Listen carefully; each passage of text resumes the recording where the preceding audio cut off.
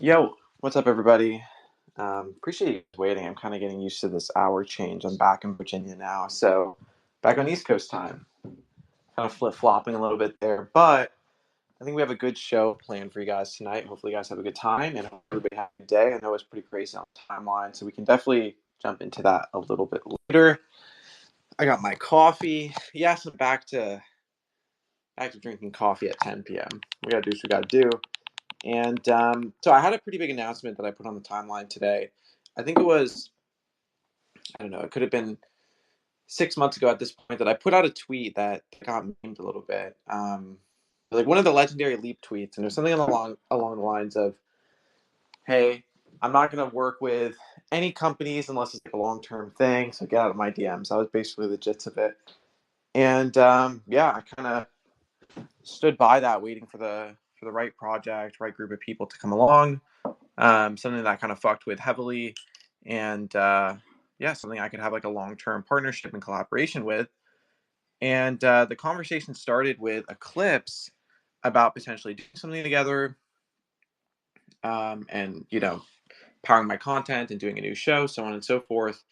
And really happy that we could finally come to an agreement and make this happen for you guys. So pretty excited to be working with them in that capacity. A little bit of an explanation of what that will mean, and then we'll bring VJ up here in a moment, and then we can kind of get into it. So I will be. I haven't really talked about this too much, but I do have a new show, my video show, and I don't want to say too much of what it is. It's not. It's a podcast in the sense that it is people talking. There is casting going on, but it's not a podcast in the traditional sense. I think it's going to be really cool. Um, so I guess that's all I could say for that. But first episode coming in just a couple weeks, and that's all thanks to Eclipse. Really appreciative of them, and yeah, shout out to them. So we're gonna get into it as well. And also, I have this picture that I posted with me and a cow, and I still can't believe that's real. Everyone's asking me for yes, it's real. And there is a video that we'll be posting soon. We had a literal cow in Highland Cow in New York, and it was actually pretty crazy. But we can get into that later. I'm gonna bring VJ up here too. So we're just gonna chat for a little bit, and then we'll bring people up for a Q&A, and then we'll open the space up to more kind of regular Leap sort of format. VJ, how are you? I'm good, Leap. How are you? Good, good, good. Just getting used Thanks to for this new hour. yeah, thanks for having me. Yeah, of course, of course, of course. Okay, so I want to just jump straight into it, and then we can kind of take it from there. I don't have like a specific agenda for the space, but I kind of just want people to get to know who you are, like what Eclipse is, so on and so forth. So I guess we'll just start there. Who are you? Yeah, it's a great question. I am the CEO of Eclipse, which is an SVM layer 2 on Ethereum, and we can get into what that means in a bit. I've been working on the project for about a year and a half now, so pretty deep into it. And then before this, I've been building the crypto space for coming up on 10 years now, which is kind of a crazy thing to say. But was previously on the early teams at DYDX and Uniswap and Ripple. And then prior to that, I was on Wall Street as an investor. So made the jump over to the Web3 space and haven't looked back since. Sorry, I was changing the title to L2's. Okay, so that's kind of what I want to get to as well. A lot of the timeline today was talking about, just that there are so many different L2s, right? Unichain announced today everything that was happening with Shape L2. They just had a meme coin that went kind of crazy. And they were getting a lot of props for their visual design. But this has been a part of the conversation, especially in our space over the past year and a half, that there are so many different L2s. Why do people need L2s?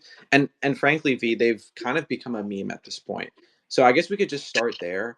Um, why are L2s not a meme, even just outside of Eclipse? Yeah, it's a good question. I think in the last kind of 2 years, has just been like this like massive explosion in the quantity of L2s out there. Um, and it's something that we very much think a lot about in terms of differentiation and how do you sort of stand out in that pack, right? But I think going back to sort of how did we get here, right? So there's there's a ton of great apps that have come to Ethereum and other ecosystems in the last 5 or 6 years. Um, and a lot of those apps were pushing kind of throughput limitations of Ethereum L1, right? So I think for those of you who were around in DeFi summer and that sort of 2020 era, a lot of the user interactions and kind of just mass activity that was going on in the hottest app at a given point in time was pushing the limits of Ethereum, right? And you were paying a ton in gas. It was super unpredictable and just became prohibitive to kind of participate in a lot of the hottest apps or kind of to transact or trade or interact with the hottest tokens or projects at a given point in time. And then you had the development of L2s, right? And so some of the earliest were Optimism and Starkware, and then Arbitrum came out, and then now you sort of have like this massive landscape of L2s all kind of attacking the scaling problem from different lenses. And I think part of it, of course, there's been a ton of capital in the space from prior cycles that's been reinvested, right? So that's definitely kind of a factor in terms of what's enabled a lot of these L2s to come about. And then, of course, like the explosion of the Web3 developers coming to the space, then building on all those L2s. But I think there's kind of an interesting point we're at now in particular, where you sort of see the biggest apps are, and examples of these are even Uniswap, which launched an L2 today, and DYDX, which moved to a Cosmos app chain, both teams of which I was a part of at one point. And these are the largest apps out there, and they're moving towards their own layer two or app chain because they want that scale to support the throughput that they have, and they don't want to compete with other apps for that scale. But also at the same time, they want to capture more value vertically down the stack, right? If you run your own layer two, then you can direct sequencer fees as an additional source of income back to token holders, and you're sort of playing a bit more in your own walled garden, right? So now you're seeing the trend of a lot of apps seeking to become infrastructure, in some cases general purpose infrastructure, which I think is kind of the latest iteration of this trend. So yeah, we'll kind of see where it goes, but it's just added to the number of L2s out there. Why do we see a lot of these apps going to their own specific chains or rollups? Like, what's the advantage there? I think something people have talked about a lot was having your own block space. Is that the still main driver or no? Yeah, so that's definitely the component of it, right? I think TBD in terms of which apps kind of actually push the limits of that block space and throughput, right? I think DYDX is a good example where it's a perpetuals order book exchange, right? And that right now, at least, I think is probably the product primitive or use case that is actually consistently pushing throughput bounds. Um, and so that was definitely a factor in terms of that team's decision to go with a Cosmos app chain to support the V4, the version of the product, right?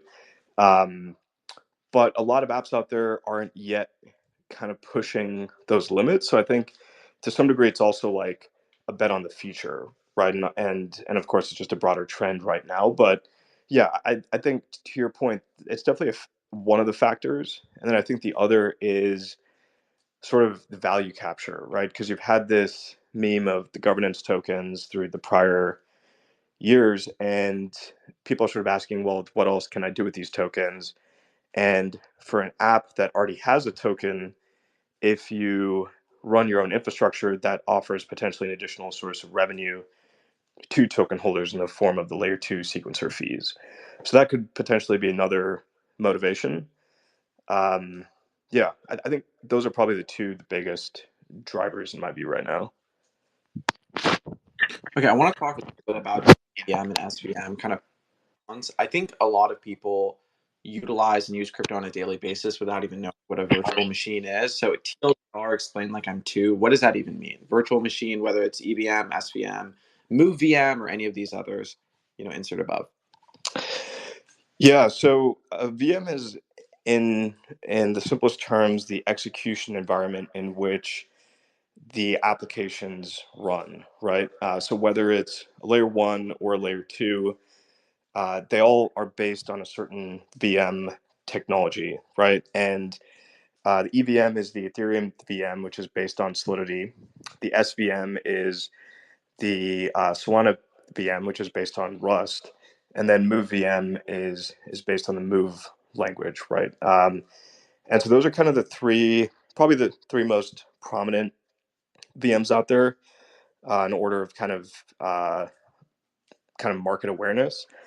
Um, and basically, they all kind of have their own advantages and trade-offs, right? So if you're looking at the EVM, which is targeted at Solidity and Ethereum developers historically, that far and away has the most existing network effects, right? So there's a lot of apps out there. There's a lot of Solidity developers out there, and so if you're building a piece of EVM infrastructure, it's easier to get those network effects going.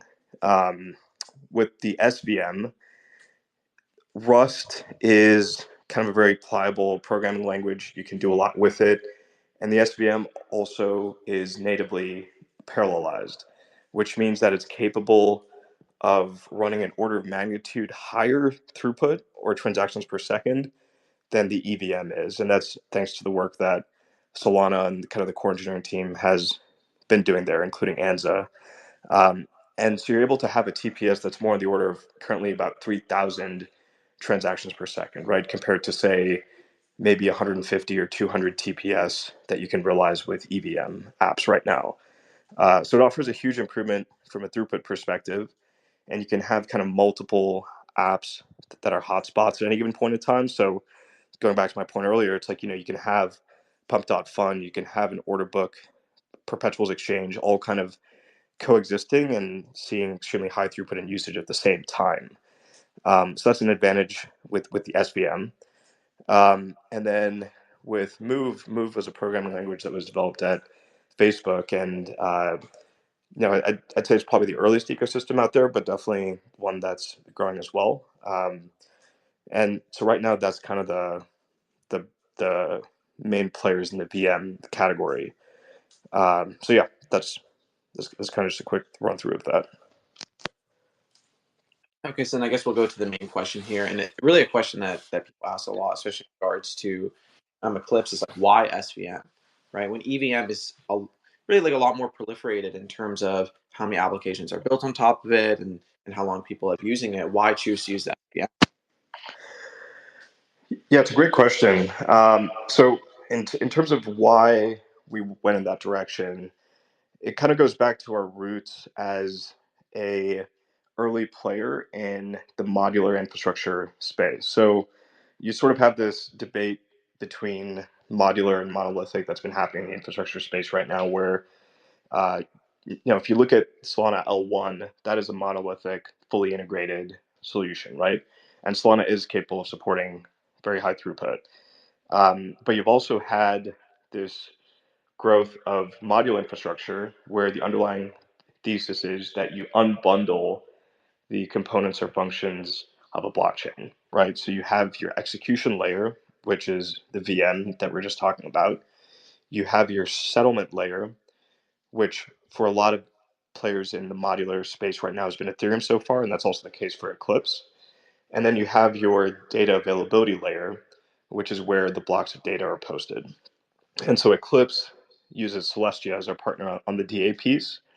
And there's other players here like Eigenlayer and Exacore and others as well. And so the thesis that we had, and I think that is also underlying a lot of players in the modular space, is that if you can pick and choose kind of a custom construction for modular infrastructure that is targeted at, say, specific use cases, specific audiences, or kind of specific goals, right? And so for Eclipse, our goal has always been to build the single uh, cheapest and fastest layer two on Ethereum, regardless of what technology that required, right? Because our thesis is if you can provide a piece of scaling infrastructure that provides the highest throughput out there and the lowest cost, those are the two biggest priorities for developers from a first principles perspective to come in and build their app of choice, right? So regardless of what that required, we wanted to pick the best pieces out there. And so from a VM perspective, that meant the Solana VM because it offered that native parallelization and ability to reach kind of far higher throughput and transactions per second than even currently exists. And then from a settlement perspective, we chose Ethereum because Ethereum is still, by an order of magnitude, the largest user and asset base out there, right? Um, and then from a data availability standpoint, we chose Celestia because it offered the cheapest cost of posting and publishing blocks of data, and it was also the most proven player in the DA space. So that kind of informed the modular construction of Eclipse. And so, BJ, yeah, yeah. Well, okay, before you it's a little bit muffled. Before you the next thing, uh, we talk about Celestia once in a while in this space, but truthfully, I think that it sounds like you're self-rated right now. What is, um, explain to people what something like Celestia is, data availability in general. A lot of people may know exactly what that is. yeah. So I think you broke up a little bit there, but I think you were asking what for me to explain what data availability is. Is that right? Yeah, data availability and just Celestia and the whole concept. Yeah. So data availability is basically the thesis underlying it is saying that you can post blocks of data or transaction data to a custom system, right? So ultimately, when you have a piece of decentralized infrastructure, there's a lot of transactions happening, right? Those could be trades, those could be transactions related to NFTs or tweets or what have you, right? And that transaction history has to be posted somewhere. And the issue with Ethereum L1 historically, along with other solutions out there, has been that often you have to pay a lot to post those transactions. And that cost of posting that transaction data to a historical chain often becomes extremely high. And so therefore, it's kind of prohibitively expensive for developers uh, to kind of incur that cost, right? So either they have to pass it on to their users or they incur it in some way. So it makes it really hard to build scalable apps with great user experiences. So this wave of new data availability providers basically provides these independent systems that you can publish this transaction data and blocks of data to at a much cheaper cost.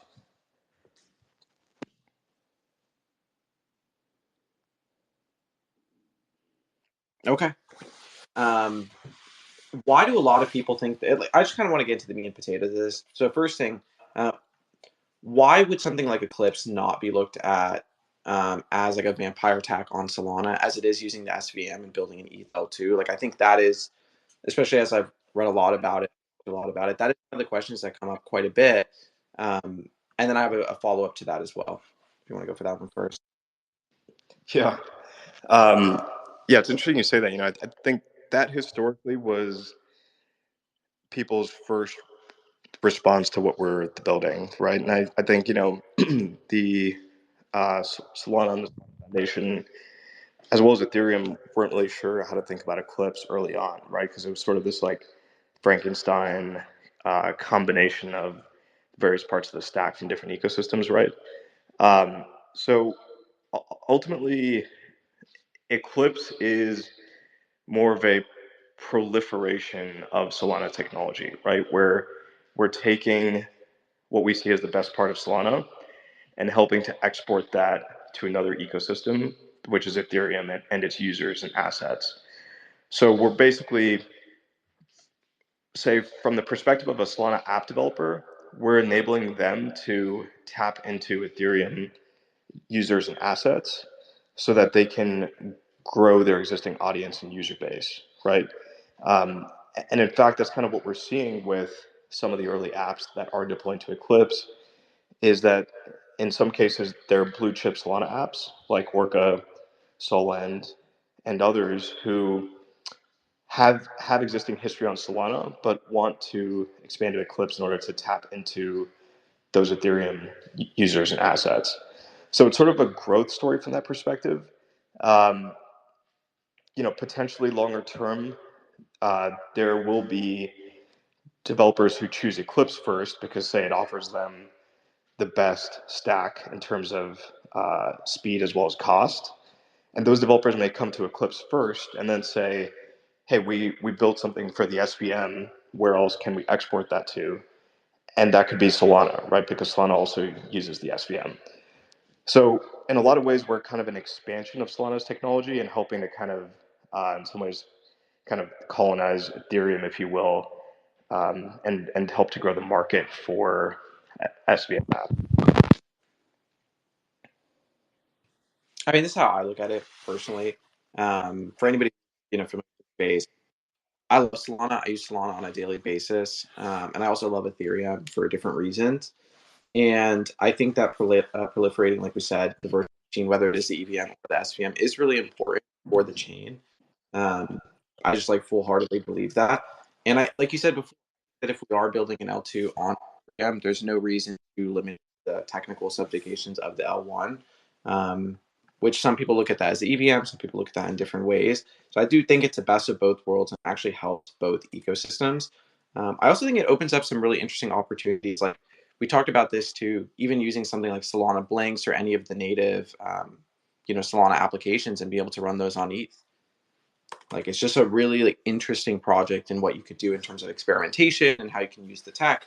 And I think especially when we talk about L2s here in this space, dude, I mean like a lot of them are kind of the same, but just with different narratives, right? They'll just put a different word on top of it. And then just spin it in one direction or another without any real technical like innovation or implementation of anything novel.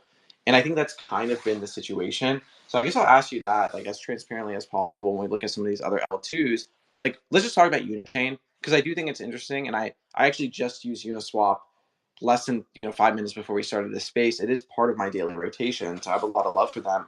But what makes something like their L2 different, right? They've put it forward as this DeFi first, sort of thing, which truthfully, 90% of L2s have kind of presented themselves as DeFi L2s. So why is that different? And then even compare that to something like, what DYDX is doing. How is that any different? Like what are the real differences when it comes to these things?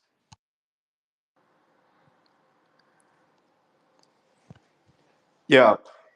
So in terms of the differences between, say, Unichain or what DYDX has built, right? There's kind of a spectrum where if you're building a app specific layer two, right? So that is something that's different from, say, what Eclipse is building, which is a general purpose layer two, right? So Eclipse is an infrastructure provider, and we are kind of a neutral third party that's building for the audience of app developers and users out there, right? Whereas, say, with something like Unichain, you have a well-established DeFi app that is now moving into infrastructure, right? And so that's what's called an app-specific rollup. Um, some people call it an app-specific chain as well, because an L2 can informally be called a chain. Um, and so in that case, you have this app that is now moving vertically down the stack and running that infrastructure, right? And so in the case of Uniswap, what they're saying with Unichain, I believe, is that they want to make Unichain a home for third-party developers as well. So Uniswap itself will be sort of the first-party app on the chain, but they also want to attract other DeFi developers to build on the L2, right? Whereas if you look at the approach that, say, the DYDX team has taken historically, they went with more of an uh, app chain, right? A true layer one that's based on Cosmos that really kind of like is purpose built for just DYDX, right? Now, over time, they could also enable uh, broader adoption of the VM that they're based on and attract third-party developers as well. That's kind of a TBD, as far as I know, in terms of what the team has currently been doing. where they're still solely focused on the DYDX app, right? Whereas Uniswap has come out of the gate and said, we also want to be a home for other DeFi apps. So you kind of have this spectrum of like DYDX, which has so far been purely focused on its own first party app, Uniswap a bit further down, which has a first party app and wants to attract these third party apps. And then even further down the spectrum is something like Eclipse, which is a general purpose L2 that's kind of purpose built to be that. So we don't have apps of our own that we build, but rather we work with independent developers to build those apps. So it's kind of a philosophical difference in terms of like the the motivation for doing that, right? Like, do you want to just be infrastructure, or do you want to try to be both an app and infrastructure? Um, yeah, so I think it's kind of a difference in perspective there. But to some degree, I think if you look at a lot of teams in crypto too, you kind of see expansion in both directions, right? You see app teams that evolve to become more infrastructure teams as well, and then you also see infrastructure teams that kind of start to focus specifically on a few apps as well. It's kind of a natural extension, or like up and down. The question everyone has had today, especially on the timeline, is: are there too many L2s? I mean, what do you think? Yeah, I think right now it's kind of insane how many L2s there are, right? Especially I think on the EVM side, huge amount of EVM L2s, right? And again, back to sort of the funding and VJ, I think there's something going on with your microphone. I don't know if you're throwing your phone through an L2. how is that better? No, I can hear you now. I can hear you now. Okay. Yeah, just let me know if there's any issues with that. Um, yeah, so going back to your question in terms of are there too many L2s? So, I think right now there's, due to like the kind of the funding and just the general environment in crypto, like there's been a ton of teams that have come out, right? And even for emerging VMs now, you're seeing multiple teams. But I think kind of in the next couple of years, we're definitely going to see consolidation, right? Because ultimately, you need to see a thriving and vibrant ecosystem that continues to kind of grow on a given piece of infrastructure to really sustain it, right? And so I think over the next year or two, like we'll definitely see plenty of consolidation around kind of a core group of L2s that are able to either attract a very large ecosystem and solve for that distribution and developer relations and go to market piece, which is also something we're very focused on, or that have a like layer twos that have a purpose built app that they're very focused on, right? And so everything centers around that app. So Unichain or DYDX could be an example of that. So I definitely think we'll see consolidation. It may take a bit of time, and at least for right now, there's uh, a pretty active market of developers that's paying attention to a lot of these ecosystems. Um, so it may take a bit of time, but I, I think we'll definitely see kind of a narrowing down of the options over time. Let me ask you this though. I think part of the conversation, part of the debate, was been that, look, if there are quite a few different L2s, they'll all work seamlessly through abstraction together, all the atomic composability, all these different things that the Ethereum Foundation likes to talk about. Do you see that as the path forward, where you can interact and move seamlessly between these different, app specific rollups, chains, L2s, however you want to put it? Is that the reality we're looking at? Or is it very possible that we live in a completely fragmented ecosystem on Ethereum in which it actually becomes a lot more convoluted to operate anything? I mean, what do you think? Yeah, yeah, it's a great question. It's definitely early days. I think so. The issue with like the current trend of kind of the L2ification of everything is, yeah, you end up with sort of all these siloed liquidity pools, right? And so Eclipse's approach to that has been to build what we think is the single best, uh, fastest, and cheapest construction of a layer two, a general purpose layer two, and one that we want to attract 99% of developers to. And that's sort of like what we're building for, right? But I think kind of the short to medium term market reality is that you have all these different L2 islands that are kind of their own pools of liquidity, and bridging is sort of bridging and good kind of wallet and wallet bridging experiences have been the solution, like the solution for that right now. I do think it is possible to sustain, I think, a greater number of L2s than we think if we're able to kind of really effectively bring together strong bridging solutions like Hyperlane, Wormhole, Layer Zero, along with, say, things that Eigenlayer and Celestia offer, right? So you sort of have this DA underpinning, and then you're kind of tying all these layer twos together so that you sort of have this like network of network concepts. Um, that is a possibility,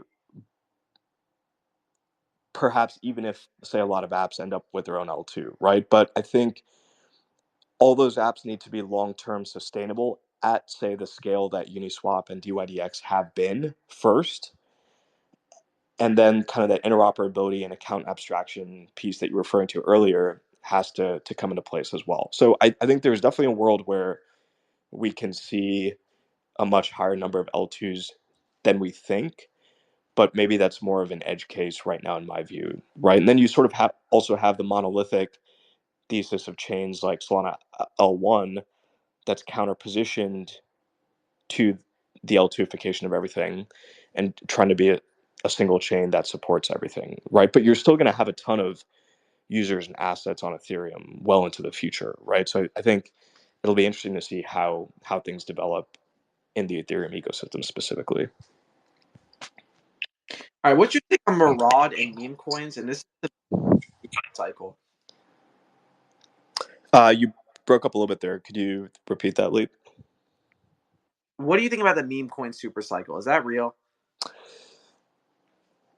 Yeah, I enjoy participating in it for sure. I think it's it's interesting. I think there's been Tolly and some other key figures in the space have kind of been uh, extolling like the this idea that meme coins in some ways have sucked out the speculative energy that has kind of underpinned a lot of Web3 and crypto, right? And so you've sort of had this like deflating of DeFi tokens and at least short term like some infra valuations. And I think a lot of that energy has kind of moved to meme coins or like long tail tokens, right? And that's also generated some of it like some interesting innovation in its own ways, right? I think Pump.Fun has been super interesting to see, and the development of communities around that. Um, I think does it continue to exist in its current form? I think is harder to say, but I think that sort of meme coin energy and uh, will continue to be kind of a part of the broader fabric of crypto and sort of evolve over time, right? Because memes kind of rule the world now, and uh, they're kind of a shared experience. People can rally around them.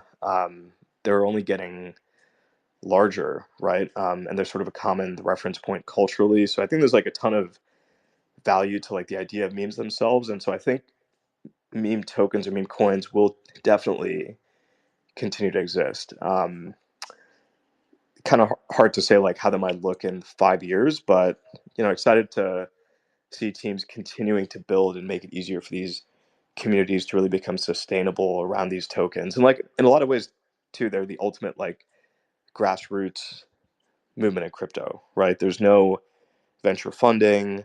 In some cases, they're fair launched. Of course, in others, they aren't, and there's sort of cabal type stuff that goes on around it too. But I think it's uh, still in its early stages, and I'm super excited to see kind of where it goes.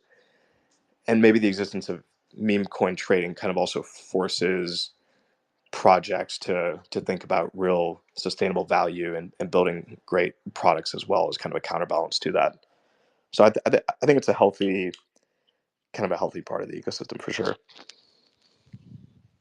Let me ask you this. I mean, you are much more technical. You're on the academic side. You're doing research and shit like that. what is the take in regards to that side of the community and for meme coins? I think, especially on the side of the community that I'm on, I mean, we fucking love it. I mean, the reality is a lot of them, not most of them, are bundled cabal scams, kind of like what you were talking about before. But I think there have been some really good homegrown grassroots, meme coin movements that have been built from the trenches that people are really excited about. And it's something like people like to get behind.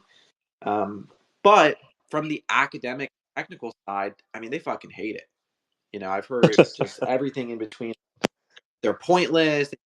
The ecosystem, they drain liquidity from legitimate applications. But because of this meme coin movement, it's been pitched kind of one to one against like VC, altcoin type things where people are saying nowadays, look, basically everything's a meme coin. I mean, even Bitcoin was a meme coin in a certain way. So I guess what's the take from the academic side? Do they like it? Do they not like it? Yeah, it's funny. It's kind of like a left curve versus right curve thing. Like I think I think there are people out there that call it in the research part of crypto that maybe have more elitist views about it. But I think for me for sure, and I think for a lot of builders in the space and builders and builder teams like very much like straddle both the kind of the democratized kind of meme coin view of the world as well as the research and right, and we sort of tie those together. And I think there's like a growing recognition in the broader space of like the practical importance and value that comes uh, from a lot of that, um, and it's sort of like challenging the space to be the better, or sort of serving as a foil to like maybe how people have thought about things, right? And so I think that's also like part of the beauty of crypto in general is like you always have these like seesaw effects on things, right? And so like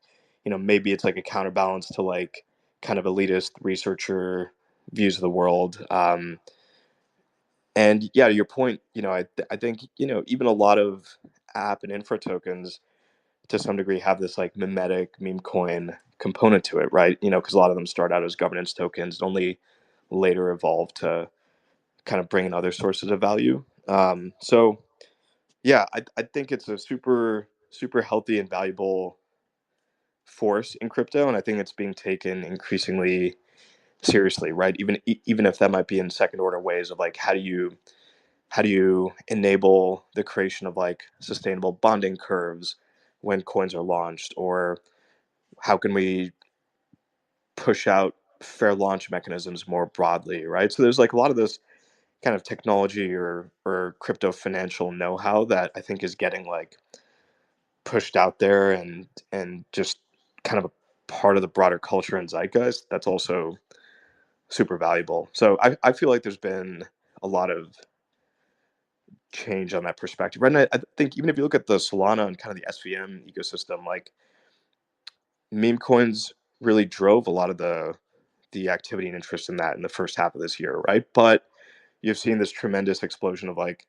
technology and great products and launches like Futarki and Firedancer coming out now that's going to enable 1 million plus transactions per second for Solana and the SVM, and like all these technologies like coming alongside that, right? So I think you really see like the balance of that right curve and left curve in Solana. So I think that's something to watch and really pay attention to. All right. Would you rather have $50,000 or dinner with Rasmer and OG? Dinner with Rasmer and OG. Okay, I think that was the right answer. Okay, we're gonna play a little game here, and then we're gonna open it up to Q&A. So I'm just gonna name, certain words, and then you just tell me the first word that comes to your head. Okay. So the first one is Elon Musk. Wild. Okay. AI. Long term. Meme coin. Fun. NFT. Come back. Okay. We get a little bit more complicated here. Kyle Samani. Controversial. Okay. Justin Drake. Uh, unbalanced. Okay. Shout out to Justin. Okay, here we go. Celestia. Great. Big fans. Okay. Vitalik. Brilliant. FaZe Banks. Inspirational. Okay, that was. I like how you're catching on. We'll go to Bitcoin. Money. Interesting. So you do see Bitcoin as money. You don't see it as a store of value. What's your take there? It's so short term, yes, store of value, right? But I think it it is at its core a monetary system, right? And it's one that has limited supply, right? And I think it's sort of a counterbalance to like most monetary systems in the world, right? Where you sort of have like printing of money and um, so not that I'm a doomer per se, but I think it's an interesting foil and like a different form of money that because of that limited supply has also been seen as a store of value, right? But I think store of value is one of the properties of currency or money too. Hmm. Do you think Bitcoin's actually going to go to $1 million? Over the long arc of time, yeah, hard to tell when, but maybe it's 100 years. So you can't give me a precise date on when that's going to happen. Okay. I was looking for the mouth. 20, Um, 2070, 2080, maybe. okay. Well, damn, I got to improve my health. I don't know if I'm going to make it that long. All right. Let me ask you this, and then we'll open it up to Q&A. By the way, guys, if you want to come up on stage, click that request button bottom left. We'll open it up for like Q&A, and then we'll just go into like a regular Leap space and just talk about all the shit that's going on right now. Um, outside of Eclipse and yourself and your team, what are you the most bullish on in crypto currently? Could be a concept, could be a project. What do you think? Yeah, so I think prediction markets have been an interesting like trend, right, with the election and everything. But I think Futarchy is definitely an idea that I'm excited to see how it develops, right? So MetaDAO has been kind of the early player there, but how that dynamic can inform decision making. I think is a super interesting concept. So excited to see that, and also like just apps like that I think have a really interesting hook to bring in like a much broader audience and also abstract like a lot of the on-chain complexity, right? In in general, so that's something I'm excited about too. Yeah, I actually Future Arcade and MetaDAO in general is super interesting. I mean, I've been bullish on DAOs for a really long time. I don't know if we've particularly figured it out. I still think they have a lot of problem. But MetaDAO is really really cool. I like the for anybody who doesn't, can you explain to people who may not know what a future archy is and just like TLDR 10 seconds? Yeah, so it's kind of, you can view it as an evolution of prediction markets, right? So basically, with the Futarchy, it's a system where decisions are made based on the betting markets. So it actually informs like real things that happen in the DAO, and it's kind of a form of governance, right? As an alternative to other forms of governance. The first video on MetaDAO I watched, I had to watch 6 times. I'm not even kidding. I maybe watched it 6 times because I didn't understand what it was. Actually, the first person, shout out to Zen, he told me about it. And I mean, yeah, I guess this is a good question in general. Are you bullish on DAOs, bearish on DAOs? What do you think the biggest problem there is? And why haven't we seen, maybe outside of MetaDAO, a new DAO come this cycle that people are really excited about? Yeah, it's I feel like I've been a part of multiple DAOs at this point, and there's still been no silver bullet there. I think a part of the reason is like historically, like a lot of these DAOs developed once, say, a project, right, or a core team launched a network and then launched a token and started to decentralize, and the DAOs then became the way that token holders could kind of vote on things and participate in governance, right? That's been the historical, like, kind of canonical model for DAOs. But I think the issue you end up with is like that same form, the thing that you used to influence the governance is also the thing that you're or that the market is kind of speculating on, right? And so people don't necessarily hold for the long term, or they're not viewing it as like, oh, I should go vote on proposals that the DAO of this token is doing, right? Instead, they're more focused on buying or selling. So I think, and that's kind of where I think the promise of Futarki can come in too, is like sort of redirect that energy towards like prediction markets or markets that inform actual decisions that are made, right? Which is an interesting redirect of that. Um, so yeah, I think that's kind of been the issue historically, is like you're just combining like the speculative medium and the governance medium. Um, and then also, just partly for regulatory reasons, partly for just like bloat reasons, like proposals that these DAOs submit end up, getting, there's a lot of sausage making, and it's often confusing, and sometimes there's a lack of transparency, or the core team may be kind of over involved.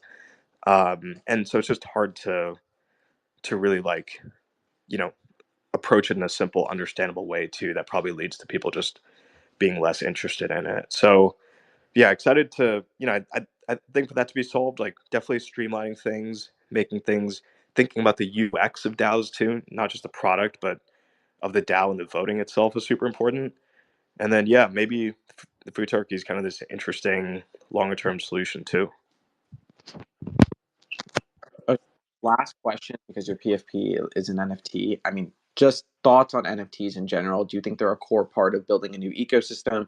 I mean, we used to see when a chain was, or an L2 or an L1, whatever it was launching, that it was really important that they, had some native NFT projects. Now it seems to be the meta of, we need to make sure we have native meme coins that are ready on day one. I mean, what's your take between just the two of those? How are you approaching them with Eclipse? What do you think? Yeah, with how NFTs play into ecosystems, I think they're kind of, both meme coins and NFTs are kind of tapping into this similar, like the grassroots ecosystem energy, right? And so I think they're both kind of in some ways like solving for the same thing, which is like an early coordination mechanism, or like a rallying point for people to sort of participate or get to know each other even around. And I think that's the social piece is harder with meme coins, right? And maybe also the time horizons or games that people play are shorter in Horizon. Um, but that's also why I'm excited for NFTs to make a comeback, and they already kind of have. But they there was really a lot of, like, in the prior cycle, like there was a ton of social social energy and a social layer that developed around these collections, right? So people had them as PFPs. You got to know other people in the ecosystem. They even formed DAOs in some cases. And of course, there was the speculative element as well, but I think to a lesser degree than you kind of see with other tokens or meme coins.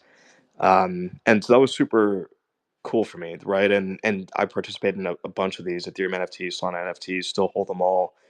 So super bullish on it. I think obviously there's like this massive explosion of them, and I think it was just maybe harder for people to keep track, or there was no, like, that's also an issue in crypto in general. You just, everything explodes, and there's so many of everything, and it's just hard for the human mind or attention to like kind of sustain or keep track of any one thing or a handful of things. So that's, I think, a continuing challenge, but for us all to navigate. But yeah, I really kind of enjoyed that community energy that NFTs brought, and just the whole social layer. So excited for that to make a comeback and kind of see the new things and new forms of coordination that come out of that too. Bullish, super bullish. Well, look, I guess we'll open it up here. Um, and I appreciate you too. I know, actually, I guess it's later for me than it is for you. But Rasmer, I was going to ask you, Rasmer, you were DMing me earlier about the technical limitations about the EVM versus the FBM and the proliferation of the technology. And here's the thing, VJ, you don't know, but Rasmer is actually our resident L2 expert. He, as you can see by his PFP, he is just a beyond sophisticated. Also, Rasmer, you showed a coin earlier today at 500K market cap. It is now at 40K market cap. I'm down $1,000. That is a true story. That is I did real. not So show Rasmer, anything. I don't know what you're talking about. that's that is not true. That is not true. But anyway, we'll just we'll chalk it up to the game. We'll charge it to the game. Rasmer, what's your take on the SVM? What do you think? Yeah. Oh fuck. I was just wondering. Can you guys hear me? Oh yeah. Yeah, yeah, yeah. I Oh can Oh hear yeah. you yeah. Yeah. We very can hear. well, and Yeah. I I'm dropped my really AirPod. interested on your take here, man. Really interested. Well, because like earlier this year, Blast was kind of like the most hyped L2 because they had like incentive programs and stuff. Like they kind of gamified it. Do you guys have any way to like compete for like the finite liquidity that exists? Like, are you guys like trying to do some Blast L2 incentives? Yeah. So great question. I think we definitely think a lot about like in engagement and sort of how to gamify and sustain that. So we've got some creative things up our sleeves. I think we're not trying to do what Blasted per se because that was very kind of short term, if you will. But yeah, I think Sydney on our team, who might be in the chat here, as well as Alucard, our community manager Chris, have definitely been cooking up some interesting quests and sort of incentives that will be available on launch. So super excited for those. Maybe we could bring one of them up too and just hear a bit about that. Yeah, cool. I also had another question. Because like I know SVM, like you talked about the advantages it has. Is there like from the user perspective, like what's like the most it's like the biggest upside for the fact that it uses SVM? Is it like the fact that the applications can like be familiar, or like what do you see it as? Yeah, from a user perspective, the user experience is so if you've ever used Solana app, like the user experience on Eclipse would be very similar in terms of like how you sign transactions, how cheap the transactions are, but you'd be using your Ethereum assets with the app, right? So that would be like ETH or Uni, those types of assets. So the UX is going to be super smooth for all the apps that we have coming out. I think we have about 60 ecosystem apps, and more than half of those should be there on day one of our public mainnet launch. So yeah, I think that's probably the biggest difference or value that you'll notice is like the user experience is just super slick, um, and uh, and really easy to use Yeah, I think compared to. an underrated pain point for like the L2s I've used in the past is like the bridging process. Are you guys like gonna work on some kind of native bridge going from Sol to ETH that's like really like quick and smooth in that way? Yeah, so we're partnering with the Backpack Wallet team, which has an amazing wallet product to really simplify and streamline that experience. So, would highly recommend you guys if you don't have a Backpack Wallet yet or haven't used it to download it and check it out, and you can start to see the apps available on Eclipse there as well. So they offer kind of a super smooth bridging experience. So that should address the pain points that you've had there historically too. Thanks, Rasmer. Yeah, VJ, you know now him. He's our resident L2 expert. Also, we have our resident L4 expert, K Money, just came up on stage as well. Also, we didn't really a chance to talk about the L3s through L69, but I guess we can leave that for another day. Um, but Kevin, what's up? We didn't do a space yesterday, guys, so we didn't really get a chance to talk about this whole Murad Zach XBT thing. And I'm actually interested in people's take there as well Well, because how's it going, my yeah, fellow federal agents? How you guys all doing? oh, hold on. Let's not start throwing those accusations around. But Kevin, what's up? What do you think? Yeah, I don't know. What do I think?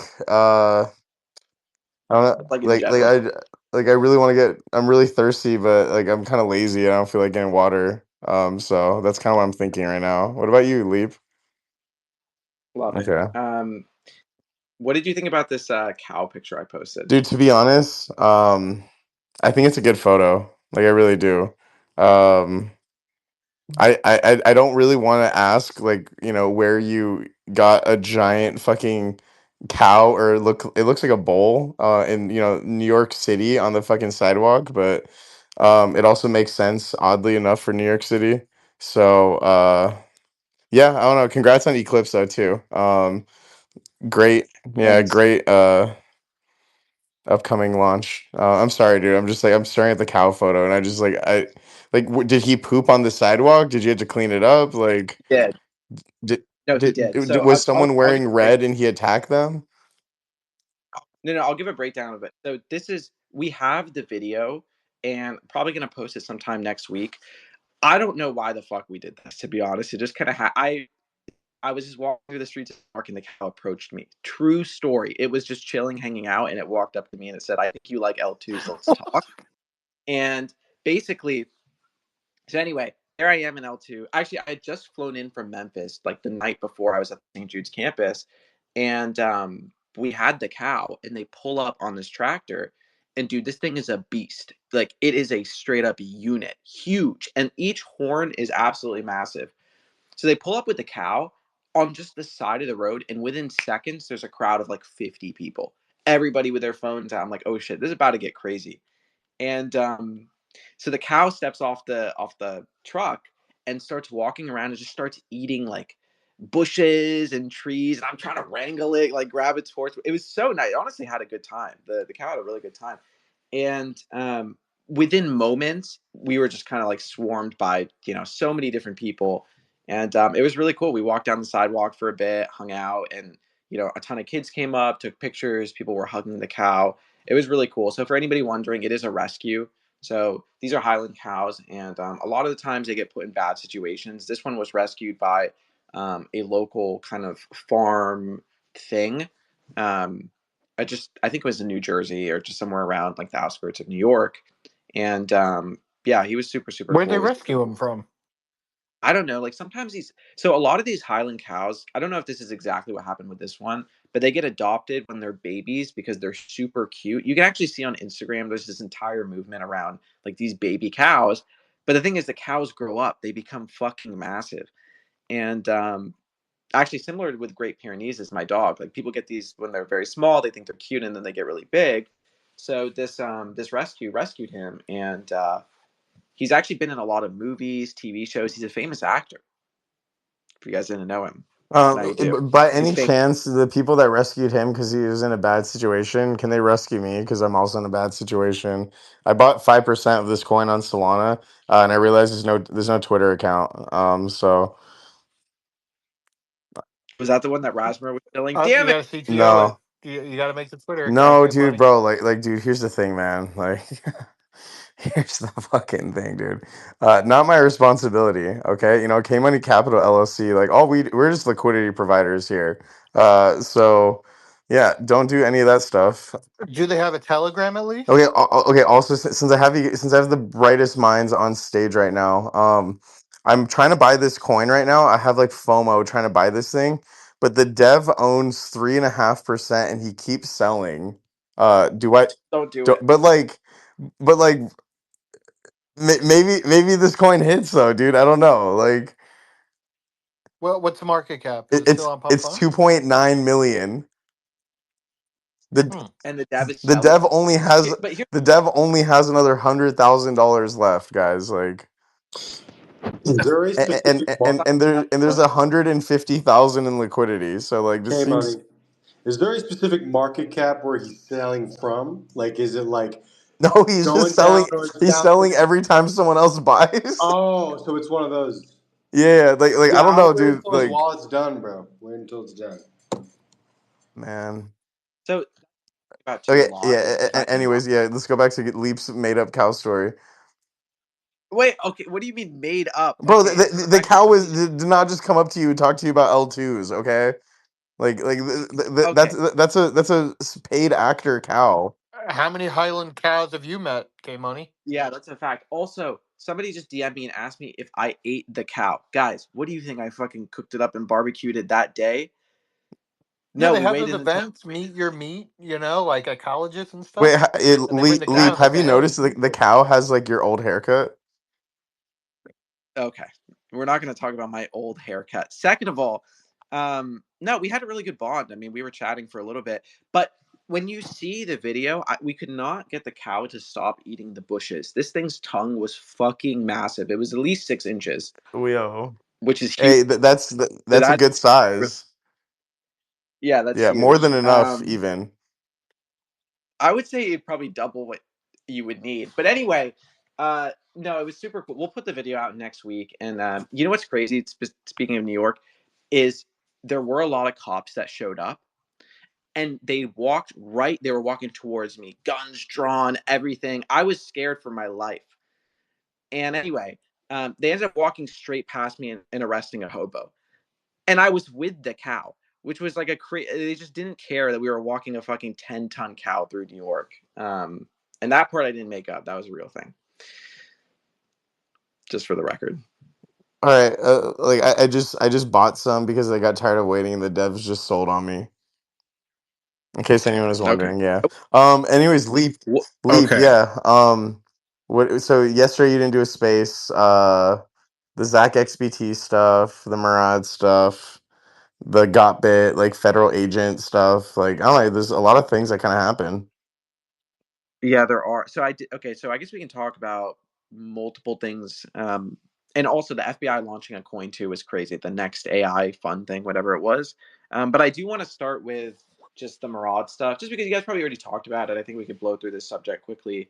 Um, I mean, look, crypto has always been about, and I'll present both sides of the argument here.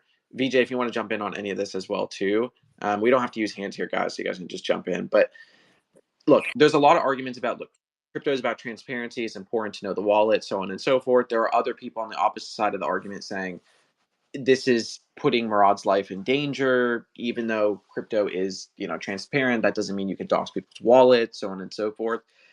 To be honest, I think there's pros and cons to both sides. I think I can understand where both sides are coming from, but I'm interested in what you guys think. I want to actually start with Rasmer. Rasmer, what's your take? Because you've been very vocal on the timeline about Murad, Zach XBT, all these different guys. What do you think?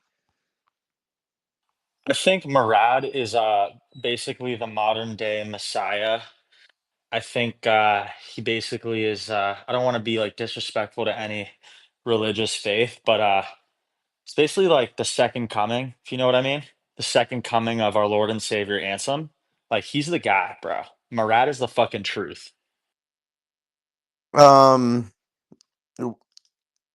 Okay. Yeah. I don't know how that answered like anything Leap fucking asked for, but yeah. I'll go ahead and take this question, Leap. Yeah, man.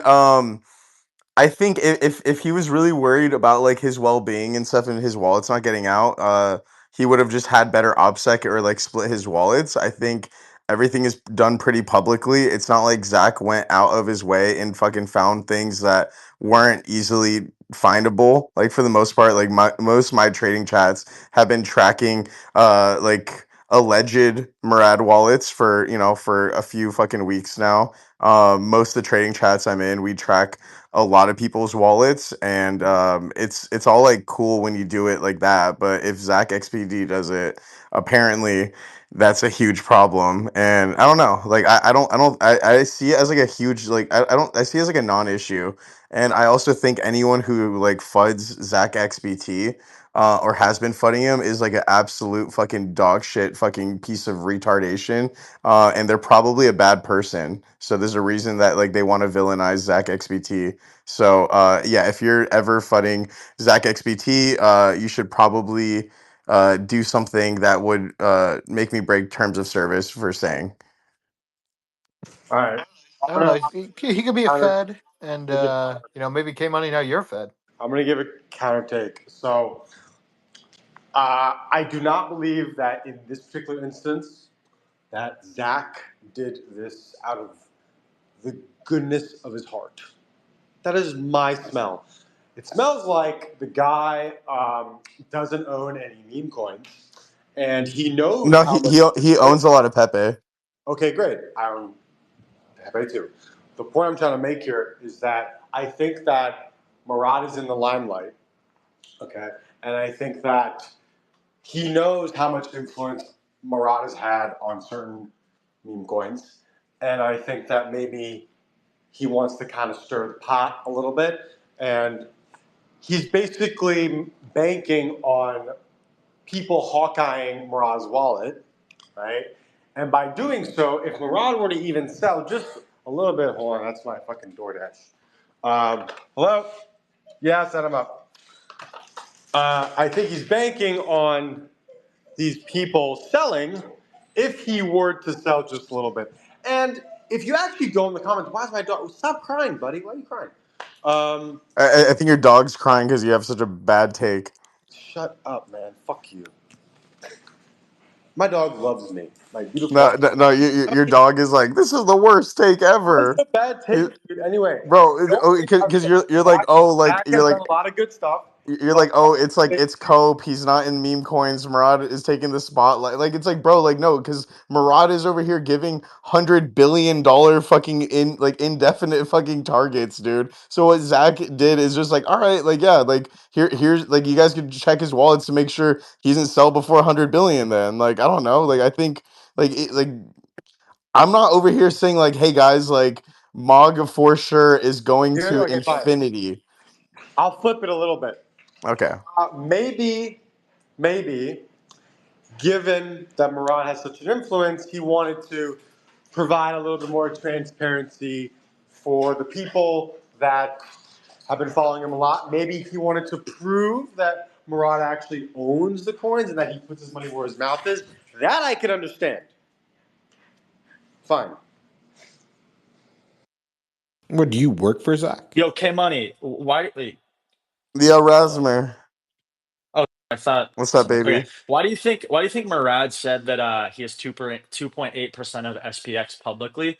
Because that made his shit really fucking easy to track. Like, do you think he has like No, side wallets, so it's like 40 chess or what? well, yeah, of course. I think most people have side wallets, but like that's not the point. Like I think like yeah, like I don't think he was hiding it. Like that's the whole argument I'm making is like I don't think like Murad was like necessarily hiding any of it. So like I don't know why people are getting mad at Zach XBT for finding something someone wasn't hiding. You know what I mean? It's just like Nobody's mad at him, and I think that what was sad to see. what do you mean no one's mad at him, bro? I'm like reading threads just like this is so dangerous. Like, oh my god, I'm this not is so mad at him. bad for the I'm fucking saying bro. Even people. you were dunking on him, you I retard. was dunking on him because you know what? I think he's a little bitch for that. Yeah, I you're do the think he's a little last bitch for person that should dunk on him, bro. Tiger, yeah, what the fuck, Tiger? He fucking 3x Giga, and you're saying a bad word about him? You're out of your fucking mind. What do you mean 3x digger? What are you talking about? Wait, no, yeah, Rasmer, Giga. Rasmer, you're scaring the hose right now, dude. I think you got you're in the. No, he put No, he put we're Giga talking on the about Zach list. XBT right Zach now. XBT Yeah, did? we're talking about Zach. I don't understand. Oh, I'm retarded. Yeah, Oh yeah, yeah, yeah. yeah, for We know, sure. we know. It's He's like okay. 3x. Lost the pot. But like if he wants to like track, larger wallets, there are many other large wallets to track. Okay, Murad's not the largest. I can promise you that. Okay, but Yeah, but he's the wallet with the loudest voice. Like, bro, like of course, again, man, get it. again, like, dude, Listen, I just have a 100% basement. It was Tiger, a expect basement not gonna everyone to fuck dweller you, track move. my bro. wallets, dude, It was a because it's basement like dweller move. it's all public. That's my opinion. It's a basement dweller move. Okay, well, you're in Wait, so K Money, you're in spaces Every time 14 hours a day, so I don't know. That sounds pretty basement dweller to me.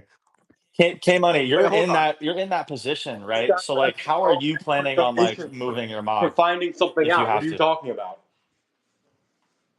Sorry, Rasper, I couldn't hear you. Yeah, I'm just wondering, like, because you're in the same position as Murad. So like, from someone like yours, like perspective, like, how do you plan on moving Mog if you have to when Mog hits like 50 bill or whatever? Yeah, I mean, like, Oh, we're not hoes yeah, though. like I don't know. I The would mog like holders are not hoes. We're not gonna cry I would about it, brother. we would cross that fucking bridge when we get there. I would be transparent and like open about like everything as I have been, and also I don't think I'm in the same position as him. Like not at all. So I don't know. Like this isn't. I don't think how that's relevant to me. But yeah, I think for the most part, like. I don't know, like when I exit, I would just exit fucking gracefully, like fucking legitimately, and pay all my taxes and just do everything ethically as possible, as like we have been. But yeah, I don't know, like again, but like if someone's like, oh, like here's K Money's wallets, I'd be like, yeah, that like you found it, like congrats, you know what I mean? Like I wouldn't be like, this is so fucking dangerous. It's like, bro, like. It's all fucking. It's like the blockchain's so public, bro. Like we could go trade on Monero if we wanted to, but like no one is. Shots to Naveen, but like you know what I mean. Someone Naveen. Look, here's the If reality Marat too, sold his and coins, I'm not going to go out and sell my coins. I think what I was trying to say was that people were like, oh my God, if he sells, I'm going to sell now. Now we know when he's going to sell. That's the bitch move. That was fucking annoying. That's dumb. Yeah, but like I don't know, a lot of people got into these specifically for him. So like I don't see like yeah, like sure that is a bitch move, but that's also like understandable for a lot of these people. Like they're like, "Oh shit, like the main KOL that got me into this is like fucking out." So like how much KOLing is left, you know? But like clearly he didn't sell and like he's still in it. So I think if anything, it's like just bullish that like yeah, like Murad didn't sell any of those bags and like he just kept bull posting. So There is a way to disguise it. You can just send those to exchanges and you'll never know. I mean, sure. Yeah. Sure. That's the reality is when most of these, when you have holdings that are like 10, 20, 50, $100 million, which look, let's be honest. Think about the people who made Shiba last cycle. The core team probably liquidated hundreds of millions. If not, I've heard they've liquidated billions, literally billions of dollars. They're not doing that. I, I would assume most of them probably did it when it got listed on tier one exchanges and so on and so forth, right? They're not just fucking dumping when the thing has like 2 mil in liquidity. And I think the reality is when you do have holdings that are that big, which I have come to realize that a lot of people we know will probably liquidate 8 to 9 figures in meme coins on tier one exchanges over the next 2 years, as because I believe in the meme coin super cycle too. I mean, I tweeted it out months ago. $1 trillion market cap for the asset class, I think, is pretty reasonable. I genuinely do. But that's if Bitcoin is 150K, whatever. Like, there's a lot of things that are going to need to happen for us to get there. It's not going to happen overnight. And by the way, I do think the market is a little bit cooked right now. I think people might disagree with me, but we had Mudang. It went absolutely crazy. We had a little bit of a pullback. Then we had this entire Maraud movement. All of the sort of like brain rot Zoomer coins went absolutely nuts as well during that time. And we're starting to see a little bit of a pullback. But look, the election is 28 days away. Trump is leading 7% on Polymarket. The non-Polymarket polls are a little bit different. By the way, since I'm back in Virginia, I was watching the news with my parents. They tend to watch nightly news, and dude, it is so fucking brain dead. Genuinely, cable news, whether it's Fox, CNN, That's so actually brain rot. The corporate press is brain rot. it's I just want to say we are so blessed as a generation that we're native to just digital mediums and we get a lot of our news online. Now, I'll be honest, Twitter can be biased in one direction or another too, but the freedom you have to navigate is so much different here. It's harder for like my dad's in his 70s, my mom's older too. Like they just kind of take what they get on the TV, and I think that's the reality for a lot of people their age. Um, but yeah, dude, the TV shows are absolute dog shit. But I do think the market's a little bit cooked right now, and we'll see a pullback across the board on some of the meme coins. But I still think we're going to Not on 1 trillion. runes. Runes are still pumping. Well, runes is an interesting thing too. oh dude, thank I you think for reminding runes me are to sell my pups here. I think that runes, especially as Magic Eden integrates like much easier and like more accessible rune swapping mechanics, I think runes go insane. I said it 4 months ago on the space. I went and I spent $15,000-$20,000 and I bought all the top runes at the bottom. I'm up a lot on most of them, and I'm just going to continue to hold because I believe in Bitcoin. I believe in that ecosystem, and I think it's a bet worth making. Like I think a lot of times too, when we look at some of these different asset classes, whether it's just meme coins as a whole or Solana coins versus ETH coins versus runes, there's not really many places like where else could you take a bet that tradable tokens on Bitcoin will do well? Really, you just have runes. Like if you want to make that specific bet, that is where you have to make it. And I'm down to make that bet. Just like I'm down to bet on interesting projects like Eclipse, or down to bet on communities that I think are really fucking cool and bullish. Shout out to Mog and some of the other ones that I'm into. So, yeah, these are bets that only we're making too. I was talking to my brother today, and my brother works in a Web2 job. He's really smart and he saved up quite a bit of money. But to me, this stuff is so obvious, right? It's like, why wouldn't you take a bet on meme coins or just any of these digital assets? But for a lot of people, dude, like it. I talked to my brother and I still realize how early we are. even for other young people, they just don't get it. They just don't get it. They're not there yet, and it's something that just takes time. So, anyway, my take on the Murad and Zach XBT thing, I actually think they're both right in certain ways, both of the camps are right in certain ways. I actually agree with Kevin heavily. I think that if you are a holder of any of the coins that Murad has shilled, if I see the guy who's pushing the coins that I'm in retain diamond hands while his bag is worth 24 fucking million dollars, I am beyond bullish. Considering most of the people that hold these coins would probably sell for a 3x profit. This guy's up 1,000x still holding and says, "Yep, I'm not selling for another year." To me, as a holder of those coins, I'm fucking bullish. That is the reality. Now, so I think Zach actually did them a big favor. Because unverified trading activity, basically LARPs, is one of the biggest problems in the meme coin space. You have all of these people claiming that their P&L is fucking this or that, whatever it might be. They've hit this 1,000x, this 1,000x, and they're not verifying it. They're not doxing their wallets.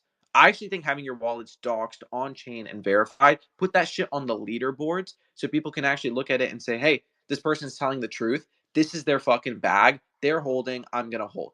That is the way you should think about these things.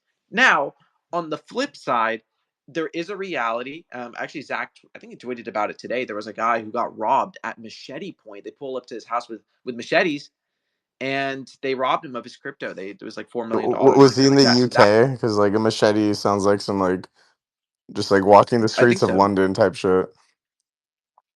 I actually think it was the UK. So there are flip sides to it, obviously.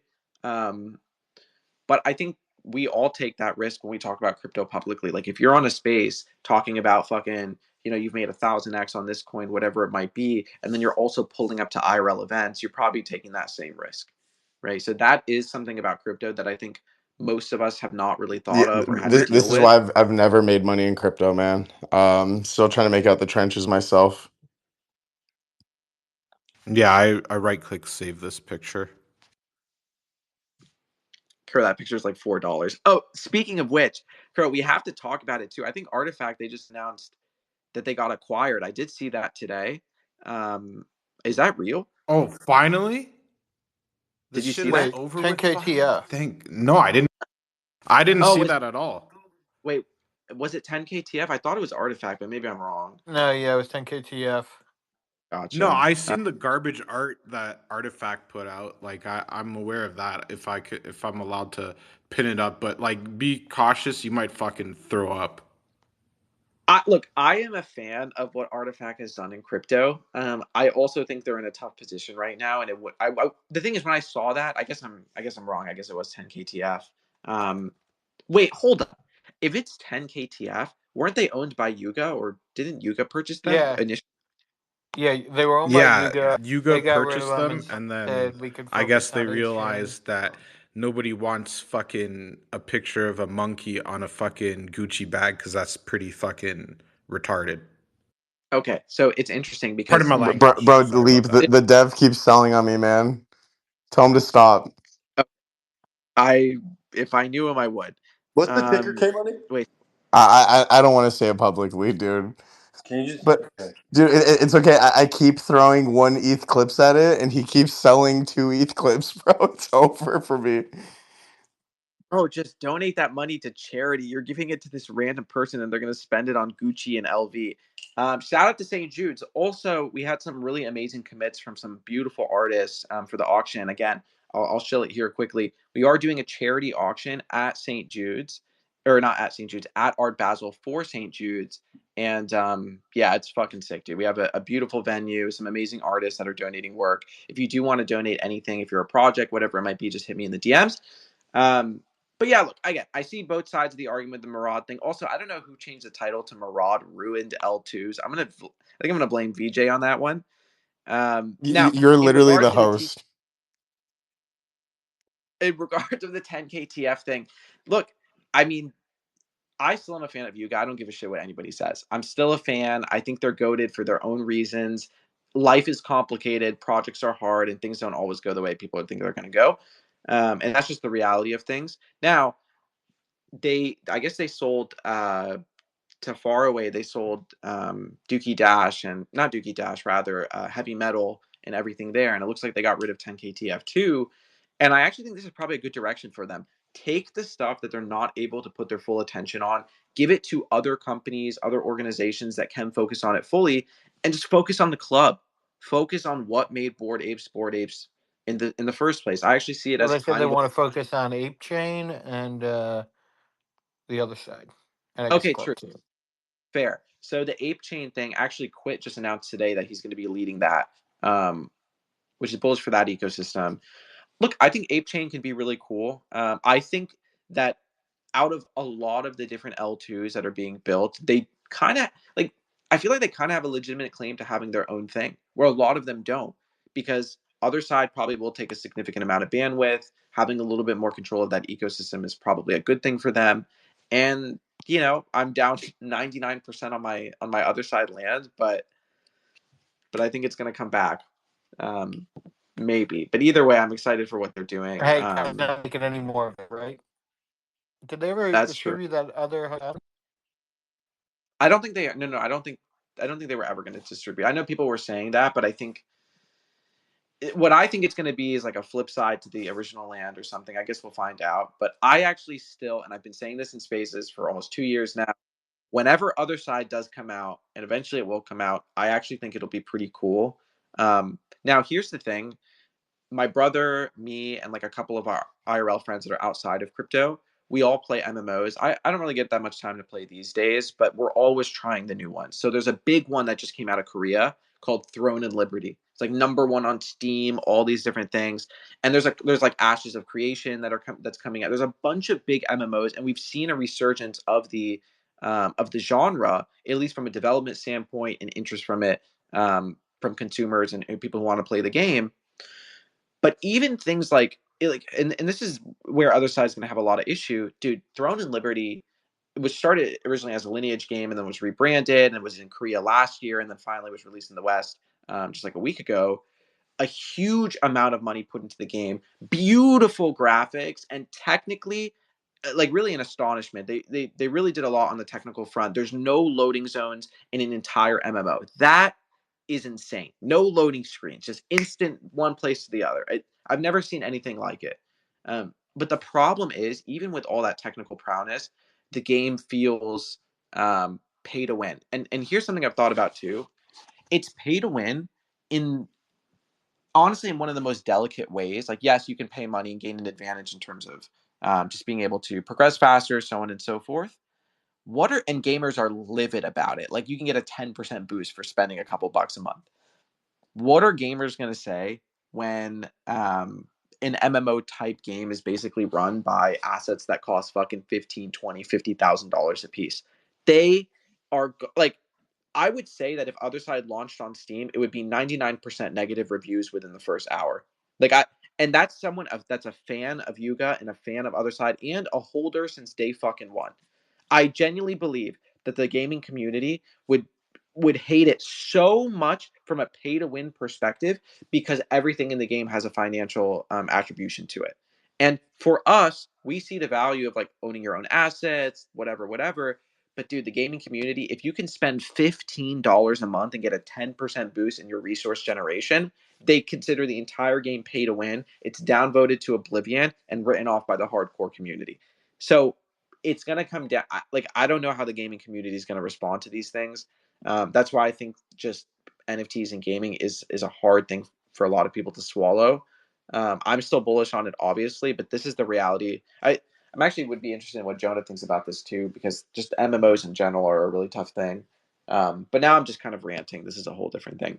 No, I Uh, think you're right, but like, bro, the thing you got to understand is for casual gamers, getting that 10% boost means like actually playing the game versus not like buying the game and just like never playing it though.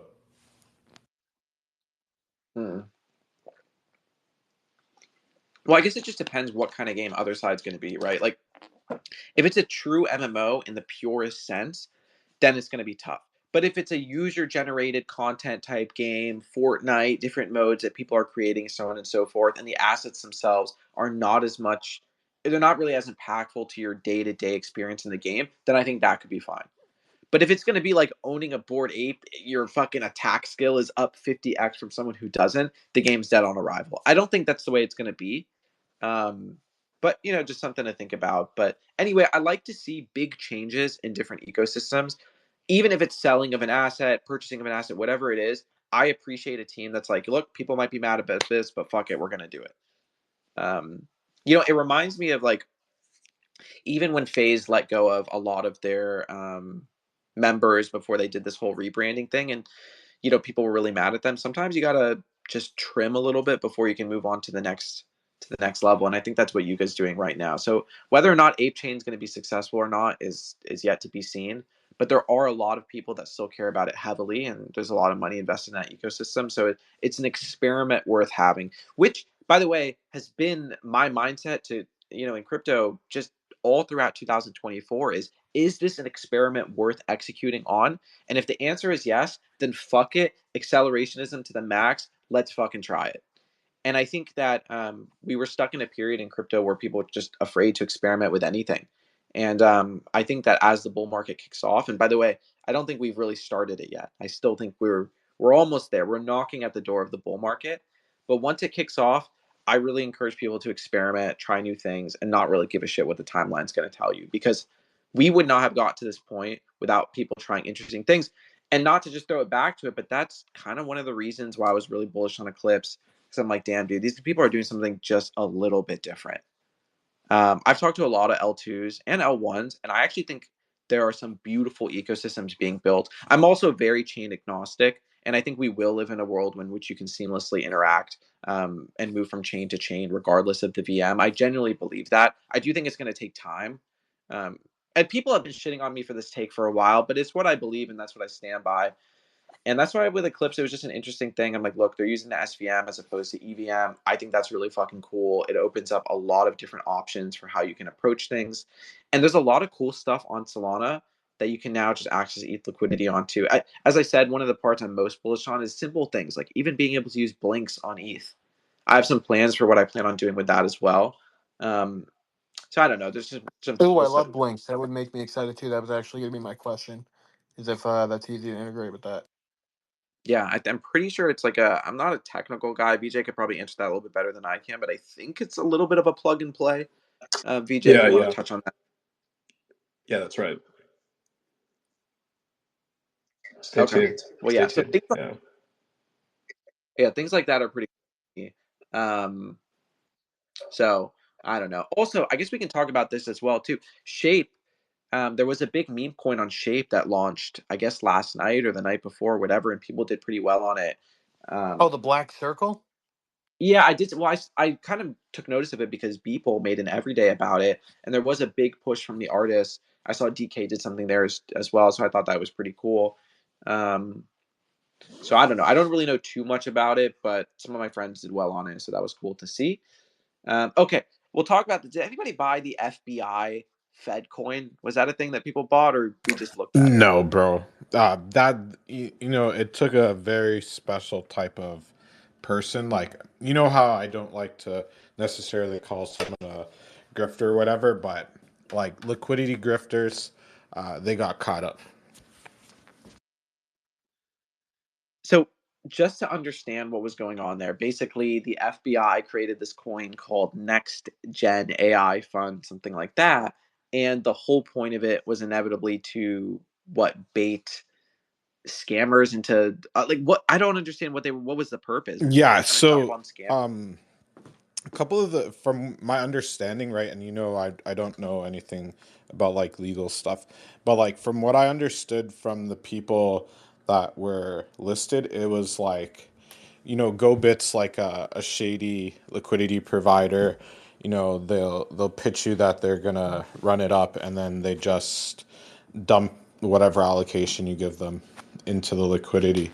It just seemed like a lot of people that were like doing very shady stuff, and then a lot of KOLs. Like, people don't realize, right? Like, the undisclosed shill industry is pretty much cooked. You know what I mean, bro? Like, you know what I'm saying? Because like, you're a very prominent person within the space, so like, you've had people approach you with those deals where they're like, oh, but just don't tell anyone. But like we live in a world where the SEC is pretty much in charge, so it's interesting because it Dude, seems like a lot of bad bro, actors and like quite a few like small fries put in, and it seems like they're working their way up to something crazy. hmm. I actually think what you said is a fire take, and I haven't heard that before. That the undisclosed, shill thing, that whole movement is kind of cooked. I agree. We're moving into a meta. It's still going to happen, of course, but we are moving into a meta where you basically have some Jesus-like character, some crypto messiah-like individual who will spear. And I said this to Kevin the other day on the space too. He didn't really like it because, and I understand his take on it too, but my take is essentially you are going to have some sort of primary individual that's leading a movement, whether it's a chain or a fucking meme coin or an NFT project, whatever it is, and people are going to rally behind them. That is the reality. Like Kevin and Mog. Like I know obviously there's a massive team there and a community, whatever, but he was a big part of it. Or you look at Tiger and Giga, you look at Murad and SPX, you look at Ansem and Whiff, you look at Mitch and whatever. There's a ton of different examples of you look at Frank and DGods, right? From an NFT perspective. There are a ton of different examples of that kind of being what's most effective. And some people like that, some people don't. uh, I think it has pros and cons, right? You have key man risk because here's the reality. If you have one singular individual that is responsible for 90% of the mind share when it comes to a project, if they get caught up in something, if they do something wrong, or if they just have a bad day on the timeline, that affects not only them, but all the holders, the sentiment around the project, so on and so forth. But I think the upsides are much more important, which is you have this one individual who is well spoken, who knows how to get people rallied up and you know increase morale, camaraderie within the group. Dude, that is something to get behind on, like a general something, like a sergeant, however you want to put it. And I think that is the direction that we are going to be taking more and more. I've always thought about this too. What would happen if an individual like Kai Cenat or Aiden Ross or Speed, what if they launched a coin? I've thought about this today. If I show Speed, the biggest streamer in the entire world, if he launched a coin, I genuinely feel that day one that shit would be 10 bill market cap. I'm not even kidding. $10 billion All market right, cap. 10 bill a little out there, but No, it no, would it's go happening. up. No, he would call up Ronaldo on the phone, and Ronaldo would start bidding. I'm telling you, Tiger, what do you think? Yeah, I just want to mention um, just more specific to Giga. Like, I definitely, I mean, I obviously get the most attention publicly about it because I am the loudest. I'm probably one of the larger accounts for Giga, and it's actually kind of interesting. Like most of the Giga accounts, or like the Giga-centric accounts, are actually small accounts. And I think that's kind of why I stand out. But there's a lot that happens behind the scenes in the back channels that should get more credit that does not get enough credit. So I don't want that to go unnoticed. I'll obviously probably continue to be the most public one about the project, but don't forget that there are a lot of people, not just in Giga, but in a lot of projects that are not big or like heading to being larger CT personalities that are, very important to projects, but they just operate, the screws that are often unnoticed. So just keep that in mind. It's just, No, yeah, of course. But one does not work without the other, right? I think it's yeah, a two yeah. faceted thing. I think you having some, like, even if it's just a couple individuals that are a little bit more front facing, that are used to the public, because here's the thing, you have to be used to the public scrutiny, know how to handle it, dude. Tiger, I remember, and this goes for Kevin or a lot of the other people who are kind of pushing the way forward for their ecosystems or their projects. Dude, I mean, they have to deal with a lot of FUD. I mean, you know this more than anybody. A lot of criticism, critique, and people just being pissed off in general. And it's one of those things that it doesn't really work until it does. And yeah, that's why I think it's hard to put your neck out for something. Like, but now we're actually Like it's seeing. hard, like especially like when we were, not 400 million, we were like 10 to 15 million, and I'm coming on and being like, "Yeah, we're gonna flip Dogecoin." Like people fucking look at me like I have three heads. Like I sound like a lunatic. But You I still do. I know, and I will probably continue to still sound like a lunatic. But I mean what I say. I think it's but the one thing that's interesting about it too, and I think about this a lot, is the battle. I mean, damn near hasn't even started, but it really has not been won. I think a lot of people, like it feels good that some of these coins are 500, 600 mil, somewhere in that range, and a lot of early believers have done well on them, right? But that is not even 5% of the battle. I mean, when I think about the previous cycle, Shiba going to 60 bill or 40 bill, I mean, we're not even fucking halfway. We're not even a third of the way there. We're not even a tenth of the way there. It's actually kind of unreal how big things got last cycle. We were talking about this last space too with apps like Moonshot and whether or not those were working, if they were not working, if applications like that were going to be a key player in mass adoption. I don't know. I'm not sure. But I will say this. The one thing I do outside of Twitter in terms of social media, and just so I get some brain dopamine, some just fucking brainless shit, is I'll scroll Instagram reels. And I actually think that if you can tune your algorithm on Instagram, you can get some really good content, believe it or not. I think reels, for me, tend to be better than TikTok or YouTube Shorts, and especially, dude, videos on Twitter kind of suck, I'll be honest, in terms of, scrolling through them. And more on Instagram, and I'm seeing it in it. It's not because I'm searching nothing crypto related, and my accounts on Instagram are pretty separated from my Twitter. Um, I'm seeing more and more just crypto related content. It's just popping up, and I'm not searching for it. I'm not looking for it. It's just popping up, and like I kept seeing this thing today, which was like this guy in a classroom who ran up $1 to $100, and it was just like his friends recording him from behind his shoulder type thing.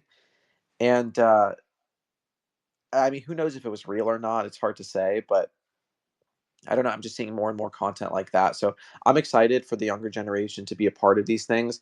I think, obviously, we talked about this last time too, the sports betting thing and just how much gambling and betting has been proliferated through the young community, and just like kids that are a little bit like not as mature. They're not like in their 20s or more teenagers. I do think that there's a ton of risk there. And hopefully, as an industry, we don't just lead people to slaughter. That's something I get worried about too, is are we just leading people to slaughter? We all got early into most of these coins. That's just the fucking reality, because we've been here for a year and a half, 2 years, 3 years, depending on who you are. Like a lot of people who talk about these And coins, like and let's be honest, we're Tyler, buying you're Satoshi's bags too. He has so much fucking Bitcoin. okay. Well, like Satoshi, here's the we're thing, Leap, by the right? Is like, I mean, this is how markets work. Whoever was there earliest should have, they should reap the majority of the rewards. They recognized something earlier than other people. So yeah, I don't think there's anything wrong with that. And like, I think of the reason why the most like high, enterprise value projects are more transaction and gambling ways, because frankly, like that's where most of the money is still being made, right? So if you're like a founder that wants to start a business in the space, or if you're a VC, you want to fund projects that like are relevant to like what is popular at the moment, right? Because you want to make money. And just like for argument's sake, like the global gambling industry is, I think, $250 billion last time I checked. I could be wrong. So that's still a lot of money, right? So why not make it frictionless and people are gonna do with their money what they will, like you can't stop it. of course, I do think that, and then we'll jump to Naveen here. This is something I really fucking believe in, and I hope that people listening to this space also just try to adopt this mentality. Is I think there has been a tendency when money is made in crypto, and we're not talking like 50, $100. I'm talking millions of dollars. And I believe a lot of the people that are around us and people that you see in spaces and just believers. Again, this is not a trader's market. This is a believer's market. My dad. I was taking my dad to the hospital today, and just for like he has to do scans and like blood tests and stuff like a few times a week. And I don't remember what we were talking about, but it was something. And you know what he said to me? He was like, "You have to believe in something. You have to believe in something." And I was like, "Dad, you know that's actually what we've all been saying for a long time now in crypto, that you have to believe in something." And I mean, that is just the fucking reality. You have to just believe in it. You just have to just believe, even if they call you crazy, even if everyone around you telling you you're wrong, you just have to keep going. And the point I'm trying to make is that when the money is made in crypto, and there will be a lot of money made in crypto, obviously pay your taxes, do it the right way. But two, dude, keep money in the ecosystem and use it to fund and build the shit that you want to build. That is what I think we missed out on the last cycle, is when the money was made, it left crypto. People went and dude, I think if you want to buy a Lambo or a nice watch or whatever, you should enjoy the money, you should do what you want with your money, but keep a percentage of it in crypto and either invest into projects that are interesting and exciting to you, or build your own thing. I'll Dude, say I'm one telling last you thing, right actually, now. because this is important. Okay, like I think the problem with the industry, the biggest problem, is that people make money and they leave. So the people that should be staying, the talented people, the very, very intelligent, smart people, we don't have enough of them. So the talent pool in crypto is not The as talented people don't end up usually making money. They usually end up getting scammed, though. okay. But I'm just saying that, like, I think there are a lot of people who've made a lot of money in this space and have left, or who aren't as active, that should be more active. That's all. I agree, and we saw that a lot too, with some NFT projects and things like that. But I'll just be honest with you guys, like if you make $1 million in crypto, which sounds like a lot and is a lot, but dude, in a bull cycle and a super cycle, anything's possible. Dude, people are running up fucking 7-figure bags. It's happening. So if you do make that type of money, bro, you could throw 100K, 200K at your own idea. Hire some developers, some designers, and just try to build something out. Like it's better you lose it trying to build something and experiment with something, as opposed to just throwing it into other meme coins and losing it there, which that's what people tend to do. They make money and they fucking walk right back into the casino. They literally walk in 1000x, walk out, have some lunch, come back in and lose it. That is what happens in crypto more often than not, and they use good money and just chase bad money, and it is frustrating. But now that I'm building my own thing, and I'm understanding the prices of different stuff, you just realize how much money that's in meme coins being lost on a daily basis that could be put towards literally any concept. And the last thing I'll say, and we go to Naveen, is that crypto is a book without words. The pencil has yet to be picked up, even with all the innovation that we have. And you can fucking pick that shit up and write anything down that you want. Crypto is just so malleable. It's basically saying, if you're saying you're bullish on crypto, it means you're bullish on wood. You're bullish on like you can build anything out of wood, and you can also build anything with crypto. And I think people just need to open their eyes a little bit. But look, we'll throw it over to Naveen. Before we do, I want to reset the space. Welcome, guys. Please do me a favor, click that button in the bottom right hand corner and give it a like, comment, retweet. It is the best way to support, and the engagement does go a long way. So thank you guys, and please follow the speakers. Naveen, we're going straight to you. What do you think? Yeah, so I do think that the personality, like the cult of personality, does matter. And there are many, many examples of this, whether it's Raj and Toli for Solana or, whatever, Vitalik for Ethereum. I mean, these are all like cults of personality. Um, the one thing, though, is that I think it's important for projects to kind of grow beyond the cult of the personality. Like if you really want it to be a transcendent thing, I think a lot of it has to do, a lot of the thinking people should be doing is like, what is the lifespan of the project? Like if it's temporal, if it's like, oh, it's only going to last for a short period of time, then cult of personality is great.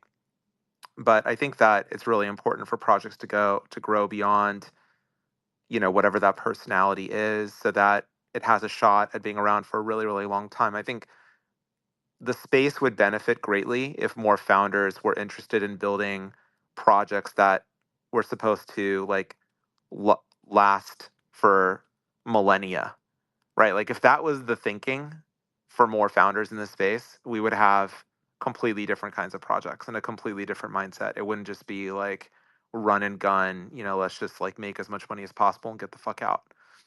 I also think that another element of this space that's like just really missing is something that, in the Web 2 space, people really want, which is like product led growth.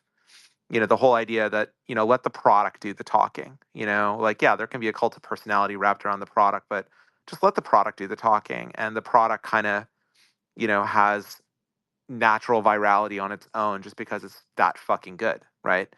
It's like, just genuinely that good of a product.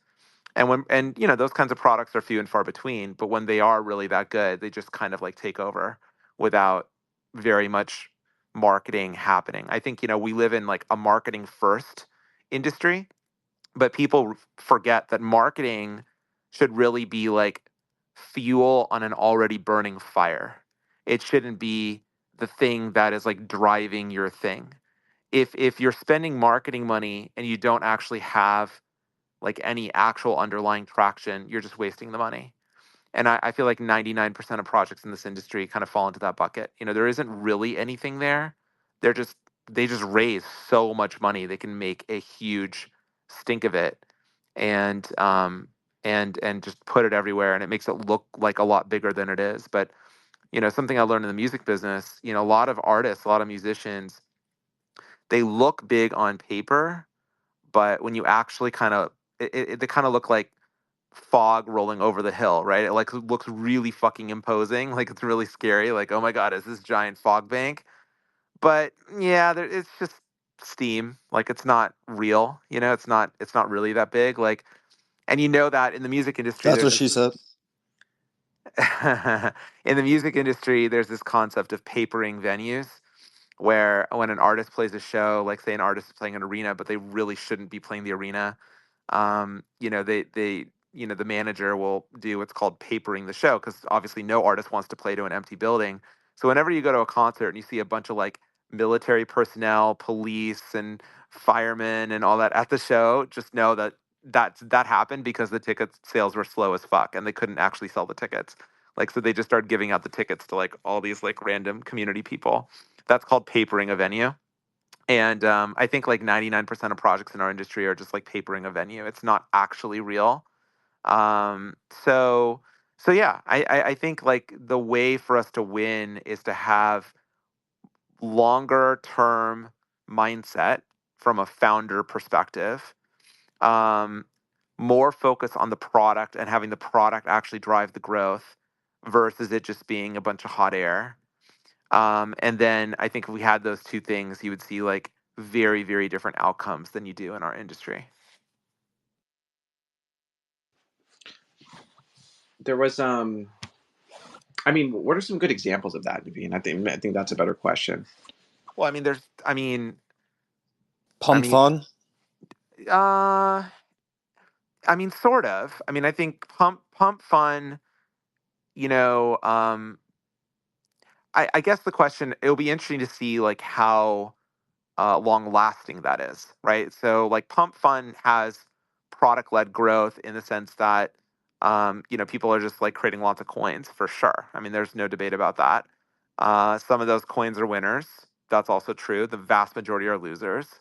So I think you could make the same argument about things like OpenSea back in the day, right? Like during the NFT, meta and run, OpenSea was huge. I mean, absolutely fucking huge, but it just didn't really stand the test of time, right? It just couldn't really last. So that's the hard part. Is I think the industry does have things that kind of grow, even if they don't have some like cultish leader. Like I don't know who the cultish leader is for Pump.Fun. Is there one? I don't even know. OpenSea, I mean, those guys weren't really necessarily cultish leaders. It was just kind of like a platform that kind of like exploded. So that's definitely more product led than personality led. But those things just didn't really stand the test of time. So that becomes the hard part. Like, were they really thinking, to create like millennia long things, or was it just like get rich as fast as you can? Naveen, let me ask you, because when we first met, so almost a year and a half, almost 2 years ago at this point, but it's crazy how fast time flies. um, OpenSea was still pseudo relevant at that point and still doing some volume. I mean, and NFTs, I mean, look, what was it, early 2023, right? So NFTs were still, there was movement, there was some attention, at least a lot more than there is now. But we were kind of on the tail end of the entire 22 movement. I mean, for fuck's sake, Utes came out late 2022, right? So it wasn't that far removed. And Blast was doing its thing. Man, it was such a different time. And I was still a huge fan of OpenSea. And I remember, you and I would talk about it a lot. And you're like, look, OpenSea is not innovating. They're not going to be here in a year and a half, or it was something along those lines was your take. And I was actually pretty resistant to that statement. I said, there's no fucking way, right? They have this unbelievable treasury. They have this massive team. All the projects still use them, all these different things. And then obviously Blur just had a phenomenal run, even if it was short lived, and some people aren't that much of a fan. I still think Pac Man's really sharp, and maybe they figure it out. But looking at OpenSea now, I mean, I think there was a day recently in the past 2 months where their total volume was like $63. It was, maybe it wasn't that exactly, but it was something obscenely low. And I cannot fucking believe that they had a point in time where they were making, tens of millions of dollars per day in fees, maybe sometimes even more than that, to the point where it is basically a completely dead platform. And Magic Eden has just eaten their lunch in every way. And honestly, Magic Eden was not fucking that big back then. Like Magic Eden was so much drama in terms of the royalties, and people were basically counting them out of the game, and Blur was number one, and so on and so forth. So I guess my question for you is, how did you know that OpenSea was going to fall off the way that they did in the most respectful way possible? I mean, I don't think they hate their own platform. I think they tried their best, but clearly something went wrong. I mean, what do you think that was? So for me, I think you know, in this industry, you kind of have to um there's like points in time where you have to be moving like really really fast to keep up with whatever's happening at that moment, like especially if you have a platform that's really hot, you have to like there's like a step on the gas kind of moment in time. um and then I also think that there's kind of like a evangelism kind of thing that you have to be doing as well. And I think for OpenSea, the platform was so stagnant. The I guess the point in time where I kind of like realized they were kind of fucked is when I learned that they were rewriting the whole platform. I was like, okay, big mistake, because the amount of time it's going to take you to do that, you're just going to get lapped, right? And this is a common mistake, right? It's like really a common mistake, because I'm sure the platform was like put together with like, duct tape and, bubble gum. But in an industry and in a moment where things are moving really, really fast, um, they just like were not able to meet the moment like at all. Like it's still to this day, like the platform really hasn't perceptively changed. I mean, it's like basically the same thing that it was like basically a year ago.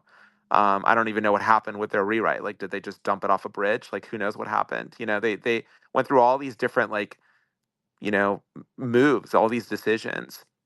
The other thing that's really kind of interesting about it is they probably had opportunities to acquire basically anything and everything. Like if they wanted to acquire Blur, they probably could have cut a check for like $20 million to Pac-Man or $10 million, back when they were like rich as fuck, and they just didn't do it.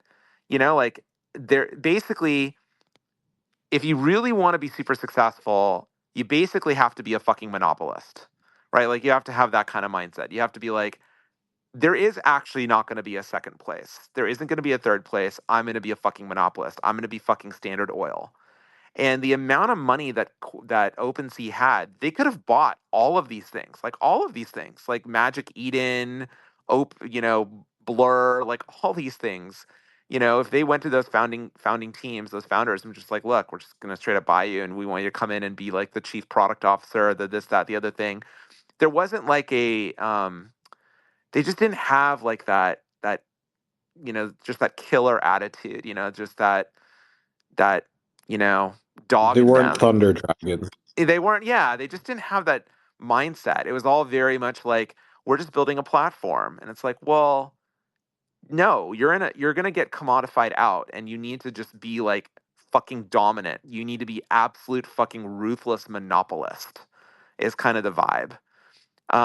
So that was sort of where, and I'm frankly glad I never wrote a check, to OpenSea, because, it just wasn't, I just didn't feel like they had that kind of like mindset.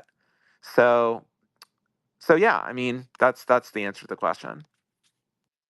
And something I think about too is they had something that even the successful crypto projects of today, or successful crypto apps, like look at something like Pump Fund.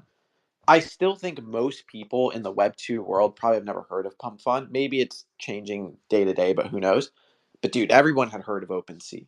I mean, they were talking about it on the news, on the daily, this NFT marketplace making, fastest growing company ever. Like it was, they had mindshare, and that is something that you genuinely can't even buy. I agree with you too, and why I don't know why they didn't acquire companies. Imagine they probably had hundreds of millions in their treasury. They could have bought everything and anything. And it goes back to a thought that I've been having for a while, which is I think I always look at Designer and in the song Panda. I still think Designer is a great artist who had the potential to create really, really interesting and unique music. And like Designer was a little bit more or Panda was a little more mainstream, but you even listen to songs like Timmy Turner. He didn't put out that many in the beginning, but Timmy Turner, and you're like, oh wow, there is an interesting sonic quality to this. It's unique. And when you have the number one song in the world, and this actually happened to Lil Pump too, and you just get so big so fast, I just think you lose the dog in you. I think you just become complacent. I call it the McGregor theory. McGregor was still an unbelievable talent, but made so much money that when it came down to really fighting again, as his career went into the period of like fighting Khabib and everything after that, it wasn't the same. It's just too rich. You're not in the gym, at 3 a.m. bleeding, working your ass off. You're on a yacht somewhere enjoying, your luxuries. And I tend to think that OpenSea was just too successful, that there was no reason for them to innovate. They got complacent. And somebody who did have the dog in them, Pac-Man, who is honestly cutthroat and a killer, not in a negative way, But but not he's a long, willing to just get out there. but not a long-term thinker at all. Pac-Man is the kind of guy who's like, I'm gonna just innovate in a manner where I'm gonna like push for the next month. I'm gonna make fucking 20 mil and I'm gonna fuck off. Right? Like that's kind of the mindset. Like I don't see Pac-Man as like a visionary in any way, shape, or form. I think he's the kind of guy that's like, yeah, I'm gonna be like iterative. I'm gonna just like I'm gonna take these two Lego blocks and put them together. And he's a good hustler. He's a good like, he can definitely make waves, but I don't really see him as the kind of person who's like, oh, I'm going to actually be a visionary, and here's why this is going to be 100-year fucking thing, right? Like that's not Pac-Man. So the interesting thing too about, and I would still love to this. I really want to do a space with Pac-Man. I've been trying to get that space for 2 years, but he's just not that I don't think he does spaces or he's active on that side. I look at Blast as a really interesting like I don't even know how to explain it. We had a massive coin which was Pac Moon, with some really actually pretty innovative people in the way that they promoted it. Everything Lamboland did, the whole fucking just incentive with creators and the way that they approached it, I actually thought was really smart. And the coin, I mean, I think it hit like 180 mil market cap, and it had this narrative of this is the fundamental basis meme coin of this ecosystem, and basically a beta play to the main L2 asset. And for whatever reason, and they also had Fantasy Top, which even though they never added me as a hero, and I'm still a little salty about that, I still think Fantasy Top was really, really cool. And I still think that they could be successful. And I mean, they took over the space. They had a lot of mind share. So Don't you you think part of it is because OpenSea never dropped a token? I don't. So I think a lot. Okay, I'll finish my take and I'll answer the question, which is the point I was trying to make with Pac-Man is I actually think that he put a pretty good effort into Blast, and I don't think the game is done yet. I personally never bridged money to Blast. I'll be honest with you. I didn't use. There was nothing there that was super interesting to me personally. Like what like DeFi Valleys or whatever the fucking thing that everybody was buying. Whatever that project was, I remember so many people around me were just throwing checks into it. I'm like, I'm not buying this Ponzi at the top. And that shit is down like 99.8%. And shout out Thread Guy. And also, Thread Guy called me from Belgium today. Dude, he is, I gotta say, he just wins the title as best creator in crypto. Like, the content that he's about to put out is so fucking interesting. And like, one, him being one of my closest friends, but two, I'm genuinely a fan of him and just super excited to see the content that comes out of Belgium. But um, probably nothing. But okay, in regards to the OpenSea thing, I mean, I think the low hanging fruit is basically, yeah, that they didn't put out a token and that's why people don't care. I actually don't think that's the reality though, because Magic Eden is putting out a token, but they haven't put one out yet. And I don't tend to believe that their token is a reason why their platform has been successful. I think that they were early adopters when it came to the Bitcoin assets, and I think that revitalized the company in a way that most people don't understand. I think the majority of their fees and volume came from there, not Solana NFTs at that point in time. And I think Magic Eden has just been willing to try new things and just say fuck it, like we'll throw shit at the wall and just try things until it works. And I just like when you try to, and I'm trying to build my own thing now too. So when you are trying to build something, you just realize how hard it is. So yeah, I don't know. I give them props, but I don't know. Like maybe like if OpenSea decided to drop a token tomorrow, I think we'd all make a shit ton of money. So I'm not opposed to it. But I think at this point, or at least earlier, their strategy was to IPO and go public, and maybe that was the wrong strategy. Maybe that was the wrong strategy. Maybe they should have said, fuck it. We're a Web3 company first. Let's fucking reward the people who've been using this platform. But instead, they decided to buy, I think it was Gem XYZ. I think that's what they ended up buying. Or what it was one of those 0% royalty platforms. And then they turned it into OpenSea Pro, which was genuinely a dog shit application that had no advantages over Blur or any of the other competitors. And I still to this day think OpenSea's branding is stronger than almost any other marketplace. Like the colors, the logo, the feeling. But it's like Naveen said, you can't have an application for 2 years, 3 years, and not change damn near one thing. They also stabbed the back of creators when they got rid of royalties and made them optional. Okay, so I think royalties were going to 0% no matter what, or at least optional royalties. And I still am in the camp that if you enforce them and make them something that you can't get around, then you're taking away sovereignty of your assets in some way. I think what Limit Break did with their new smart contracts and how Magic Eden has implemented them, I think that is a great option. And it goes to what I always say in crypto is that optionality is not just important, but it's required. It should be play the game how you want to play the game. If you don't want full control, 100% sovereignty of your assets, and fuck it, here's ways that you can operate. If you want just the complete crypto first principle ways, then fuck it, here's how you do that too. Right? That is the way that crypto should be, in my opinion. It should not just be one way or the other, which I know some people disagree with, but I think that's just part of the game. So yeah, I don't know. I would actually love to do a space with OpenSea 2 at some point and just do what like understand what the mindset is. Like what happened and did they give up and have they given up? Because here's the thing with crypto is the game has never you can almost never totally lose the game until you give up.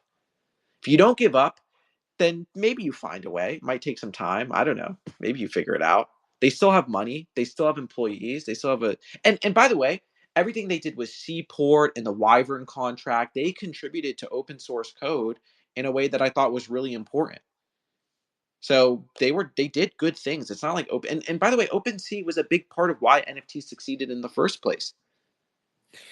They just saw a need market and they go ahead, Naveen. Yeah, I mean, look, it's very easy to be a armchair quarterback, which I've been primarily in your space tonight. It's very easy to look like hindsight is always 2020. And at that time, as you know, there was just so much happening, so much changing.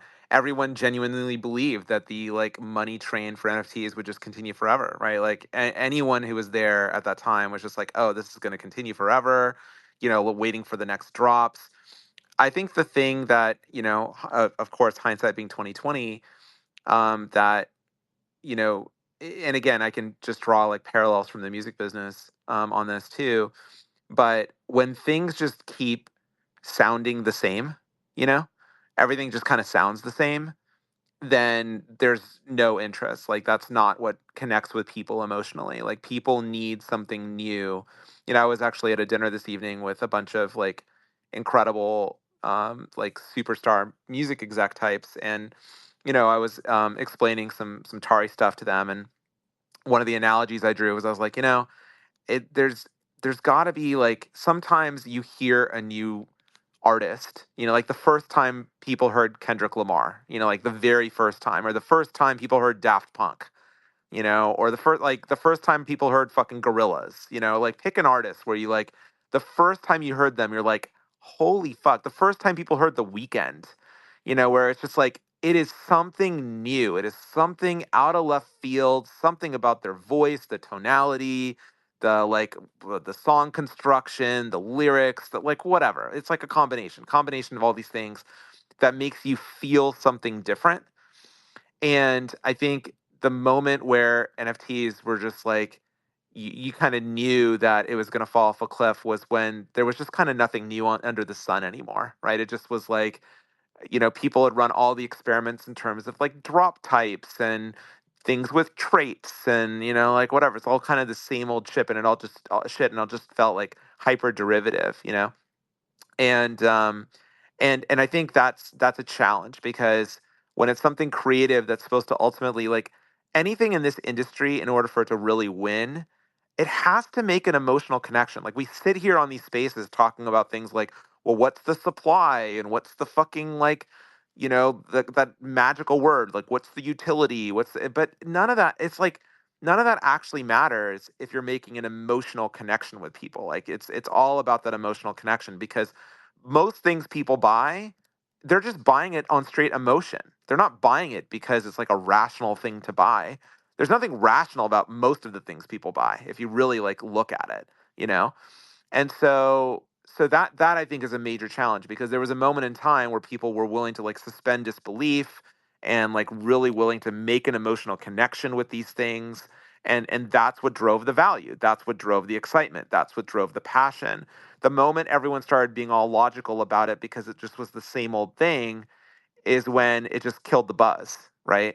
And the same thing's gonna, by the way, happen to meme coins. Like I know there's a bunch of people who are like, "Oh my god, meme coins are incredible!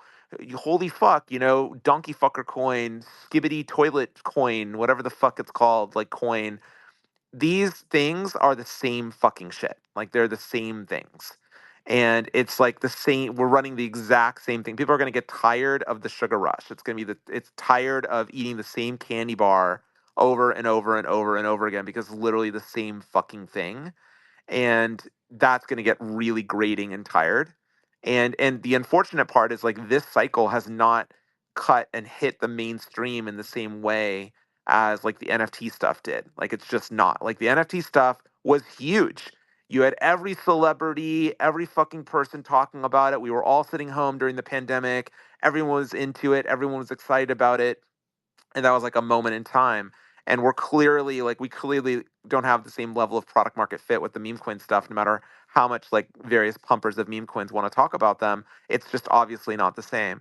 So that I think that is something I think about a lot, is like there has to be a new artist, a new song, a new approach, something that is surprising and delightful and enables people to make an emotional connection again, because we're all human beings. We all want to do it, but it's hard to do it when it's the fucking hundredth of the same thing all over again.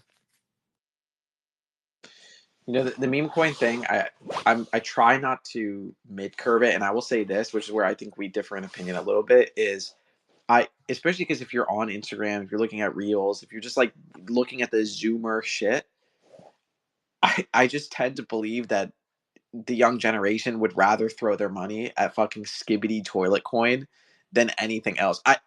Now the thing is mindshare and how much money gets put into something, I think, are two different things. I don't know if the young generation has enough money to pump these coins, which is what the thesis seems to be, is like, oh, the younger people are going to get in and they're going to pump the coins. I don't know if they have enough money to do so. That's just the reality. Do they have hundreds of millions to pump these coins? No. But if they're talking about it enough, I think that VCs will want to jump in and try to front run whatever trend. We'll see. Um, Now, the reality is, and you know this, Naveen, because you've seen it happen 1,000 times. You've been in crypto forever. Is that every year there's a new thing, right? And then that new thing is not the new thing anymore, and then there's something new. So we were at meme coins, and then we went to NFTs, and now we're back at meme coins. Maybe we go back to NFTs next. I'm not But sure. think I about think think about what you're saying. It's like, oh yeah, it's like, okay, first we heard this, we went from new metal to fucking pop, and now we're gonna go back to new metal, then we're gonna go back to pop. You see, I mean, you see what I'm saying? It's like, I don't think that's true. I think that if we really want the space to grow, it has to be something surprising and delighting. I actually don't believe that like Gen Z and whatever is just gonna like, oh my god, they're fucking degenerate gamblers. They throw all their money at fucking sports betting. That means they're gonna buy Skibbity Toilet. Like why bet on the 49ers when you can bet on Skibbity Toilet? It's like, hey assholes, people love the fucking 49ers. Like they're passionate. They grew up, their parents like were into the 49ers. They're into the 49ers. They play fantasy football. There's an emotional fucking connection. There is no emotional connection to Skibbity Toilet. These are apples and oranges. These are not the same things. You know, I think you'd be surprised. These kids are like they're like tattooing Skibbity Toilet on their they're not. fucking They're not. bodies. Like They're not. And you know that they're not. they're They're not because you can look at the fucking holder count and know that it's just not converting. Like it's just not converting. You can just see it. If it was, you would see very different outcomes. You would see enormous numbers of enormous amounts of inflow of net new capital coming through these on ramps, and you are not seeing that. Full stop. You are not. You would have not completely different data from companies like MoonPay. MoonPay would be shouting from the rooftops how many billions of dollars are flowing in from their fucking credit cards or whatever. They are not because there's no volume. well. There's no way for here's well. There's two parts of this. One, I don't think it's started yet.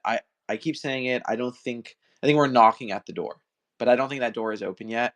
Um, Maybe applications like that allow people to buy meme coins with Cash App, Apple. Like, what happens if Cash App just says fuck it? Not only can you buy Bitcoin here, you can buy meme coins now. I mean, Like, what I happens? don't. I mean, look, that'd be great, but I think if you went and you talked to Cash App, I think you'd be surprised. I don't think they have any interest in that because I don't think that they're seeing the actual traction around around it that everyone thinks people are seeing. Like, look at Iggy. Iggy has fucking what, 8 million followers or whatever on X, some large number, whatever the number is.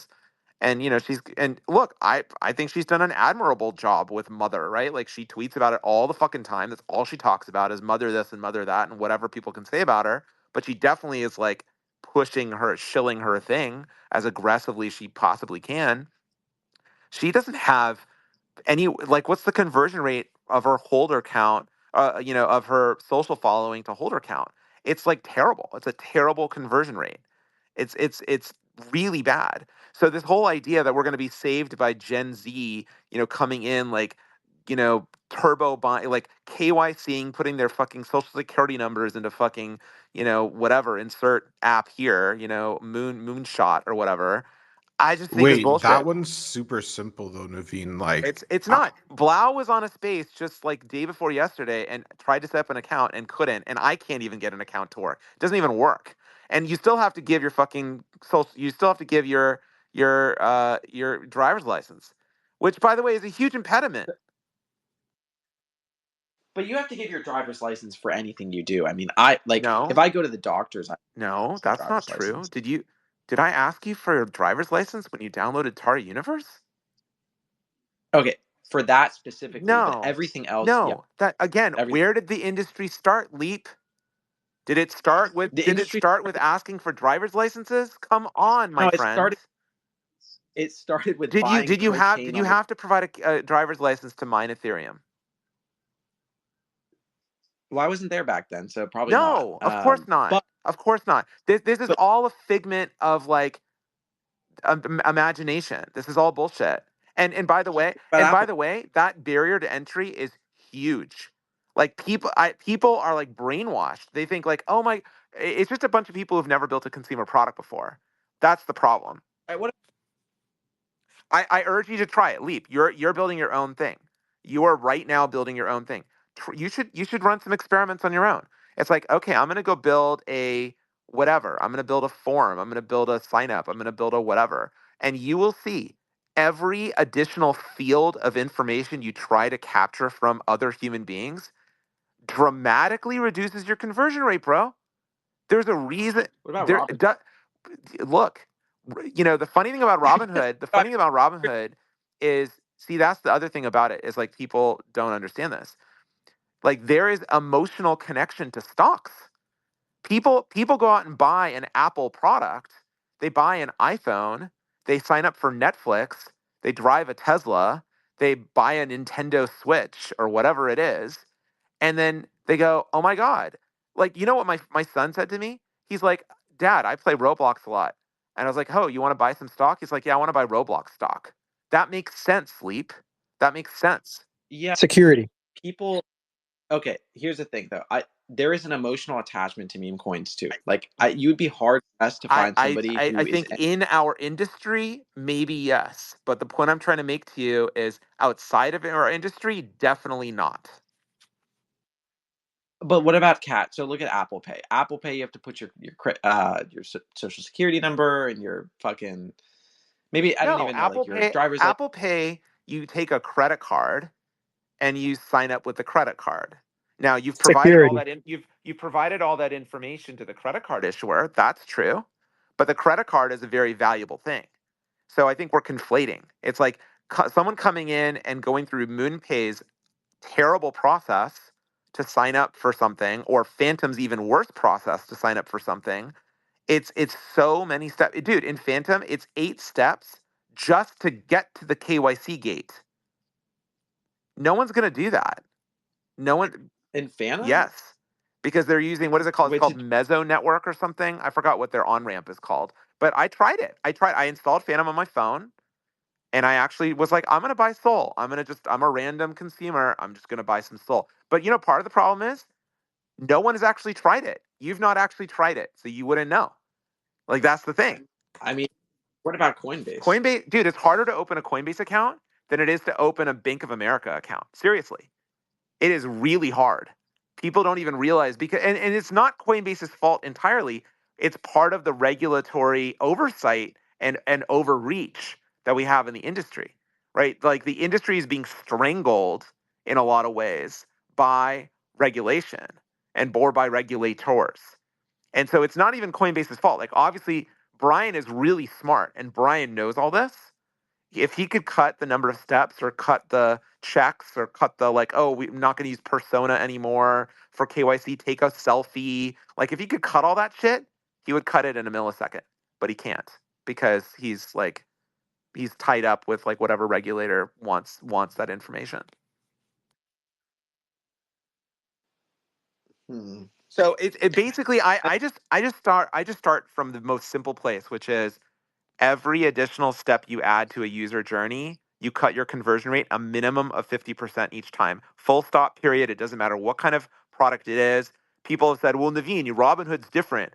I'm like, yo, my son wants to buy Roblox stock because he loves fucking Roblox. That makes sense. And maybe, yes, he'll jump through the various hoops to do that, but he doesn't know what fucking Skibbity Toilet is. He doesn't give a fuck about that. Okay, there's no way he doesn't know what Skibbity Toilet is.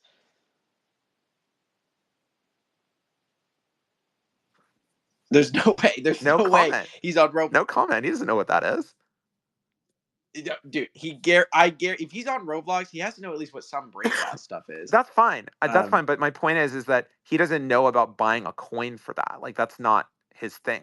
Like he's like, oh, because how do people get interested in buying stocks? It's because they learn about investing and they start learning about money. They start learning about that kind of stuff, right? That's kind of how that all starts.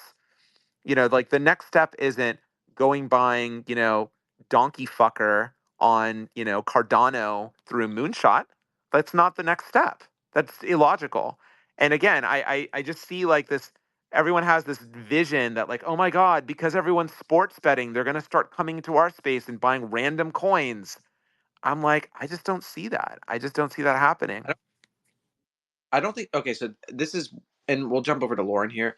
I don't think that people are going to come in and start buying random like fucking micro cap 100K market cap coins. I actually think that that part of the industry will just remain like a very niche thing for like super in the trenches degens. I think that's the case. But what I do think is possible, um, what I do think is possible is a very well branded product. Um, okay, I obviously hold Mog, and so I'm just going to use that. I mean, everyone knows I hold Mog, and I'm a fan of the coin. Mog has done a pretty good job having a or like insert any of the other like really successful big ones, but I'll use Mog. Mog has done a pretty good job of having a cohesive brand with a word that is used on a daily with the younger generation. Like if you go to any of the big streams, just insert any big streamer and go look at their chat, you'll probably see the word Mog within a minute. Just like mogged this, mogged that. Or and then again, you could insert XYZ coin that has similar whatever. I think that if there is a coin with a well-made, cohesive, accessible branding with something that people understand, I actually think they would come in and buy like $5 of it, $10. Now, is that going to pump the coin? No. But I think what ends up happening is if enough people talk about it, if the younger generation keeps talking about it, that's what brings big players in or big VCs, whatever, that want to throw like 10 million, 15 million. And I think that's how the coins I inevitably think pump. that's a misunderstanding of VCs. I I mean, think they're that's a doing it. dream. I think that's a like mirage. It's a Yeah, mirage. I mean, it's a that's mirage. right. It's a mirage, not a maraud. But right now, I mean, I don't think that just normal market actors are moving these coins to hundreds of millions of market cap. I think it's sophisticated players who maybe don't have the best intentions either. I'm not saying are saints, but I think there's a lot of market manipulation in this industry. I don't think that it's sophisticated players. I think that's a dream, because I think a sophisticated. It could be a sophisticated player that just wants to rinse retail. I think there's a lot of bots and there's a lot of automated trading systems, automated trading algorithms out there, and I think people are just getting rinsed. I think like there's so much happening under the radar, with these coins and with these markets. I think people are just getting fucking rinsed, to be honest. And that's the crappy part is like you're basically like, oh, let's feed retail to the dogs. It's kind of like it's like very predatory is how it feels right now, for most of these things. And look, I think Mog is a great meme. I totally get that. Like, and how much I'm a fan of Kevin, and I know that's his like number one. That's his number one chick. That's like he doesn't have he doesn't have a side hustle. He's married to Mog. Like that's his thing. Um, but like I don't know. I don't know. I don't know, quote unquote, sophisticated players that are like, I'm going to sit here with my monocle and I'm going to fucking take $1 billion position in Mog because I think Mog is going to be like, the thing that's going to be around for 30 years. Like, that's definitely not happening. I think what is happening is, hey, look, we're doing deep analysis on all the wallets that own Mog or own any of these things, and if we like make XYZ move, we can shake out XYZ players and profit in XYZ way. Or people are doing really sophisticated trading strategies. They're doing all kinds of like hedging and all kinds of other stuff. Right? There's like all kinds of stuff going on in the market, but that's not VC. That's like hedge fund and trading shop and automated trading strategy stuff.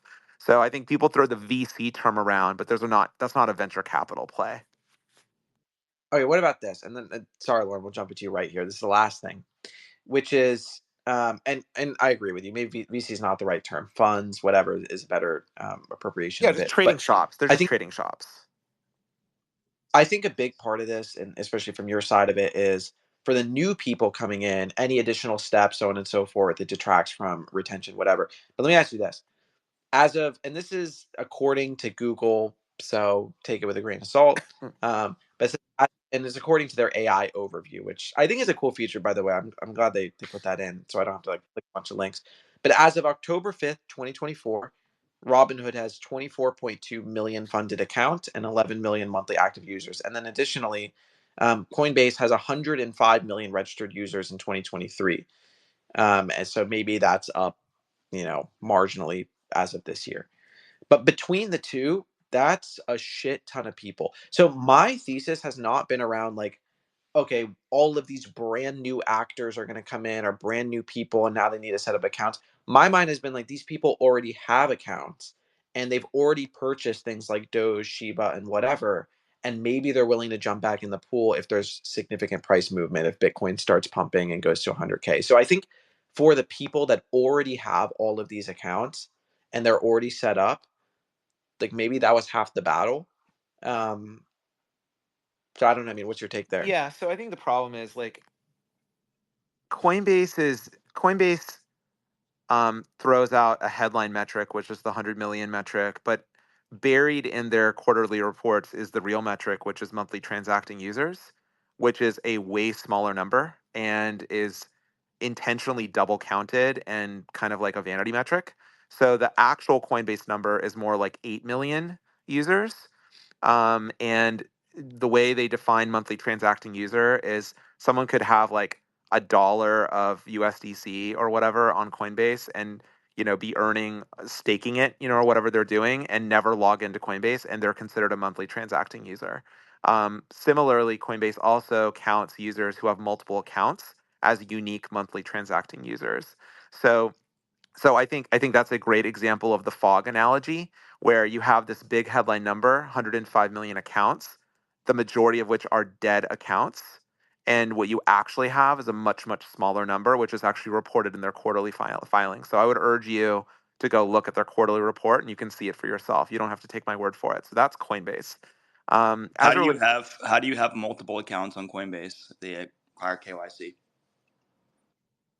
Oh, you could have like, different entities, different, businesses, like, whatever. There are lots of ways you can have that. I mean, I have multiple Coinbase accounts because I have different business You units. just need like multiple EIN numbers in order to do Yeah, if it. you if you It's if not it, like I it's difficult. funny. I actually just asked Chat GPT to graph Coinbase's MTUs over the last 4 years, and it grew massively from 2020 to like 21. It peaked at, it looks like, around 11 million, but it's basically fallen ever since, right? So it's actually down. It's down from Q4 21 down to like, it's down almost like 2.5 million monthly transacting users. So that's the problem. It's like you were sitting here going, "Oh my God, everybody loves crypto," and it's like, well, wait, the actual number of MTUs at Coinbase, which again is is the actual metric they report to Wall Street, is not is nowhere close. It's like a single digit percentage of the headline number. So that's Coinbase. Let's talk about Robinhood.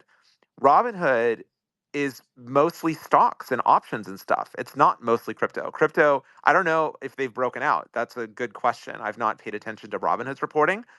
We could Google this. We could go look at their like quarterly reports and see like what percentage of their users are actually trading crypto. But I guarantee you it's a small percentage. It's definitely not like, oh wow, Naveen, 50% of Robinhood's users are buying crypto. It's probably like less than 10% or something of their users. Maybe now, but I do wonder Yes, how many but people bought like Dogecoin that, in that that's 2020. fine. But my point remains that like I just gave you the Coinbase data, and the Coinbase data is a rounding error compared to the 105 million number you quoted. And Robinhood, it'd be very curious to see like, do they have a similar stat, and does it track Coinbase's stat where like it's actually down, because Coinbase is down. Like that is the reality. Is Coinbase is down at least 15-20%, from the peak of 21 in terms of monthly transacting users. So where are these like meme coin buyers coming from? And I guarantee you, if MoonPay had the volume, if MoonPay was like onboarding $1 billion a month in volume, that would be all over the timeline. I guarantee it, because they would love to report that kind of a metric. They just don't have that metric to report.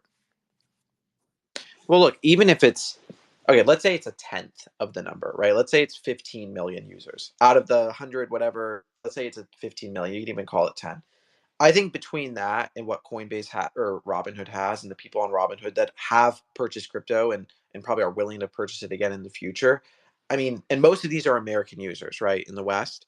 So Binance is a whole different thing. I think if we're approaching the Binance topic, like, I mean, look what happens when something gets listed on Binance. Like, it's kind of crazy how many, like, it's like hundreds of thousands of holders come into these things sometimes. A lot of it's probably fabricated, but the point stands. But even let's say it's 20 million people in the United States that will potentially be willing to, if you're looking at strictly the meme coin thesis, even if there's only 20 million people in the United States willing to buy this, dude, that is, if that's the case and they go into the big cap meme coins, all of these will send 1,000x. I mean, That is just the reality. Leap, that is like, that is, look, that'd be great because that means everyone in your space right now would be rich. That'd be great. I know. That would be great. I'm rooting for that. I'm just telling you that that's bullshit, right? Like that's just unlikely. Because again, I go back to the point that I made, which is the songs all sound the same, Leap. It all sounds the same. Like these are not unique things. And I'm telling you right now that like what people need to feel inspired and really come in the droves that we all want is something that's fresh. That's the problem. Well, I think there's room for both. I think there will be fresh things. I think the world is more left curve than I think what a lot of people want to believe.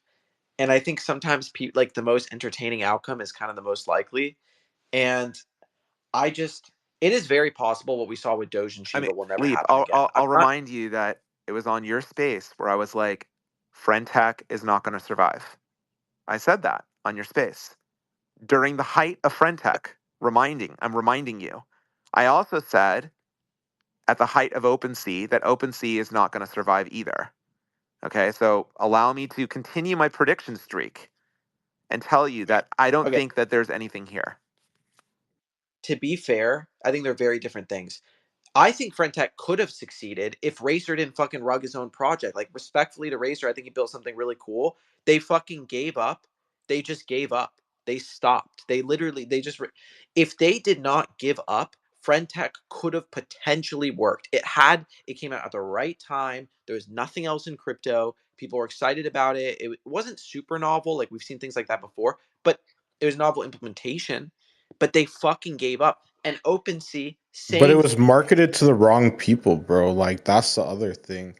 Is like it would probably be more useful for someone that's actually famous, not like a guy with 40,000 followers and like 300 actual real people as followers. I just get frustrated because even OpenSea, like they could have, but it feels like they just gave up. They just fucking threw the towel in.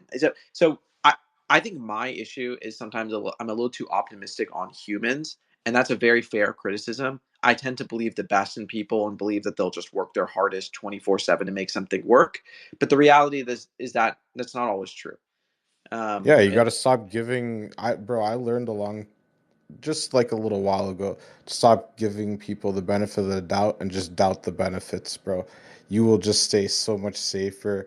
You won't have to worry about this guy one day sweetening you up and sending you a drainer link. Like, life's better. that sounds oddly specific. Okay, well, we're going over to Lauren. Lauren, appreciate the patience. What's up? Hey, Leap. Yeah. So I guess I don't think friction, like onboarding friction, is the problem. Sharing identity stuff. I think bad PR is the problem for NFTs, crypto. And I also think that it used to seem more fun. Like we should make it seem more fun. Also, like at one point, okay, I remember the first time I spent 6 hours in a Twitter space. It wasn't your space, Leap. No offense. It was the day that the Not Okay Bears collection launched, and the Okay Bears guy came in and he was like yelling and threatening to sue, and the Not Okay Bears founder was like crying, and it was so interesting because I just sat there for like 6 hours. I started with a coffee and I ended with a glass of wine and dinner. And I was like, holy shit, like, this is really interesting. The way that a community sprung up around this art, quote unquote, like art. Like, I think we all agree that it's a collectible now.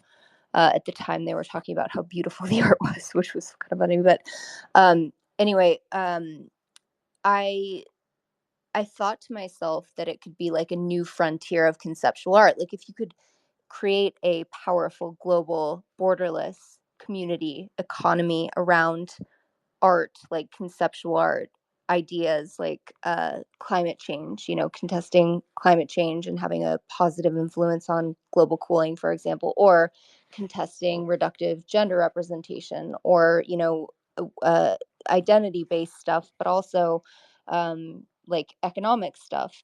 And like to me, generally, it seems like that's a better way to engage Gen Z around blockchain than networks. Like a blockchain as an infrastructure, regardless whether it's non-fungible, fungible, plus social networks. And yeah, I just think I think they're a anti-establishment, but also principled, interestingly. And if you can, if we can find ways to do things that are cool again, I still think PFPs are cool. I think it was all a lot of sameness, to Naveen's point, for a while. There was nothing new, like nothing surprising or delighting, but I do think there is something to the 10K PFP collections if we can get back to that and make it more positive and make it more like interest based.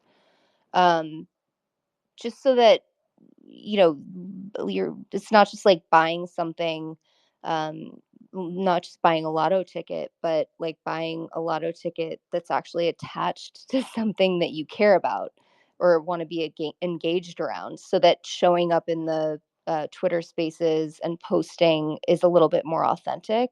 I think if I don't participate in the meme coin thing a ton, so maybe this is hypocritical of me to say, but when I'm looking at it from the outside, it feels like it's getting emptier and emptier, and it would be easier to draw more people into these networks that we're creating,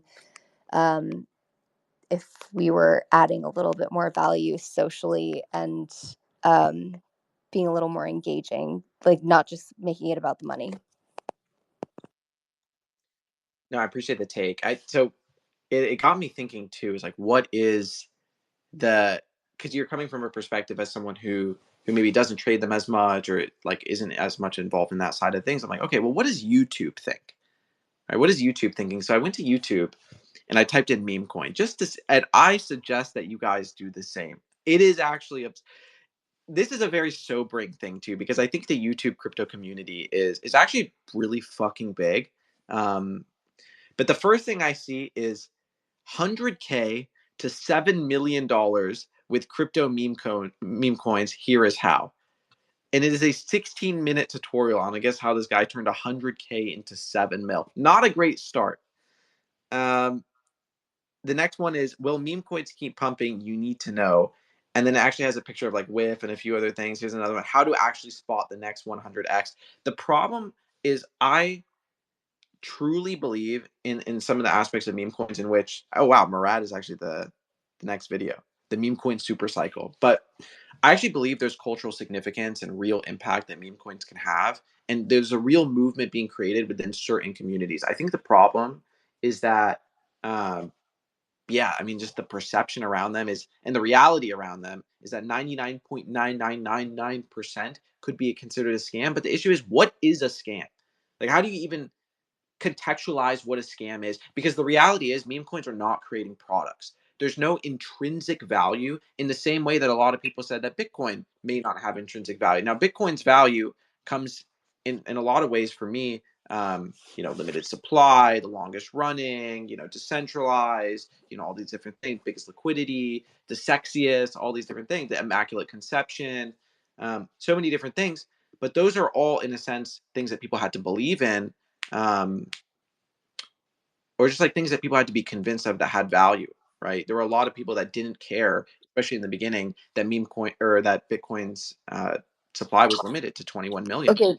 But to certain other people, that was the most important thing. Is right. You can't print more of it.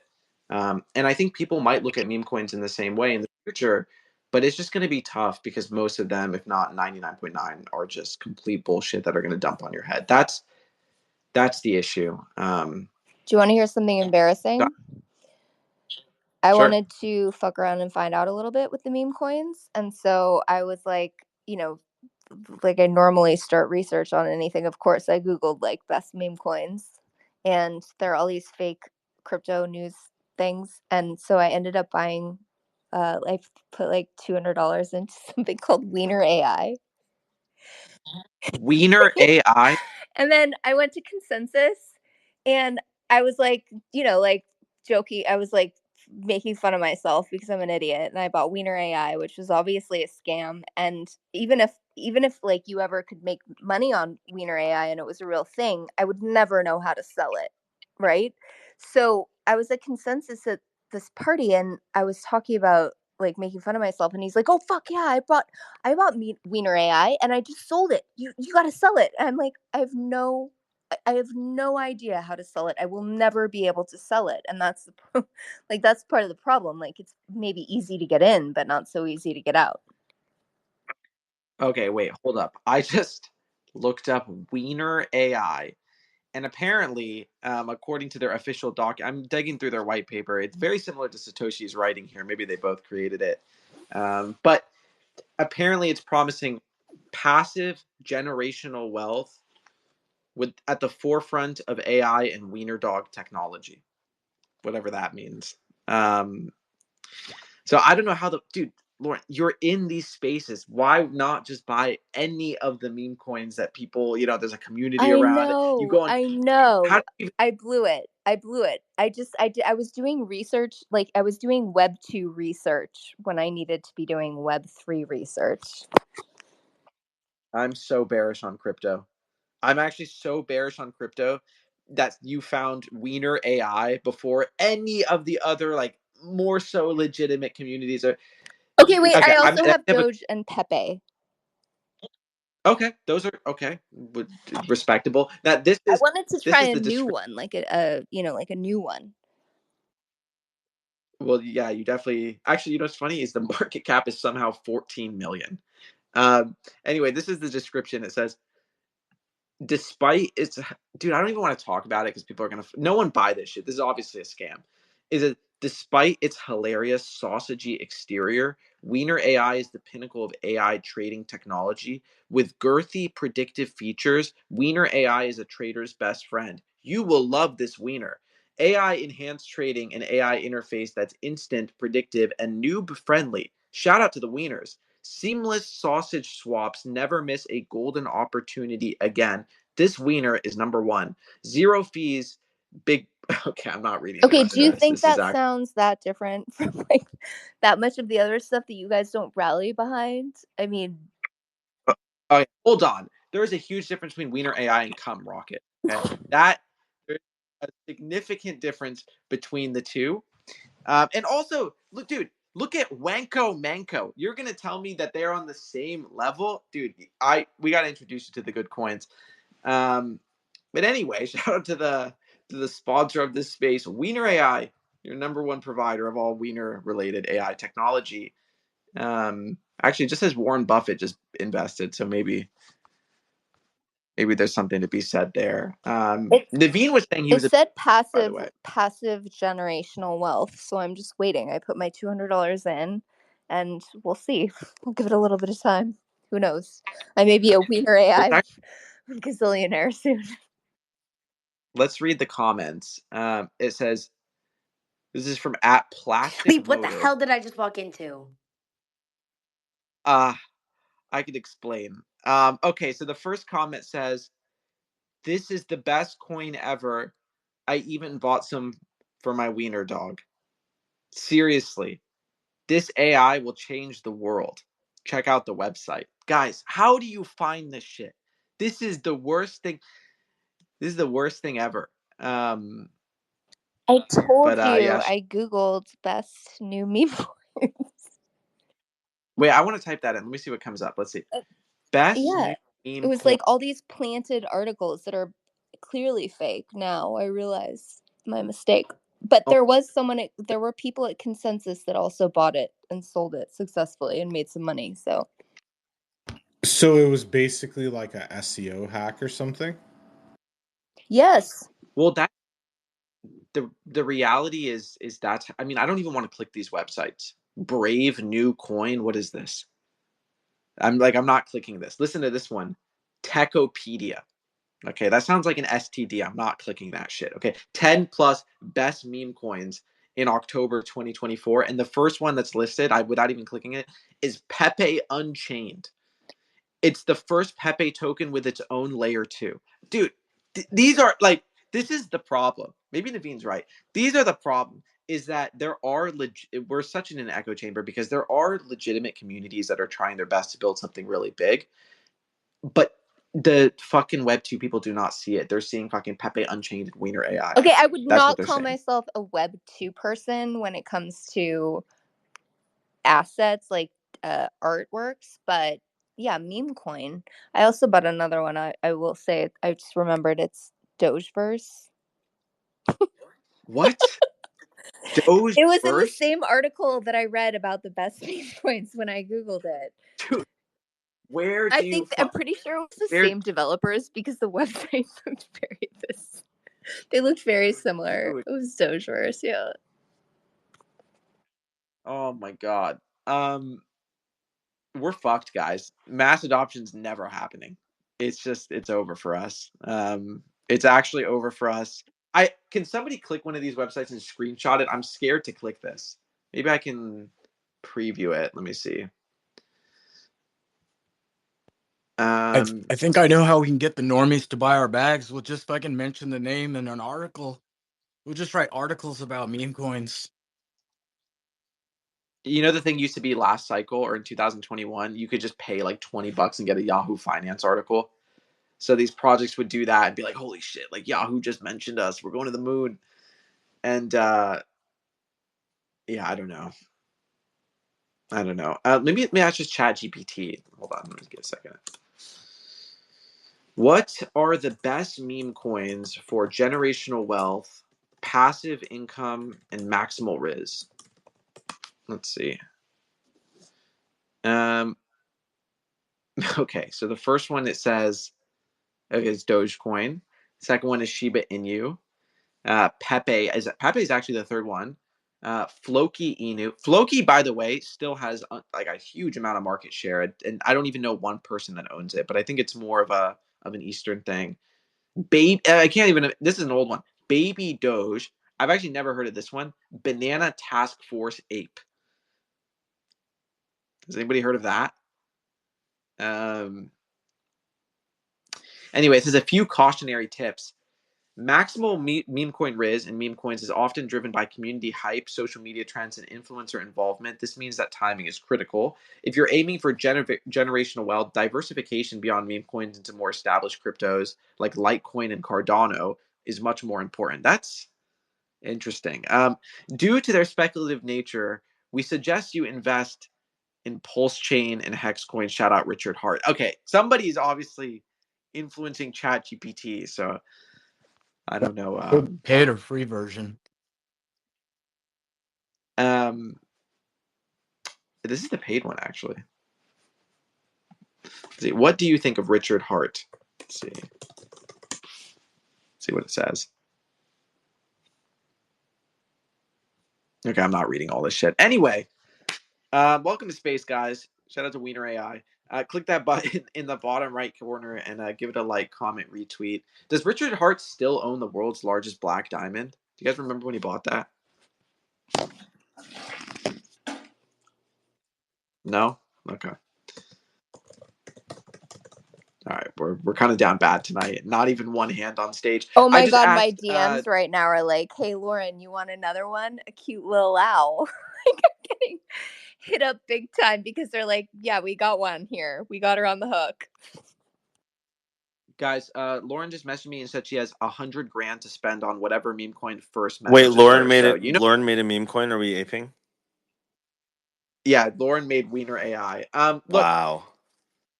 This is wow, fucking, I just asked ChatGPT to give a scathing review on Richard Hart. It just wrote me 12 paragraphs. ChatGPT is really good at that. Also, Leap, I'm just publicly apologizing to only recently responding to your text message because I legitimately saw it as a result of seeing your space because it's election season, you know? Yeah, I mean, it's 28 days away. By the way, who changed the title to My First Kiss Was a Meme Coin? That does That's why not I make that doesn't joined. even. That's why I joined.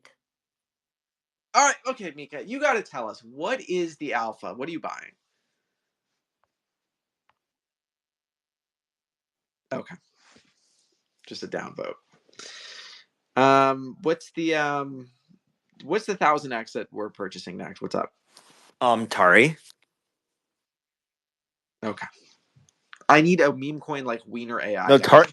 Tari's too real for memes. You know what I'm saying? How about GDP? What the hell is that? Gas Has station. anyone made a meme coin like called AI girlfriend and created like a fake Twitter personality that's just like a fake hot girl and like Bro, marketed itself? Because that would be great. don't give people ideas, okay? I There's think it's a 200 great people here. idea. Listen, I would not buy it, but like someone else might. Okay. I don't want Well, this space is GDP for the sponsored record. by AI girl. What's up, Zico? I was just saying I don't own any of that coin that I just mentioned like a minute ago. Just wanted to point That that was out. too long ago. I didn't Uh, even hear that. But like your space title is "My First Kiss Was a Meme Coin," and you don't think that AI girlfriend is appropriate? Sorry, Zico. I'm sorry. I didn't. I was just kidding. Oh, it's fine. I'm surprised there's not like a more like a furry based coin. We don't have enough furry representation in crypto. Isn't Wanko Manko on Bitcoin that? That's why like runes were failed Yeah. because of that like specific coin. Okay, hold on. Runes did not fail because of Wanko. Wait, Runes are whatever Runes. happened to Runes? Remember when that Runes guy like tried to dunk on me and like flex his wallet balance on our space, and I have never seen him since? Okay, hold on. Runes are actually up a lot. They're up a But what ton. happened to And that also, guy? Blau, you've gotten into arguments with a lot of people in this space. I don't even know which one you're talking about. But Oh, Okay, I do. fine. You had a big dick contest about A16Z. Yeah, I remember that all because right, I love Andreessen, and this guy was shitting on them and has accomplished nothing. okay. But I don't remember his name. Can we get back to the meat and potatoes of this? The reality is, I think Rune Swap is coming, and Magic Eden's doing a lot of innovation on that end. I actually think runes are going to be more interesting than what people think. Are they going to be as big as what people expect? Who knows? But like I said earlier in the space, I think experiments are worth having, and I think runes are a good experiment. Um, so I like what was it like 2-3 months ago? I bought all the top meme coins. I put like 15-20 grand or rune coins and put like 15-20 grand in, and they've actually performed pretty well. So I'm just going to continue to hold. I have a longer term outlook there. Oh, I also just acquired a Pizza Ninja. I don't know if you guys saw that. Shout out to Trevor because Wait, can I I'm tell a actually. story, Danny? Can I just shout out Trevor for 1 second? I gotta say, Sorry, shout out Trevor. I'm being a bitch. I'm sorry. Shout out Shout out Trevor. He's a beast. He's been nothing but kind to me since the moment I fucking met him.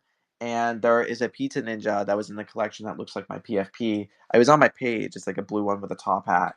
And yeah, I fucking acquired it and I'm really excited about it. So just gonna hold that forever. And excited to be part of that community. So shout out to them. Okay, blah. Go ahead. What's the story? Listen, it's maybe too long and annoying, so I'm gonna keep it as short as possible. Um, Speaking of Pizza Ninjas, it's sort of related. So like as someone who loves digital things, I've never been into physical things that much that don't have utility, right? Because like physical things kind of need to have utility for you to care about them. Otherwise, like, what's the point? Like, otherwise, it kind of feels like a scam, right? And I went to this wedding, and all the people at the wedding had like really nice watches on, and I've never been into watches really.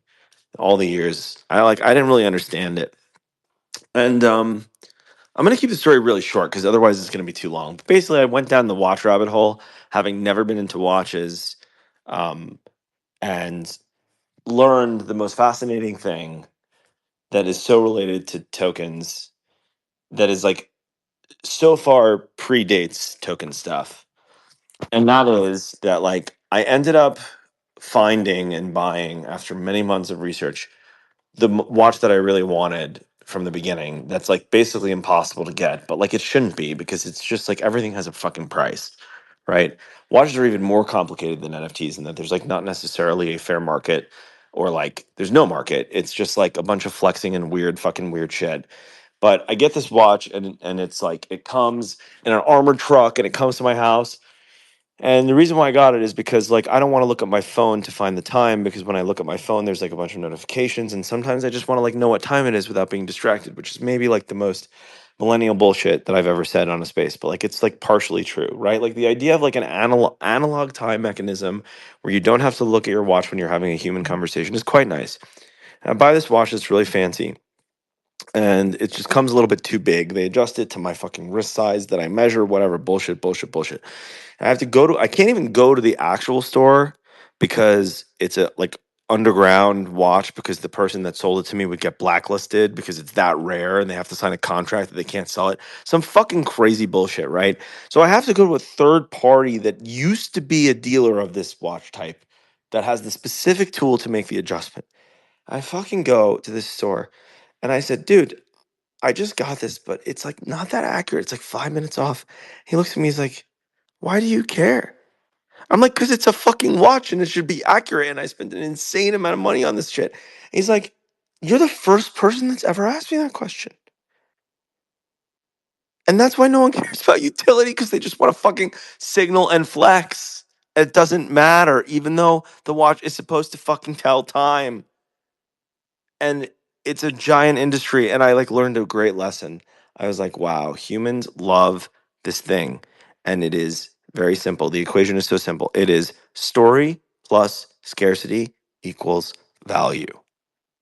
That is the moral of the story. Story plus scarcity equals value. And utility doesn't mean shit, even when it's supposed to. And this fucking watch dealer has never heard anybody say, why is this watch a couple of minutes off? Like, why does nobody else ask that question? It's crazy. But that's Anyway, NFTs that's NFTs to a T, right down to being shamed for selling. So you had to go to like an underground guy to I facilitate. literally could not go to the watch store because I would have like ruined a relationship because it's that rare. What the fuck is this shit? It's crazy. Now I'm never gonna buy another watch again. But it was funny. Well, Blouse, the thing with watches aren't about telling the time. It's about telling people how valuable your time is, okay? Like, Well, do you but clearly my understand? time is not valuable enough to me having time to go to a fucking underground dealer to get it adjusted because no one else could do it. What the fuck is that? I don't want to do that. If it's 5 Clearly, minutes I off, why made a don't you bad just change it decision. 5 minutes ahead? Because the whole point of buying the nice watch is that it works perfectly at all times when you put it on a winder Just with the get a right digital. turns per day, and it's supposed to be mechanically perfect and almost as good as atomic time and network time protocol, which is how your phone updates its time, which I did a lot of research on and is fucking fascinating. But like mechanical watches are basically a load of shit. What do you know about atomic time I principle, know a Blau? lot Look, about just I cesium microwave oscillations. I know all about it. you just made up a bunch of No, I words, but we'll didn't. go with Fucking it. look it up right now. I did not. Look it up. How I'm does not. atomic time work? Look it up. What are the first three words? Cesium, microwave, oscillations. Look it up. Do it. Okay, Look, I'm this isn't sorry. I'm done. fucking. I'm done. I'm done. This isn't I'm done. Eisen like Oppenheimer, atomic this, atomic that. Look, wait. Anyway, shout out to Selling Sunset. Look, we gotta. If you know, you know. We gotta throw this together here for a second, but I would just say G Shocks are perfect 99.100% of the time. So Yeah, because just they have fucking quartz batteries, and honestly, like it's better but less expensive. Why the fuck do people care about the expensive version? It doesn't make any sense. this is the honest truth. I've never used an actual clock. I always just look straight into the Bro, I sun. show up somewhere with this thing for the first time and everybody's looking at it. I'm like, what the fuck are you looking at? This shit doesn't work. My PFP is I mean, cooler. I'm not gonna lie. why don't you just get like an Apple Watch and then you I make the got that background your too, but thinking? the problem with the Apple Watch is that it fucking updates your text messages and then you get distracted by reality or from reality. This is the most first world problem bullshit I've ever Yeah, said on a space, but let me tell you, it has fascinated my mind all day and I just needed to vent to a bunch of people that I don't know about it, and I'm really sorry. I'm just sorry about it. I'm sorry. no, yeah, these are definitely rich people problems. Problems I'm gonna have at the end of this cycle. Problems you Shout out to already have Andrea. because you've kind of made it, bro. Let's just be real. What do you mean, kind of made it? You have made it, not kind of. Well, I'm hoping to No, make no, it. you I have. mean, You have. I mean, I'm trying to make it. Now I'm just like inputting entertainment value that's outputting nothing. So I'm sorry to the space because your boy's being a dumbass. Okay, what about this? Let's okay, we'll jump back into it. I think you made a good point. It's like, does utility matter? I guess we can have this conversation for the 100th time. Now, here's the truth. Mika, does utility matter? Okay. Well, utility not mattering is kind of a Wait, pro say it meme. again. Did you say does utility matter? Weren't you the one that you said that like it was like all about the blockchain code? When did I say that? I don't know. It was said at somebody said it. In this room? I'm just In the saying somebody My said it at some First point that Kiss was a meme coin room? look, I mean, I think we pride ourselves on our technical prowess in this space. But anyway, does utility matter is the question. What do you think? I mean, it's kind of interesting because even like now, like people are like, oh, um, mother is like cooking, which it is, but then that would be like, is it still a meme coin if there's utility? You know what I mean? And it's like that's something with utility. But then you have like DGOD also, which is like, is it utility? Like I don't know. I don't really know. I think that all I do know is that there's a difference between what people say they want and what they actually want. That's all I know. Facts. Fucking facts. That fucking clip that shit. That was great. That is a bar. I mean, we saw this last cycle too, like with like NFTs, right? Everybody was like, "Oh, I want like a doxed founder, and I want NFTs with utility." And then like, what did everybody jump to do? They jumped to NFTs with a completely scammer, undoxed founder, NFTs with absolutely zero utility. On the contrary, if you were doxed founder, you're a fucking loser. And it was Hey, just hey, well, well, hey, well, that's hey. That's mean. But I know you weren't talking about me. It's okay. no, I don't even know who's talking. Actually, I can't even see the No, speaker it's fine. It's panel. fine. It's fine. It's fine. We're No, chill. We're chill. I actually have no idea what was on the stage. Did, Okay. Well, was it Blau? Like um, it, it was was it Blau. Blau? It Was was it Blau. Blau? Okay, yeah. But no, but Blau, you did cool stuff with the coding. I have the NFTs with the coding, also and the music. Have you claimed So your royalties yet? Because there is real utility, but let me tell you something. Nobody gives a fuck. yeah, nobody gives a Even fuck. though they still work all this time later, they still fucking work. But this is why I'm fascinated by meme coins because the stuff that actually works well isn't necessarily the most valuable. It's fascinating. Truly Well, you know fascinating. what's interesting is that now the same narrative with meme coin, like the same narrative from NFTs as meme coins, where it's like I'm not laughing at it because like I'm just saying it's just interesting that that it's like this cult thing, right? Like Murad's whole theory with like how meme coins are going to solve loneliness, and it's like that's what made me get into the NFT space eh, as a whole was that and now it's like funny because we're all thinking this is like a new narrative, but this is just like rebranding, but for meme coins. I don't know. No, listen, I didn't know who this guy was at all. Like he hasn't done shit. Let's just be real. The guy's accomplished nothing. However, the articulation, But he has cult aura. yeah. Listen, his articulation is undeniably good. Do I agree with him? No. But I cannot deny a good cult leader. Like guy played his card and did a good job.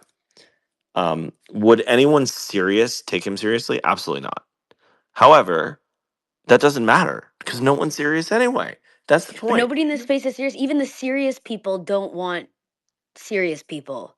Like The like serious people right now are basically all complaining in my group chats about how unserious everyone else is, and it is but they're almost always laughable doing because that. it's I would say And then they haven't always they been try doing to that, but they're pay quote unquote KOLs to deal with like, people, but it's just like this is who you're dealing with at the end of the day. I would say that it's worse now than ever before, and I haven't noticed it as much, to be completely honest. I think it's a mix between like election season and Yeah, just like yeah, the for sure, energy of for the sure. world as a whole is actually insane. So it's and Hurricanes, our World War industry's Three. amplified. Yeah, I told Yeah. you, hurricanes, World War Three, election. Like there you go, and then Yeah. like It's like crypto. Like I it's mean, mad, yeah, What are you gonna do? What are you gonna do? Well, does we're anybody just remember, like 4 years ago from today? Like, was there this much anticipation? Like, you see so many people. I mean, I feel like it's pretty much well understood, like where we are in things and where we're going. But like, it didn't seem like there was this much anticipation 4 years ago. I was also a noob kind of at the time, so.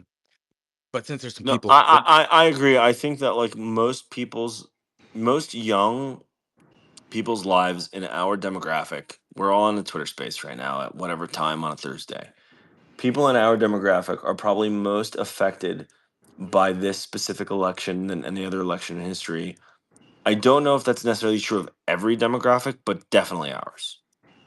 Yeah, definitely are. Like I've never paid attention to, you know, I don't know. I feel like a lot of people who haven't paid attention to politics is like okay, you have to pay attention right now, and see what's going on. There's been some interesting crossovers. I don't know, not to get political, but it's just interesting to see the presidential candidates on podcasts, like all of them. I don't know. I just think that that's interesting for like content create. Like I don't know. I feel like more people are watching these podcasts than they are like news stuff, unless it's like the debate. But I feel like people are only watching the debate because of Poly Market, which is crazy. Yeah, that's the problem. Everyone's fucking incentivized now with this market. degen culture, which is ruining the entire space.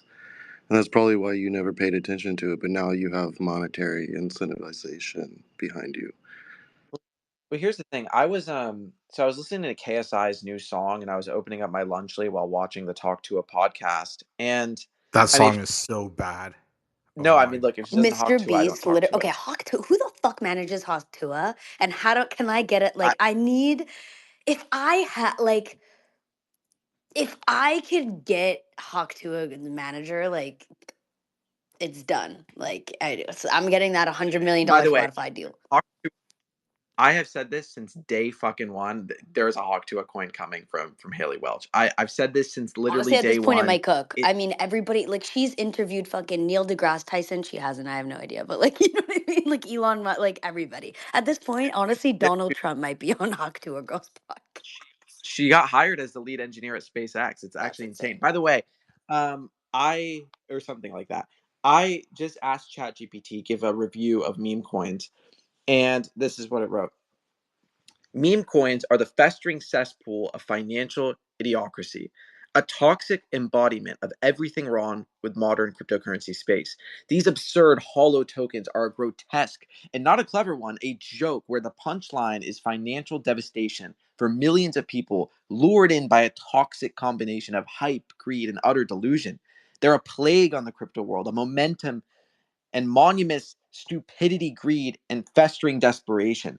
These so called quote unquote currencies are nothing but digital vomit spewed out by opportunistic charlatans looking to exploit the mindless hordes of people who think wealth can be created by slapping a cartoon dog on a coin. It's a con game, but worse than any con you'll ever see on the street because meme coins dress themselves up in the flimsiest, most pathetic disguise of quote unquote fun and community, preying on the hopeless and gullible. The sheer audacity of meme coins is only rivaled by the stupidity of those who believe in them. Meme coins are a circus of lunacy where rationality and common sense are thrown out the window in favor of internet hype and promises of unimaginable riches. It's as if we've reached the apex of human idiocracy where people no longer care what they're investing in as long as it's trending on Twitter or being shilled by some morally bankrupt celebrity. People are burning their life savings on tokens with less value than monopoly money, thinking they're going to get rich because of some billionaire tweeted a meme. This isn't just stupidity. This is willful, aggressive ignorance on a mass scale. Meme coins are designed for suckers, plain and simple. They aren't investments, they're lottery tickets, except the lottery has better odds. And at least there's an acknowledgement that it's a game of chance. Meme coin buyers have convinced themselves they're financial geniuses, but they're nothing more than pawns in a sick, cynical game played by influencers and scammers. Meme coins aren't fun. They're a global scam that uses meme culture as a cover to rob people blind. The creators and early adopters of these coins are financial predators, manipulating the gullible masses with cheap jokes and viral marketing while quietly dumping their holdings the moment the coin reaches its peak. Meme coins are a Ponzi scheme by any other name, except with more memes and a louder fan base of people who refuse to see they're being used. This isn't the democratization of finance, it's financial exploitation masquerading as a community driven movement. The so called communities behind these coins are nothing more than echo chambers of delusion, where any hint of criticism or logic is immediately drowned out by brainless memes and cries of FUD from people who are too deep in denial to realize they've been conned. Meme coins are not a revolution, they're a sickness spreading like a virus through the crypto world and infecting everything they touch with their poisonous, manipulative marketing and hollow promises. They're an existential threat to credibility of cryptocurrency themselves. They turn what should be revolutionary financial technology into a laughing stock every time one of these coins rockets up in value, only to crash and burn spectacularly. It fuels the narrative that crypto is nothing more than a get rich quick scam. Meme coins have set the entire crypto industry back years, making it impossible for serious projects to gain the respect and attention they deserve. While actual developers are working to create decentralized solutions that can change the world, meme coins are dragging the entire space into the mud, making it look like a carnival of morons and con artists, actual idiots. Moronical, one would say. Instead of showcasing the potential of blockchain technology, meme coins turn the spotlight on the worst aspects of human behavior: greed, manipulation, and blind speculation. Not only are meme coins financially destructive, but they're also an environmental disaster for no reason at all. Oh boy. The energy consumed by proof of work blockchains. Oh God. Is Naveen still here? Look, this is get. It says a cult of the clueless. Meme coins have birthed an army of brain dead fanatics, a cult of clueless who worship at the altar of internet hype and seem to have lost all ability to think critically. These I people are stupid, to say the Okay, I least. have to go to bed. shout Without I'll out my just best say friend Wiener Kobe. AI to the moon. Just kidding. Don't buy Oh that. my God. This is Definitely like don't buy you that. just get into meme coins and then you shill the ticker. It's okay. It's just the natural way. Leap, I'm Wiener actually point. impressed Good night, that everybody. you were able to read out loud like Night. for a while. Wow. I don't think this Um, generation can read out loud for that long. Ooh, yeah, it actually takes a decent bit I of have no idea. I mental. don't even know. Like, I don't think I could do it. Um, I have to focus, I Sleep. I thoroughly enjoyed that because that's what I think on a daily basis. I'm not gonna lie. Like I see some of the tickers that people show, and I'm like, the fuck is going on here? did you guys see Like the I know robots I'm or schizo and okay? unhinged, but bro, I mean, to be honest, this piece from ChatGPT, by the way, to get like, I'll be honest, I told it to be critical. So You asked I'm for a sure if I fucking told it, dissertation. Come on. Did you see the I just said robots? give the The Tesla robots, robot. the Tesla robot. Dude, the robots have been among us No, for no, a no, while. no, no, no. Like, did you see the new launch of the robots today? They're like 20, 30 grand. I feel like, no, I didn't. I'll look them up Okay, though. you Let's should, see. because Tesla it robot. was like a thing Should I? today. I'm totally getting And one. it's like Like I only don't 20, care. 30 grand. When I say only, it's like, it's real.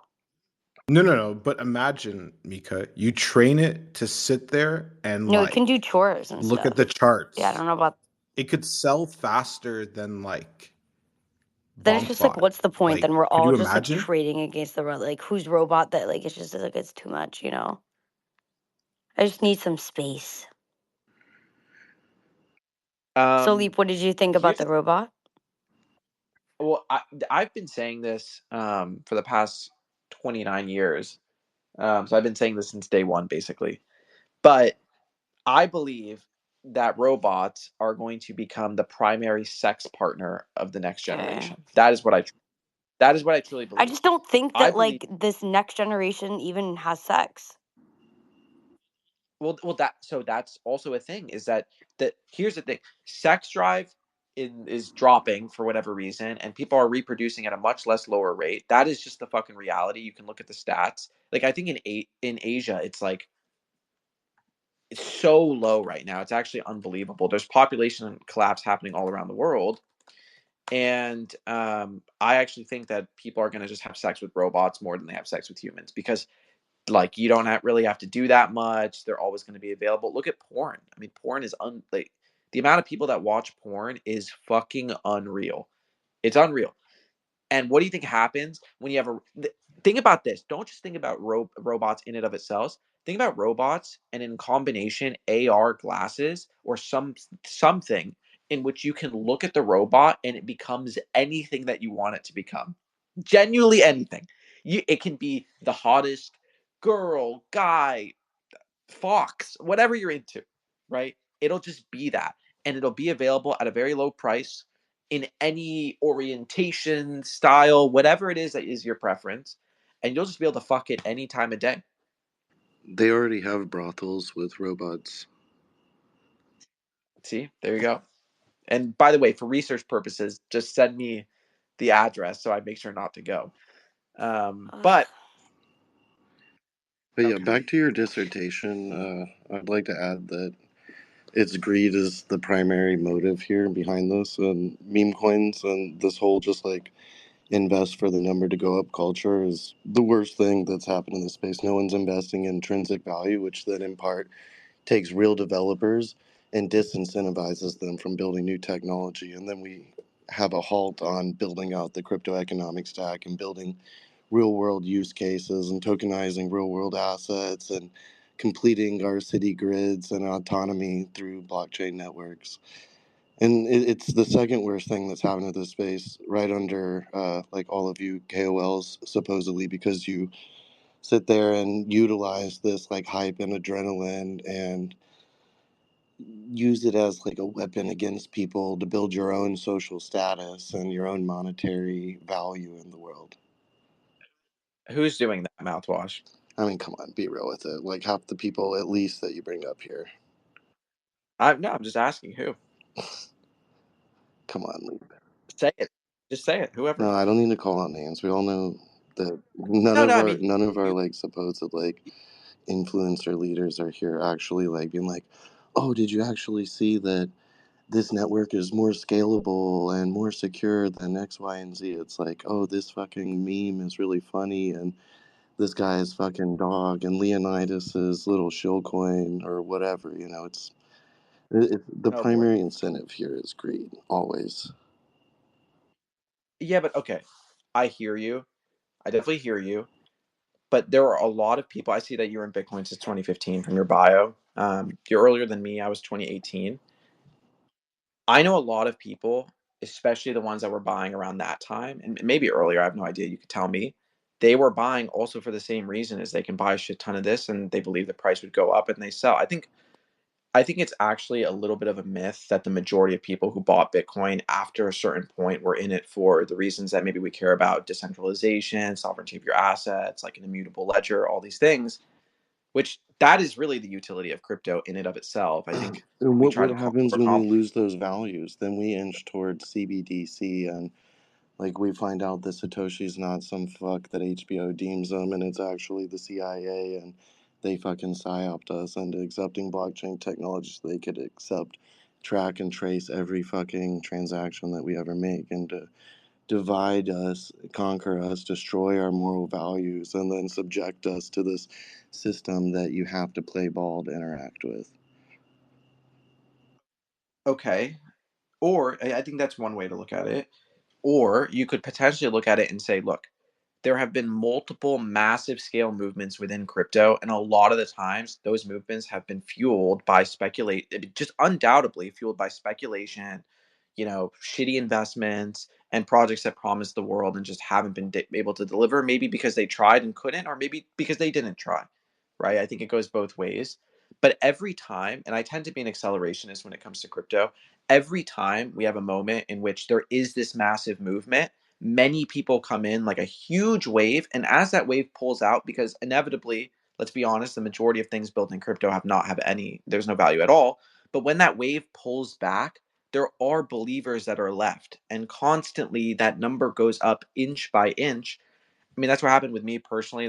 That's what happened with a lot of people that I know. I also agree with you that many people, I know people that everybody loves that I've talked to in person in crypto that have told me straight up they don't really believe in crypto. Like I have heard that from people who have pretty strong platforms.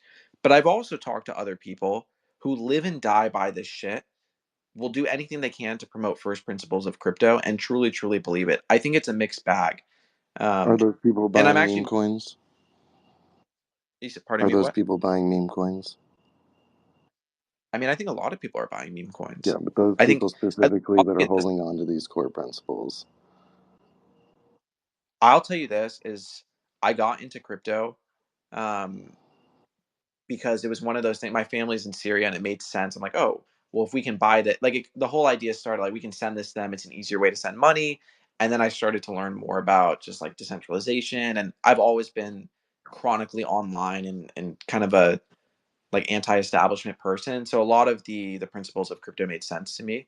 Um, I still believe them to this day. If you listen to my space, I try to preach them as much as I can, but I also enjoy the aspect that meme coins provide, just like I enjoyed a lot of the aspects that NFTs provide. I've also lost a shit ton of money, but I've also made money, and I think it just goes both ways.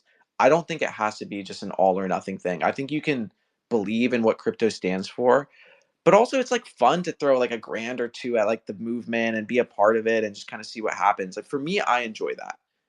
Maybe for others, they don't and they get too involved, and it becomes like a life or death thing for them.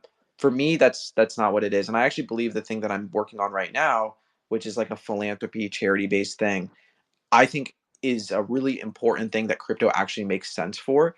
And the problem is people are building things that crypto isn't needed for. Like people are just finding things that exist already and then trying to just slap crypto on them. Where I think people should be trying to build things that only crypto can do.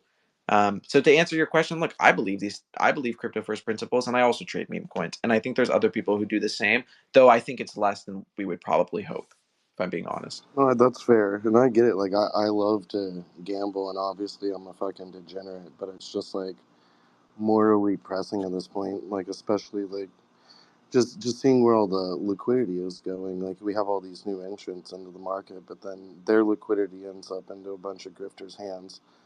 And as a developer, like I just see it and think about it a lot. Like when you're running financial models, it's like I could build some fucking retardio project, or I could build something using ZK rollups that'll give you cross chain settlement between Ethereum and Bitcoin. But where's the money going to be? Where's the incentivization? You really have to be someone like Casey that just doesn't give a fuck and wants to do this for the entire space to come in and be like, I don't care about money.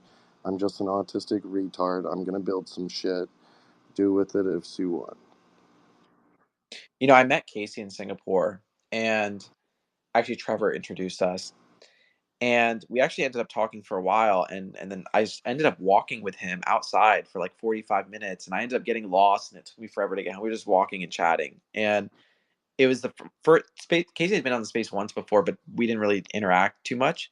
But being able to just like walk with him in the middle of the night for 45 minutes, damn near in Singapore through the streets, and just pick his brain was a pretty eye-opening experience because he actually doesn't give a fuck about money. I you would think that somebody who built something so big and so successful.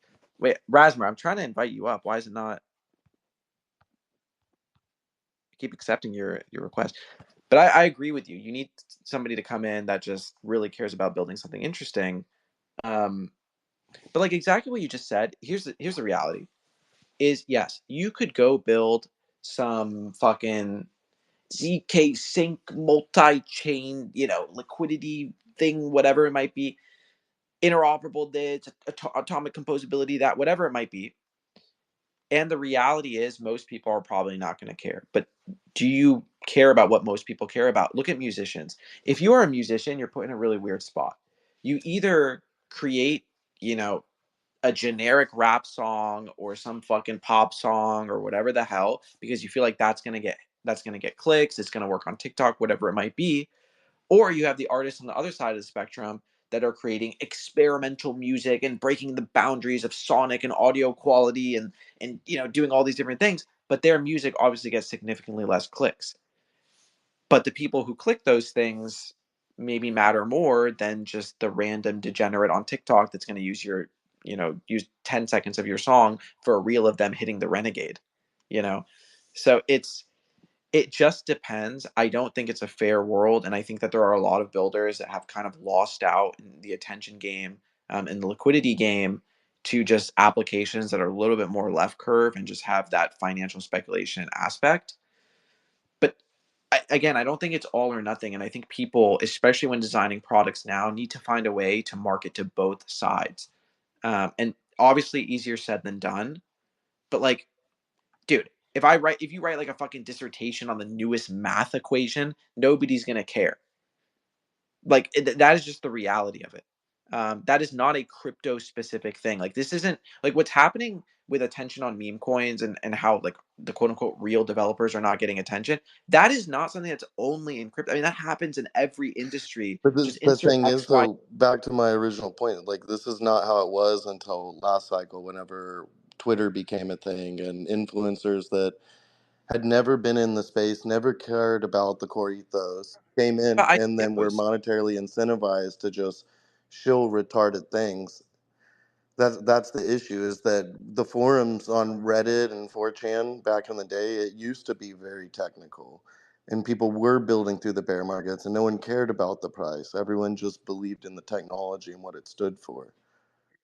Yeah, but mouthwash. What about like Bitcoin SVG, Bitcoin Cash, all the different forks, the ICO era? Like what you're saying is not true because even pre 2021, there And were like what was every ICO era? That was mainly Southeast Asia that's on Binance, just fucking pump and dumping daily tokens for like 4 months. I mean, okay, I wasn't there for that, so I'll have to take your word for it. But from what I've read, I think it was a little bit more significant than that. I mean, you had EOS raise $4 billion. You know what I mean? Like that is more than every other fucking pre-sale It combined by it was a a lot metric of more significant 20x. than that. Did you miss out on Cryptopia back in the day?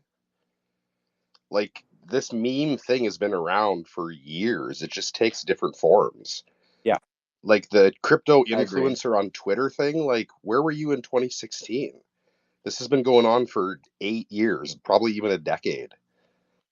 I was on Reddit in the I mean, trenches. the trenches have been on Twitter for 10 years, bro. You've been missing out. I think it's different. I started my crypto journey on Reddit, on r/Bitcoin, and I will admit that but here's the reality though, is like much of the conversation back then too, and this was 2018 when everything was dumping, so I was a little bit later, but much of the conversation was around price. That's just the reality. And two, the conversations that were technical were, I mean, they were there too. It was both of them. Um, It was both of them, but I agree with what was just said. I mean, there has always been momentum and speculative pump and dumps in crypto since damn near day one. Like from what I've read, would you disagree or would you I agree mean, with the that? entire market is speculative, right? Like, really, like, what true use cases do we have now that have like developed a true floor price? Like, we know Bitcoin's probably never going to go below $350 again because that's the price of a vial of acid whenever no one gives a shit about Bitcoin, right? But beyond that, like borderless payment system, yeah, like what are we building? We have Ethereum here, everyone's dogging on it, but we're not sitting here looking at Ethereum. We're looking at, oh, the price isn't going up, instead of like, hey, actually it's this brilliant base layer that you could think of in the likes of Linux, where pretty much all enterprise software could be built on top of, and you could think of Ethereum as the world computer. But we don't. We're just like, oh, it's stuck Not in the 2K range, it's range bound, and can't even consider the fact that all the L2s have made it significantly more efficient, and the TVL across all the L2s and Ethereum combined is actually higher than it was in 2021. But it's like, oh, number don't go up, don't care about it. Money doesn't go in it. Builders aren't incentivized to build on it, and then you have devs kicking fucking rocks. And like, and it's great your concept about artists and musicians, and I agree. And like true art, like you should never give a fuck. But this is technology, which code is art in a way. But like if you're gonna build a decentralized custodial arm or something like that, like an index that will aggregate transactions, you know, in a trustless way, even that you're going to require like a core dev team, and these fuckers need to make money. Costs money to live. You got to pay Can I salaries. can You have to have a big can engineering I ask him a team. question, Lee? Are you just Yeah, like, please. and I'm just, this is like legit, just like asking. I'm not trying to be rude at all, but are you like hopeful that it would be this right way, or do you like Oh no, no, no, not at all. or like, I'm not being a pessimistic hipster, dude, and yeah, I'll degen. I'm just saying that like it's where this mentality that ruins the space and is holding us back. We should be a lot where I further was along getting at anyway. though is that like literally since people made money anything, the stock market has never been legit, and that's the closest thing to compare it to. So like I don't disagree with a lot of what you're saying, but like there's a lot of good stuff going on. And You know, what's the stock market like? Buying bonds? You're buying fucking oh, American I debt know, no, I'm notes, saying like basically. Like, you're you buy a stock, you're not buying a part of the company. You're not buying anything of intrinsic value. It's exactly. some fucking Ponzi mechanism created by some fucking Jew banker. Sorry to say it, but this is how the Federal Reserve and central banking system started. Like, your money is not run by the government. It's Federal Reserve notes. They're not a fucking an entity run by the United States government. It's a private organization, and these are fucking debt notes to the Federal Reserve. Sure, but also like I also don't like maybe that's not what you meant. I mean, I don't appreciate the Jew comment. Truthfully, I think a lot of those narratives that's like a very Twitter first thing, to be honest. Like Twitter loves to hate on Jewish people No, I don't hate and Jewish like India. people. That's just the truth. Like, who fucking founded the central banking system? Who created the Federal Reserve? Who were the first people Okay, I don't loaning want to. notes across Europe for you to get gold? You fucking get a note, one city, you travel to another city, and you can pull out gold there. What family was doing that? Okay, I will say the obviously the U.S. dollar is. We'll just speak on that. I'm not going to get into the whole. I mean, that other conversation is just a fight. Gets us nowhere, truthfully. But in terms of U.S. dollar, I mean, it is backed by something, right? It's backed by the fucking military. It's backed by the freedom you have in the United States. And yeah, United States is not perfect, but fucking dude, where my family's from, the Middle East, like this is a heaven compared to almost anywhere else. So I don't. Yes, it's not backed by gold, and I think getting off the gold standard was like took us down a path that has obviously led us here. And infinitely printing money is not good, and I think we kind of fucked ourselves, or the government fucked themselves. But it's not like the U.S. is not backed by anything. We have the strongest military in the world. We have the most freedoms, in my opinion. And I still think it's a great country. So that's what I think it's backed by. I think it's backed by the democracy, which is not perfect, but it's something. It's a good start. And also, the U.S. is only like a few hundred years old. I think we've done pretty fucking good for the amount of time that the U.S. has been around. So maybe if we can adopt some sort of Bitcoin standard that can work simultaneously with the dollar, and we can like figure out some sort of thing that like obviously a CBDC is not the answer. Trump has said, whether you believe it or not, that if he becomes elected, that there's not going to be a CBDC. So that would be a great first step to be there, because I don't think that's the answer either. I mean, what the hell? Um, Now, the reality too, though, with crypto, and we do talk about this as well, is I do get worried that we're onboarding the world into a mass surveillance system. That is the reality. Like what just happened with Murad with the 24 mil, that's going to happen to every single person ever. Like as crypto just becomes more, unless you're a beast, unless you're ZK Shark and you went to Best Buy with a new laptop and a mask, unless you're that, then every single person, every piece of your assets and your on-chain history is just docs. And I think that's why I'm not a crypto maximalist in that sense, because it does worry me. I hope that there is a solution in the future. um, so I don't know. I mean, like, it's a complicated issue, and I wish I had like the answers for these things, um, but I hear you, Mouthwash. I mean, I think you make some good points, and I think a lot of people resonate with what you're saying, because you're not wrong.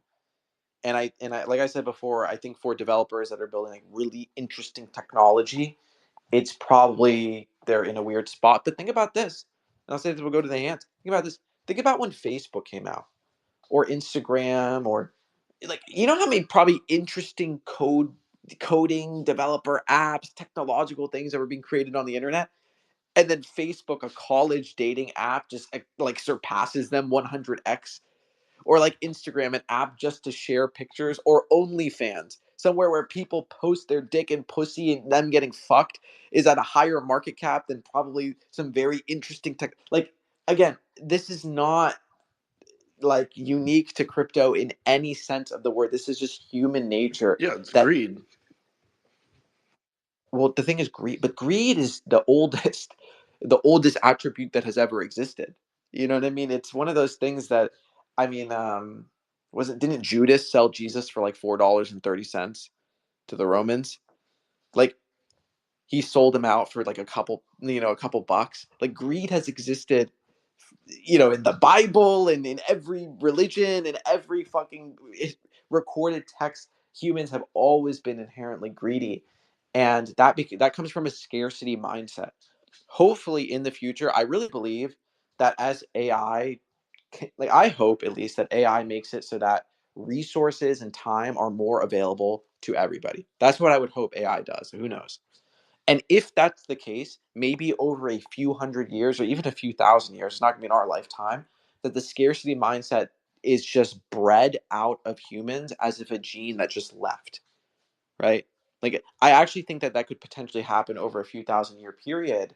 And maybe we just don't worry about it because everything is so available to everybody. You have unlimited time, you have unlimited resources. Money's not a thing because AI does that. Who knows? Or it could go in the opposite direction and AI takes over and the Matrix happens.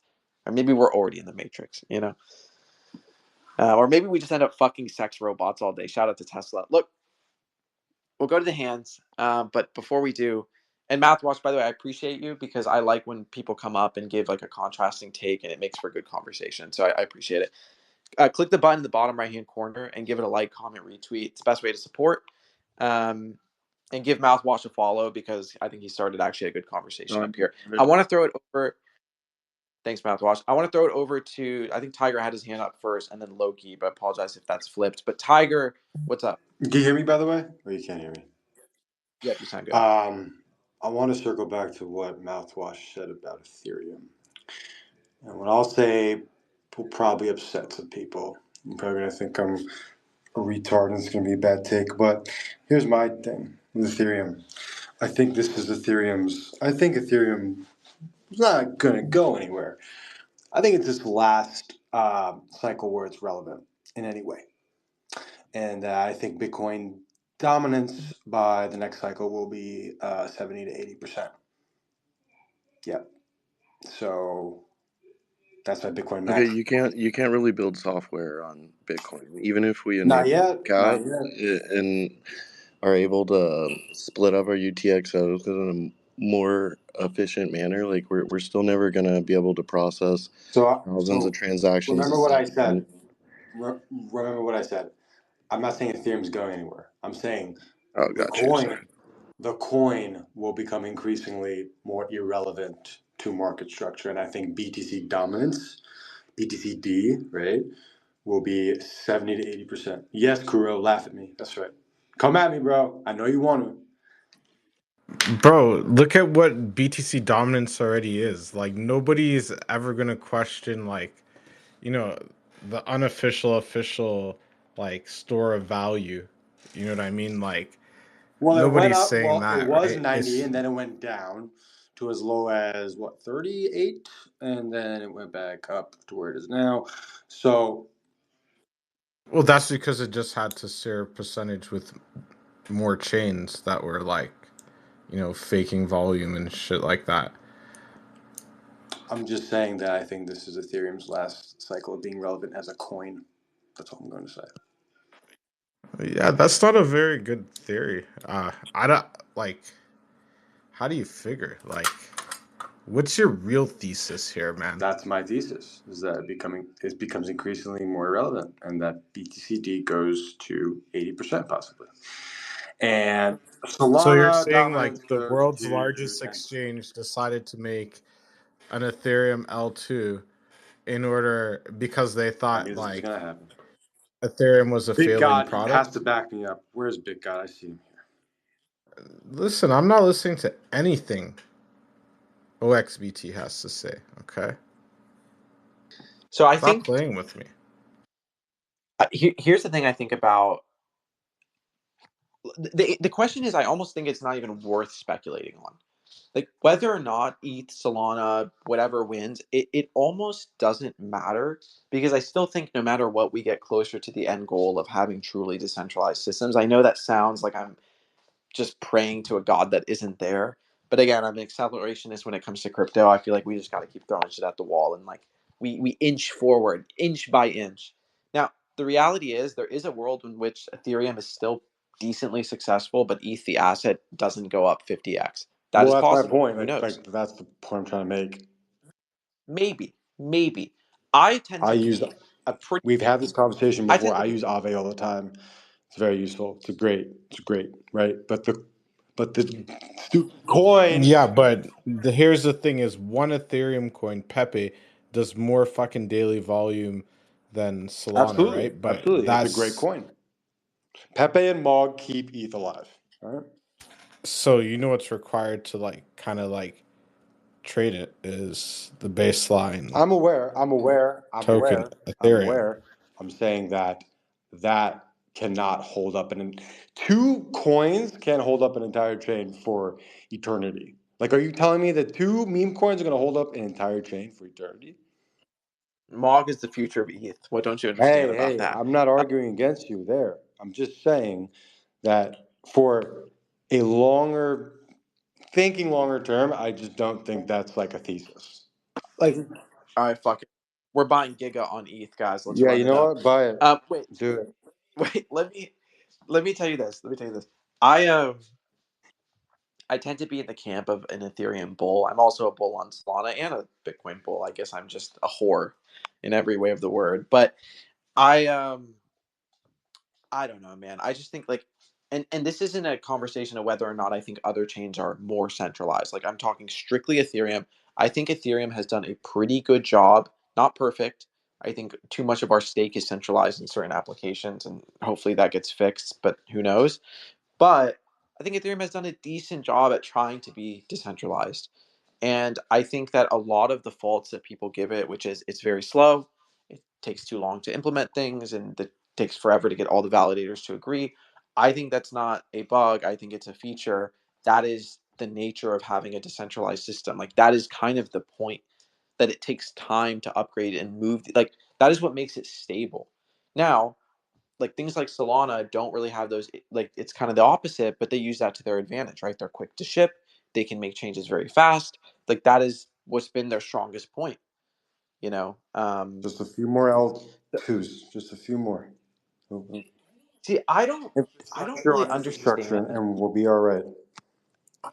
I just think that the L2 hate has become a meme. And whenever something's a consensus sentiment, I tend to disagree with it.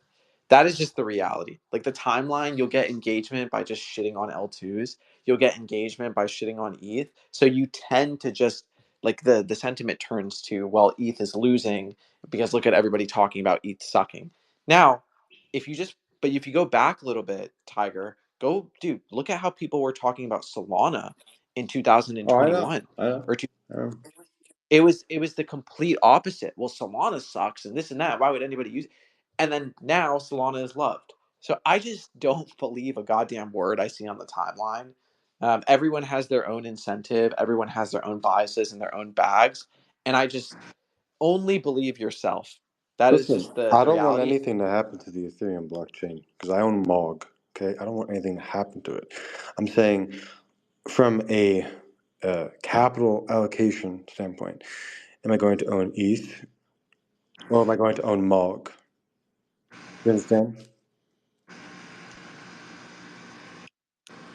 Uh, okay. Well, I mean, I guess we're gonna have to wait and see. I mean, I would hope that Ethereum does well, because I I think it's just don't cool. understand the thesis and what the basis is. I mean, it's the consensus It is sentiment that not ETH sucks right consensus now. That's that Bitcoin D is going, or BTCD is going to 80%. That is not the consensus. I mean, there's Like, a lot of people that believe that Bitcoin will just dominate everything. Because it will. I mean, maybe. I mean, I love Bitcoin. I think it's always going to be the biggest, but like that doesn't mean there isn't room for other players. That's like Oh, of course. it's like Of people course. saying, "Oh, I'm not saying because there's no room Steam for other exists." players. I think we're missing what I'm saying here still. The chain will be the chain. Ethereum will still be Ethereum. I'll still use Ethereum for some things. Am I going to have large bags in Ethereum for a prospect of price appreciation more than other things? Probably not. But you wouldn't hold Bitcoin for price appreciation either. Like you could put that shit in a meme coin and you can get 1,000x. You're not getting 1,000x on Bitcoin.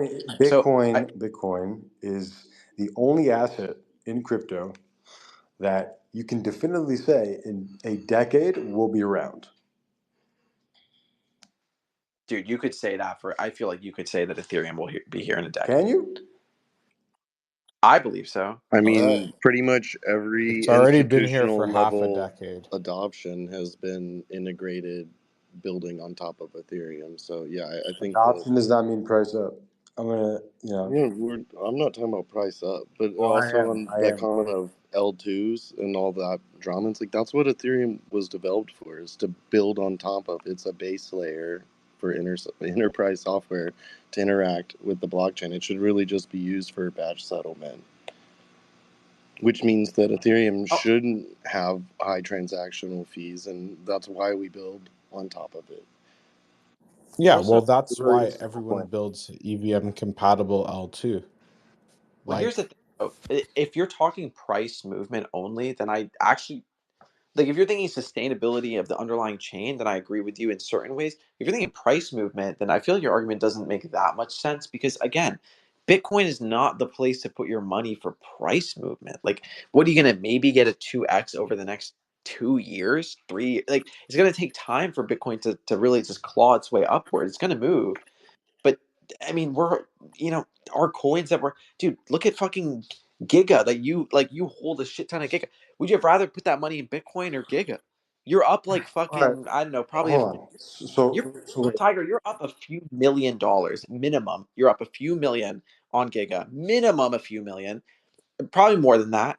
And like it's in a fucking shit coin on Solana that let's be honest has less liquidity than probably the next 10 coins combined, like respectfully.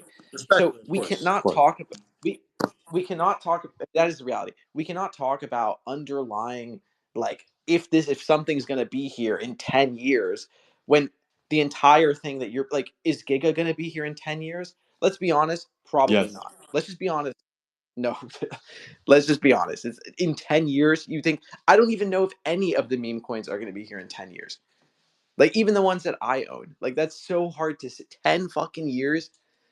Like I don't know if Mog's going to be here in 10 years. I don't know if any of this, like that is such a crazy thing to say. So if like that's why we really have to define whether it's price movement we're talking about or just long-term thesis and I'm gonna say stability. something. So the Bitcoin ETF was launched so when the flows started to come in for the Bitcoin ETF, price went up. Well, no, I'm sorry. I'll rephrase that. Since the Bitcoin ETF was approved, price is up roughly 30 to 40%. I believe ETH, since the ETH ETF was launched, price is down roughly the exact same amount, but down, right? So roughly 30%. So I'm not sure what you mean. Yeah, the ETF price movement has been disappointing Oh for yeah, sure. and that was like a big thing, right? So It was a big. I'm not yeah, disagreeing with you there. I'm not disagreeing with you there. But I also think things take time, and I just don't think the bull market has really I kicked off. agree. I I think agree we're with you there. getting there. Um, but look, if we're trying to bet on what's going to be there in 10 years, and I can only make one bet, I'm picking Bitcoin. Thank you. Thank you. Fun, like That is my point. 100%. But I'm definitely not picking, like, if I can only pick one. If I can pick three, I'm picking Bitcoin, ETH, and Solana. If I can pick two, then I have to go back and forth and make the decision between ETH and Solana because they're two fundamentally different products that work completely in different ways, and it's just hard to say. It just is because I think like I was trading on Solana today, and dude, it's just so nice to have those instant transfers. And then you go on Ethereum, and I was trying to buy a coin, and it literally just I had to move my slippage up to 25%, and the transactions kept failing, and I was losing like $10 every You time. know, everybody complains So about trading on Solana. I have never had a bad experience trading on Solana. I don't know what the problem is. The problem is Skill that issue. Solana Foundation I think fronts it's the a skill cost issue. for I don't the know, man. majority of the transaction fees. And it's actually programmed to fail. It might take 10 years, but it's going to fall apart. well, This is all here's the thing. We're spaghetti gonna have code, all right? It's all fucking. I think Solana is one of those things where I mean, they just threw like they're try for them. It's like we got to make it work, and we got to make it work fast. Sometimes that means that things break. That is just the reality of building difficult things. Like that is the fucking truth. Things break. Now, it sucks when it's the blockchain, but in Solana's defense, I don't know, man. It's just a better experience. Now here's the reality too: is I am a still I still believe in the L2 thesis. I don't give a shit what anybody says. I genuinely do not give a shit. I also believe in atomic composability. I believe that we'll be able to it is like a very far-fetched thing, but I do believe we'll be able to interact and move seamlessly between L2s. And I also believe, just like you have no clue what back end fucking Instagram, Facebook, or Twitter is running on, we won't need to know the back end or even I don't even think we'll need to operate on underlying like the way that we operate on ETH mainnet now will be looked at as archaic in the future, in my opinion. Now that doesn't mean that we just completely ignore the mainnet because I think that's also a huge mistake too. I think it's good to have things on ETH mainnet, Sure.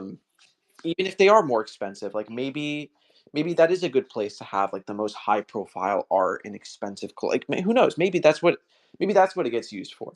But I know that when I'm on L2s and I'm using something like Base or similar things, it's a pretty fucking damn near similar experience to Solana. It does suck to bridge, but it sucks to onboard to any chain. You know, if you want to buy Solana, you still have to. I want your I opinion. mean, I it want depends. your opinion on this. So we've always equated adoption with price appreciation, and so far that's kind of been true. Do you think there's a scenario? Because I think there's a possible scenario. I don't want that to be. There's a possible scenario where adoption can increase 10, 20x over the next 10 years. But that doesn't necessarily mean that there's a perfect correlation to the price being up in the same fashion. It'll probably go up, but maybe not as violently as it was when it was younger, when the industry was younger. And that's just a law of large numbers, right? Like it's like a higher market cap than it was in 2017, right? So, No, I totally agree. I 100% agree. Like there could be a world which maybe people don't want to agree with, but or acknowledge that we genuinely see. Let's say there's a reason they say this could be the last super cycle. Let's say we do go through a crazy cycle and we go from 1 trillion, 1.5 trillion, whatever the market cap of crypto is. Maybe we hit 5 trillion. Maybe the whole thing 5x's. That's a huge jump. Let's say we get there. It's very possible that we chop for a decade. Maybe. You know, I everybody don't know. always Bitcoin, says you're last cycle, last cycle. It's, for the past 20 cycles, it's the last one, man. It's not. but I also think Listen, people are there's a always gonna want to fucking throw shit at the wall, right? Like, it's not the last cycle. no, it's not the last cycle ever, but you have to. I'm just look. This is the sake of experimentation in terms of the conversation, right? This is all hypothetical, but there is a world in which going from 1 trillion to 5 trillion market cap of crypto is a lot easier than going from 5 trillion to 50 trillion. Like, How who about this? knows? By 2030, total meme coin market cap is 5 trillion alone. Leap. I believe that. I actually by 2030, that's only 4 years or 6 years. Roaring 20s, buddy. Come on. Maybe Very I possible. don't know. Dude, if Can you? But here's the thing, though. If it does go to 5 trillion, and a lot of the winners now are the Man, winners. I will. Man, oh god. I mean, here's the thing. You're going to be, first of all, you will be a billionaire. Second of all, everyone will be so goddamn rich. The thing is, who the fuck is going to hold for the next 5 years? Like, that is, like, Murad is even like, I'm out next year. Well, no. You know, so Now it's, Murad's never selling. So I had this conversation with him, and yeah, meme coins are going crazy high over the next 12 to 18 months. But what he also has agreed with me on is that there is a longer term theme for meme coins that is not just a year, it is 3 to 5 years, right?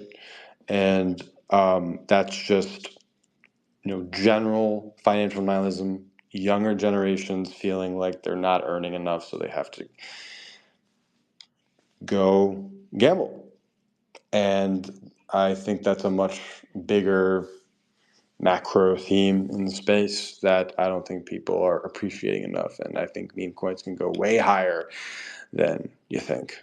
Very, very disrespectfully high. And that's why people hate meme coins, because it goes against everything that someone with a proper education knows, right? It doesn't make sense. It's the ultimate indicator. Like, meme coins are the ultimate indicator for who is a mid curver. It's perfect, right? I mean, I'm bullish on meme coin. Look, here's the thing. I made the mistake last cycle. I had Shiba January 2021, and if I had held, it was worth 20 million. But I sold because I didn't understand how crazy meme coins could get. I mean, do you think that to somebody who is brand new to trading on chain, right? Like, that's when I really first went on chain. I had no concept of fucking.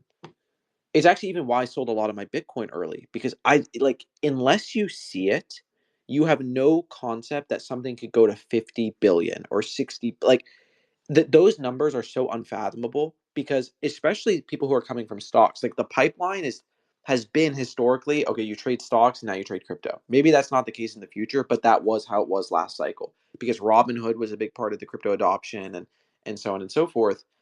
So the idea of, like, a stock gaining 5% in a day is unbelievable, right? This huge. Yeah, like And then like you're if in Apple crypto is up and it's 5% a day, that is 150 billion in market cap increase. Like, that is massive, right?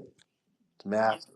yeah, but that's the point, though, is that once things get that big, it becomes harder for them to grow. Of That's why I'm course. saying that, what, like, I believe, by the way, I genuinely believe $1 trillion market cap this cycle for meme coins and assets. I think it probably happens. But once it gets there, dude, it's gonna be. I think it's going to be tough to get to 5 trillion to 10. Like, it become exponentially Of more course. difficult. Yeah. And the things that we like now, Mog, Giga, like Brainlet's one that I'm in as well. And then there's like some other, like, there's a ton of I'm not in PopCat, but like PopCat's really successful. Mute, like, there's a ton of these coins. Um, I actually like, a lot of these are new coins. The coins from last cycle are not really pumping. Shiba, you know how hard it is for Shiba to pump right now? It's just very Shiba's difficult. not So, it's not really a meme coin anymore, well, yeah, they're building, like, they have the L2 Shibarium, and they have Bone, and like all these different things that they're doing. But they actually just raised. I think Shiba just raised, interestingly enough, a couple months ago. But They should have put dog health records on chain. yeah, let me I call will them. never use that, bro. What was the premise for Why raising not? capital for Shiba? What? I just wouldn't. I like just having my dog's health records in my little cabinet, I can just grab it. But So, Shiba went like, if six. you randomly want to go to a vet in another country because you're traveling with your dog, you want to carry around that little No, I folder have with a you. digital version. I'm This just is saying. why you don't understand. This No, no, is no. why I know, Kuro, like, Kuro. your whole thesis is happenstance. Like, I don't I'm get you, making a bro. joke, man. I literally have a digital version. Holy shit. God damn. Fuck. Okay, first of all, can everyone just chill and I go just sit need on my Kip? bags to pump, Yeah, guys. bro. Like, just relax. Everything's gonna be fine, man. I'm getting back. I'm Everybody getting go. back to the books soon for you, Kuro. All right, getting back to the order books for you, bro. Okay, what about this though? And by the way, everyone just go grab your Prime, your Lunchly, and just relax here for a second as we get into the next part of the space. Tell me about Richard Hart. Like, where are the Hexicans? Because that is the ultimate Best to cult. ever do You it. want to talk Richard about cults? Hart's like, oh my god, I gotta, he's a piece of shit. I got, He's the best meme I coin gotta founder in the give this world. guy a little bit of credit. Like, holy fuck, he's not stupid. Like, he's really not. And they can't find this motherfucker. It's amazing. It's amazing. It's just amazing. Best to ever do it. Maybe he's in I Azerbaijan, heard but Switzerland, um, but just a rumor. Just a rumor. that was a meme coin in a way. This is something I think about too, and I think I've asked this to a lot of people, but let me know what you think. I actually think that a lot of meme coins eventually will not know what to do and they'll just launch L2s. And I actually think, there are L2s being built on Solana right now, which is funny enough. Yeah, it's retarded. Um, I don't know. dude, I am telling you, as much people are hating on L2s on ETH right now, give it a year and a half. There's going to be a shit ton of L2s on Solana. Whether or not they're successful or not, I'm unsure. I guess the argument is they just want more control and more block space, but dude, it is gonna happen there as well. It just is. But they're not calling them L2s. The Solana community has basically called them network extension, so it's different, guys. Trust me. But it can happen. It's gonna happen there too. I think that's the inevitability of most chains. Is that here's the thing: applications once they get big enough and they generate enough revenue, they don't want to pay fucking the fees to the main See, net. Why should they do that? They start their own L2s and then they gather all the fees themselves. That's what they're the gonna do. biggest problem I have with this industry, what I've always had, is that there's a whole lot of words, whole lot of word salad, not a whole lot of business. Okay, like you look at Meta's business model. Okay, they sell targeted ads through an AI recommendation engine that is very, very, very incredible. Okay, they make a fuck ton of money, high margin, ton of profit, cash flow free. I've looked at DEX for like real world asset this, like fucking EVM this, EVM that. I'm like, what is the business model? Like who is the target customer base? What is the deal? It's a lot of words, not a whole lot of business. So maybe figure out the business first, right? Like what are we really trying to accomplish here? Right? Like, this is what frustrates me. And what about this? Also, I'm looking at. I agree with you. There's a lot of words in crypto that are just complete nonsense. It's all just like, can you come up with a cool narrative? Unfortunately, but listen to these comments. These are pretty funny. So I try to read all the comments, but they said, "Who are these washed ass boomers?" What was that was from Yella Habibi, Apparently, I'm a and then boomer at 30 years old. Yeah, fuck's sake.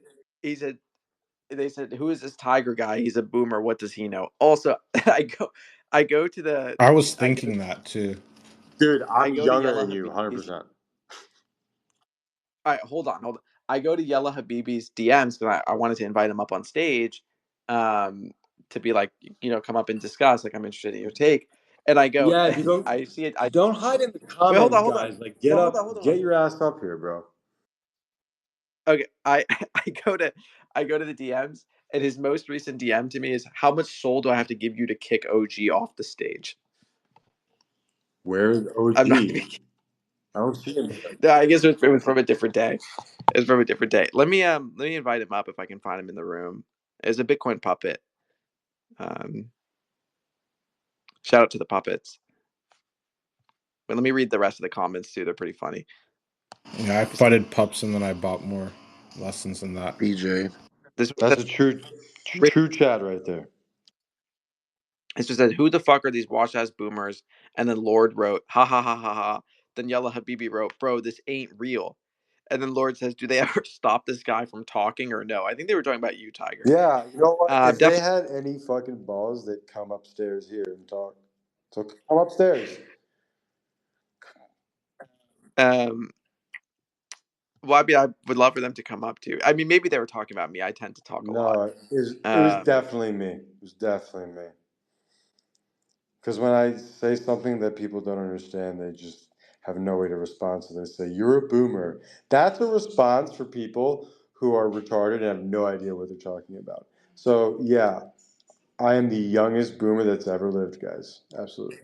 Wait, okay, here's a comment that says Tiger has no idea what he's talking about. He's never held a Bitcoin puppet in his life. That's actually not true.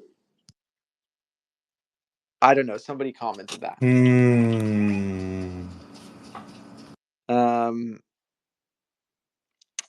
Let me see what else. By the way, guys, if you do the comments in the bottom right hand corner, I'll try to read them all on stage here. We'll do that. Any comment that gets written in the next 5 minutes, I'll read. Let me see. Oh, Lord, good to have you up here. All right, Lord, you said Tiger has no idea what he's talking about. He's a boomer. You can just hear it in his voice. He's totally washed. What did you mean by that? I didn't What was tweet that. I look, whoever said it doesn't But really matter, what okay? happened was Yalla Habibi said something about boomers, and then I came here and started trolling. And then somebody was talking about the Jews. So I said, stop talking about Jews and tell the guy to buy meme coins. But I don't know who the boomer was. Do you not know how to read Leap?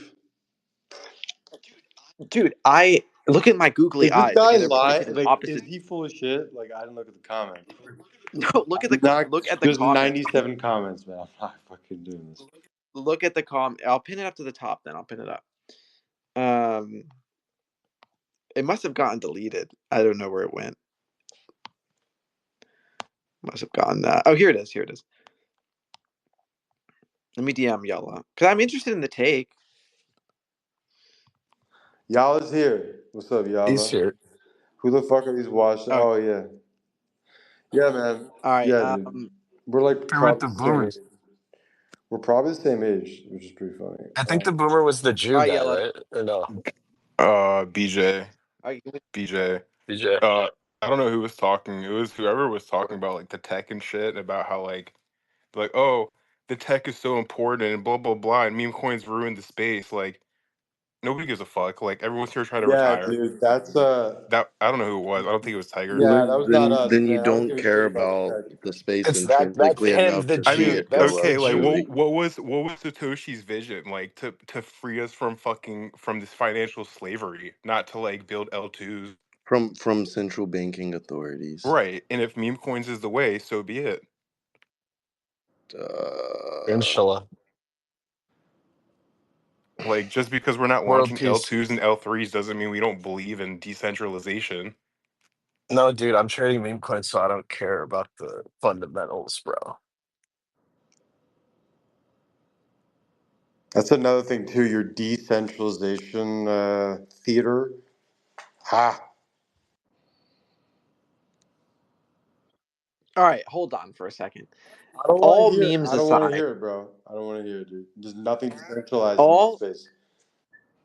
all memes aside, all jokes aside, to Lord and Yalla, you guys, do you believe in like crypto first principles and technology and the AI sex robots? What do you think? I'm for the robots. Yeah. Okay, what about the first part? Yeah. Yeah. No, on a real level, yes. I think all of this is very important, but I think almost all of it is straight up bullshit. Ponzi's and garbage, including a lot of the stuff that people think is actual technology and actually bullish for just regular civilization, which it's not. It's for them to come here and buy your bags. And Every I don't think a lot of people won't admit that, but it is. no, dude. I say it all the time. Like, you owning fucking ZRO is no different than you owning any other meme coin. They're all meme coins. Okay, like Tau, AI coins, FET, like they're all meme coins, right? So, yeah, and they don't represent. You own hot air. You own hot air. Yeah. There's no legal right or claim to anything of the protocol when you own that fucking token. That is it. Yeah. Yeah. Well, that's not No, true. it is That okay? true. It literally is I don't true. think it's that. Okay, let's It's not. contextualize this for a second. You don't own equity when you own the token. No, that is true, but I don't think that's what you're trying to own. I think the biggest misconception is that, and even I used to think this, is that like you're buying a token, NFT, whatever, it's like you own a stock in the company. That's not true. what is true to me, this is my own personal opinion, so just take that with a grain of salt. And I'm not an expert on this shit, but it's just what I think. Is that, like, let's say I buy, like, there's XYZ protocol, whatever it is, and let's say that protocol, it could be an application, it could be a chain, it could be whatever. I think the main tool of a token, and this is why we always get caught up on this utility conversation. The utility is the fact that I believe that most applications are inevitably should be governed by the people who own them. And that's the whole point of the token, is that all of these people globally, in a non-censorable way, uncensorable way, regardless of borders, can have ownership in terms of the voting rights and how a specific protocol is being utilized. Now, like, let's say the protocol owns a treasury, has a big fucking treasury. Like, me as an owner of the token, I should have a say in how that treasury is used because I have a stake in the use case of the protocol. I believe that whether it's application or L2, these are all networks, and you should have a say if you own the token. That's what I believe tokens are for. I think they're for governance. Unfortunately, governance, DAOs, and everything in the third, this, that, and the third, they've all kind of sucked up until now. But I mean, that's what you're owning when you buy like, I think the idea for, like, let's say the Uni token is that if you buy the Uni token, you have a say in the voting process and how the fucking treasury is used and what the protocol Do you? I does. mean, That's the you whole point. technically do, but do you really do? Like, I You do. mean, You can vote. yes, you can, but You do. like, Does anybody care about that though? Like if the number's going down? Well, then if the number is going down, then I think the community of the people who hold that fucking token should do something about it. I mean, I think that's unrelated to whether or not the protocol is interesting. Like, wait, okay, Do you so think like, any of these protocols like really will last long? This is like a serious question. Like, do you think these protocols will last long term if they can't like make people money? Like, do you think the goal here is to build like good tech if like people aren't making money? Like this Shape L2 thing, like okay, another L2, and they launched this meme coin yesterday, and like I mean, it pumped hard and then dumped, and like you know, but my point is like they understand the importance of meme coins in this space that they launched their L2 with the meme coin to get all the attention. So like if they make people a lot of money, they'll probably have a cult. If they don't do well, like they'll probably like turn a lot of people off. So do you really think like, all this tech matters if number doesn't go up at the end? I don't know. Just so wait, what is the no, I most mean, of course. successful Web3 business Okay, I'll answer that, but I this will say year? number going up is super Of important. course. So what's I like, what'd you say, the Carter? most successful Web3 business this year is Pump.Fun. Why? Because, Well, because, because it made launching because, meme coins and easy. it's in demand. That's what people want. Of Okay, course. so Well, I mean, did you know that most Web3 businesses are not fucking successful? yes, Do yes, I you know that. know Also, that the most successful crypto businesses are not in Web3? They're in Web2. yes, they're like Or exchanges and they're stuff, and it's all quasi Web2. banks or hedge Yeah, funds like stablecoin issuers. but let me say this though. I'm going to pitch you Very this. decentralized. Imagine, and because I mean, look, I mean, crypto's story is just being written now. Like, we're fucking a decade into a brand new financial system. Like, do we expect all the answers to be here in front of our faces? System. Of course, Same. we have to. No, but just hear me out. If there's a So I believe that number going up is really important because value going up is important. It's the same way. Look, I compare everything to MMOs because I think they actually are very similar to crypto cults and movements that we see here in Web3. But if there's an MMO and it's really fucking cool and interesting and maybe they have some unique mechanics, whatever, but nobody is playing the game. There's like no players. You can't find groups to do dungeons with. The game is basically dead. It doesn't fucking matter how pretty the graphics are or how interesting the combat mechanics are. There's no one fucking playing it. People have to play the game. And playing the game typically means, price is going up and people are involved in it. So that is a huge part of the current financial landscape of crypto. But here's the thing. Imagine there's an application. An application has, like, let's say $5 billion in its treasury. Right? That's possible. Like, maybe it's in its own token, maybe a combination of things, whatever. It's 5 billion in the treasury. I mean, that's a lot of money that can be fucking moved around, and there's going to be people who want to move that money. So holding the token gives you access to have a say in how that money is used. And if that application is really successful and you care about it being successful in the future, you are going to vote in ways that make sure that the application works well. And I think that's inevitably the point of all these tokens is just voting and governance. And I believe that's the end game for meme coins. I believe it's so funny. All these people hating on L2s. I promise you your favorite meme coin, give it a year or two, is gonna launch an L2. Like Shiba did it because it's what fucking happens. You want your own network, you want your own block space, you want control over it. That is what is going to happen with most of the big meme coins. And just clip this, record it, and revisit it in 2 years. It's just so funny how these things are going to work, and we're seeing it already. But does the So yeah, voting and those work? Like, tokens. does voting really work with tokens? Like, we've seen DAOs and like how they've tried it over and over in voting rights, and like it just never. Like, even with the ApeCoin DAO, like there's always some whale that just will fuck everything. Like, I mean, I don't know. Like, it's not very decentralized when people with more money can like control the game. I think like Bitcoin's really as decentralized as it'll get. And Like, to me, like just stack all these meme coins and flip them into Bitcoin is my end goal personally. But like, Thank I don't, you. Thank you. I don't think like voting for these fucking VCs and shit is like my plan. Like, fuck all that shit. They can do it on their own, and I'll just take my money. That's How just my does how personal. does owning how does owning a governance token translate to value accrual to the token? I mean, you have to vote in ways that make the Exactly. Thank you. application. right. And as far as DAO's working, ENS is actually working sustainably, and they do have Okay. a fat Yo, treasury. how come Uh, nobody uses the Shiba Inu layer 2? Isn't it dead? Because it sucks. Yeah, it sucks. It's dead. I Here's think the I shit think day about Shiba one Inu in general. on day one, the bridge like fucked up, and I think like a lot of money was just I think like Spaces is I gotta give the glitching. I props. can't hear anyone. You need to take a lap. Wait, Trippy, I'll drop you and bring you Take back a up. Hold lot, on. man. Take a lot. Okay. I saying that like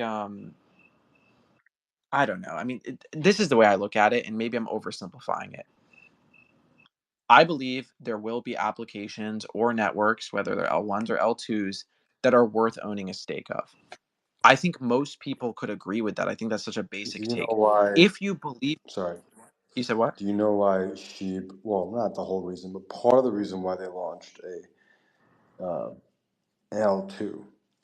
Do you know one of the main reasons why they did that is because Coinbase requires meme coins or any token to have some kind of utility or loose utility to be listed, and so they did this chain, and that was actually the Pico top for Doge. I remember it was billion. Yeah, I'm not They bullish. fucking I'm launched. not bullish on Yeah. I'm not bullish on Shiba chain. That's not the point. What I'm saying is like I believe at a fundamental layer there will be an application or a layer 1 or an L2 or however you want to look at it that you will fuck with, and it will matter to you to own a stake in that network. That is such a basic take. Like there's nothing even controversial about that. And just because DAOs up until now, and by the way, they're successful DAOs. Maker DAO is pretty fucking profitable. Like, look at them. They profitable just does launched their it? whole Yeah, Sky thing. profitable is different than The decentralized, though. dude though, Like, like a while ago. Okay, Here's another decentral. problem Okay, too. I'm gonna give you another problem. those are two very So different things, try to though. find Two a different things. solution. Try to find a solution. Uh, Oh my. we are making products that cater to people in crypto natives, right? In order to really so aside from stablecoins, right, which is used all around the world, that's been the best thing to happen. We're not making stuff that everyone's gonna use outside of crypto. Like you make these products for like certain communities and they love it, it's great, yay, but like who out in the real world is going to use this stuff? I don't know. Not really. Uh, who in the real world is going to use crypto? Dude, I think a lot of people are going to use I crypto. Is that said stable coins are the best thing to happen. I think stable like coins are cool? things like Because I like them. Polymarket is like probably the best thing we have for onboarding normies right now, in my opinion. And like aside in terms of like using the tech without knowing, like buying stuff on Moonshine, all that is whatever. But like Polymarket is like really fucking cool for onboarding normies. It's something that's never really existed in the real world. So like, yeah, I think more apps like that. Um, like like Frentech could have maybe done well, I think when they dropped the token, they fucked everything, and like if they figured a way how to like just reward creators more and focus on that, but yeah, maybe like dApps like Well, that. you need SocialFi apps to get like actual celebrities and famous people on there, not like people from CT. Like I should not be on Fantasy Top. Like, fuck. Um, No, but see, I don't like. I actually appreciate that Fantasy Top was like, fuck it, Web3 for like the Web3 homegrown people. Those are the ones that we're gonna use. And then, but the thing with Friend.Tech is Friend.Tech ended up just being mostly OnlyFans people. That was the meta on Friend.Tech, is like convince an OnlyFans girl to First, fucking launch her Friend, OnlyFans is an and then like, unbelievable business, by the way. no, I mean it is. They make actually They they have mint Ethereum money. on their. Like it's unbelievable. It's OnlyFans literally bought a shit ton of Ethereum at like 1,600 bucks. So shout out to them. That's real, by the way. You can Google that. So look, I think that people should not uh, write off some of these like initial core concepts that crypto was built around just because they haven't worked thus far. Like I think that's a huge mistake. Like, even if you just think about DAOs in the most simple form, it's a group of people that don't necessarily need to trust each other. They can verify through on-chain mechanics globally. Anybody in the world can work together to build something really cool, and they can all share in the pie together in a decentralized and verifiable way. Like that is, dude. I mean, that is like, you just listen to that. That's fucking amazing. It's just the reality is humans are complicated, and running DAOs are Disagreed. really You could hard, just say and it, bro. greed and greed. Now, I will give an example of where a DAO was successful. In my opinion, this might be a hot take, but Nouns. So Nouns, people look at it as a failure, but I think the fact that it was able to fail means it was a success. And what I mean by that is, it kind of sucked. Too much politics, money being wasted, not really going anywhere. What they ended up deciding is they voted as a group that we want to fucking take our money out of the treasury and we want to pull out of this thing. And they were able to vote to do that. And people were able to get basically, refunds on their, not full refunds, but they were able to take money out of the treasury, allocate it back to the people that wanted out, and gave them an exit because there was no liquidity on the market for, a few hundred people or however many people to dump their nouns. Like that means it succeeded, in my opinion. The experiment worked. It didn't work as a profitable company, but it worked in the sense that they were able to vote and do that. I think that's pretty cool. I don't think that would happen in any other type of business, especially in the way that it did. So, anyway, I hope to fix DAOs in the future. I mean, that's been a big focus of kind of what I'm working on. I'll be honest, it's so fucking difficult because when you're working on it too, is like your first thought is, oh, I need to incentivize participation. Like I need to find a way to incentivize people. Well, that's easy. Let's just have a fucking token and we'll pay everybody to do shit. But once you start going down that route, you just realize it doesn't. If you have to pay people, and this is why a lot of applications that have rewards, look at Blast, look at Blur, you can paying people to do things, and this is why even play to earn doesn't really work in its current model. You can't just, people have to want to do something. And then you should reward them for wanting to do it, as opposed to the other way around, which is, I'm gonna pay you to do it, and hopefully you stick around. That's not fun. That's like having a fucking sugar baby. Like, what is it? What is it called when you have like a partner and you just pay them for sex, basically? Like that's not. And then you It's hope. called an escort or hooker. Okay, whatever it's called. But like people do that, and then they go to the strip club and they fall in love with somebody, and that person stays with them as long as they're buying Chanel flaps and Van Cleef bracelets, and then you hope they fall in love with you, dude. That's not gonna happen. It's got to That be the. sounds like someone being fin domed, and that's a whole other weird fucking thing. But yeah, I don't know. Yeah, I don't know these I other see terms. buckets here. What's up, buckets? All right, we have Tiger the host today. Yeah, Tiger. What? All of a sudden you're like the big one, and now you want to be the host? That makes The sense. big one, and I'm not the fucking host, so screw you. Yeah. Oh. Anyways, yeah. How's it going, guys? So what are we trying to fix meme Why coins? are you Because like that's out like an and announcement. on a space? What are you doing? You're out. You have. You want to know my life story? Yeah, dude, I do. I came to say hi. I came to say hi. Leap like host spaces like irregularly, so Nah, I'm he's just like hosting them more so. now. He's back. Right? I'm back in Virginia. Yeah, so because I have literally think about it. We're almost 5 hours into this one. I'm going to be trying to host spaces damn near every single. I'm in Virginia. There's nothing else to do. I don't even have the only thing I have here is my MacBook, which doesn't even really run games, which is such a fucking shame. Like you can run like 4 games on Mac. So I've just been playing. But by the way, here's some alpha for you guys. Fuck all the crypto shit for a second. Balatro. Okay, it's $15 on Steam. It's called Balatro. Balatro. I actually believe it's game of the year. It's one of the most addicting. It's basically a roguelike, but it's poker. I promise you will not regret. Like it is genuinely one of the most interesting and unique and fun games with damn near unlimited replayability and a real work of art. And the developer has committed to no DLC because it's rare that you see something like that as well too. So they've just been doing free updates and they've committed to that long term. So Balatro, shout out to Balatro and Slay the Shut up, Spire. Balatro. Been doing a Slay lot the of Slay. Spire. What is that? What's that?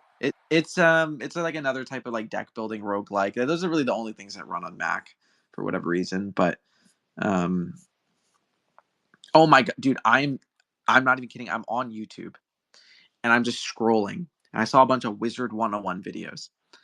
And right next to it, I swear, there's this harsh reality for Wizard 101 console. And then literally right next to it is From Broke to Crypto Whale, his 10 million journey to meme coins. And it's fucking Mitch. It's an interview with Mitch. It's an hour and 13 minutes. I got to watch Wait a this. minute. Can you send me the link? What the fuck? Yeah, send the link because Mitch literally is in a competition with Tiger right now, and Tiger is kind of like showing him who's the big one. So like between you and I think he'll admit this too. He's not good at trading burps, but I mean, listen, it's a 30-day long competition, so anything can happen. But what's the name of this YouTube video? yeah, called From Broke to Crypto Whale, his 10 million journey to meme coins, Mitch interview, and it's by a guy named Handsome Finance. is That's he the name of doxxed the or is he account. not doxxed? No, it's just his PF. That's why I saw it. It's his PFP. It's just the fucking the cousin or whatever. Your cousin. Does anyone know this VPN company called Mulvad? Mulvad VPN. Mulvad. That's the one. Is that the one that Jack was promoting?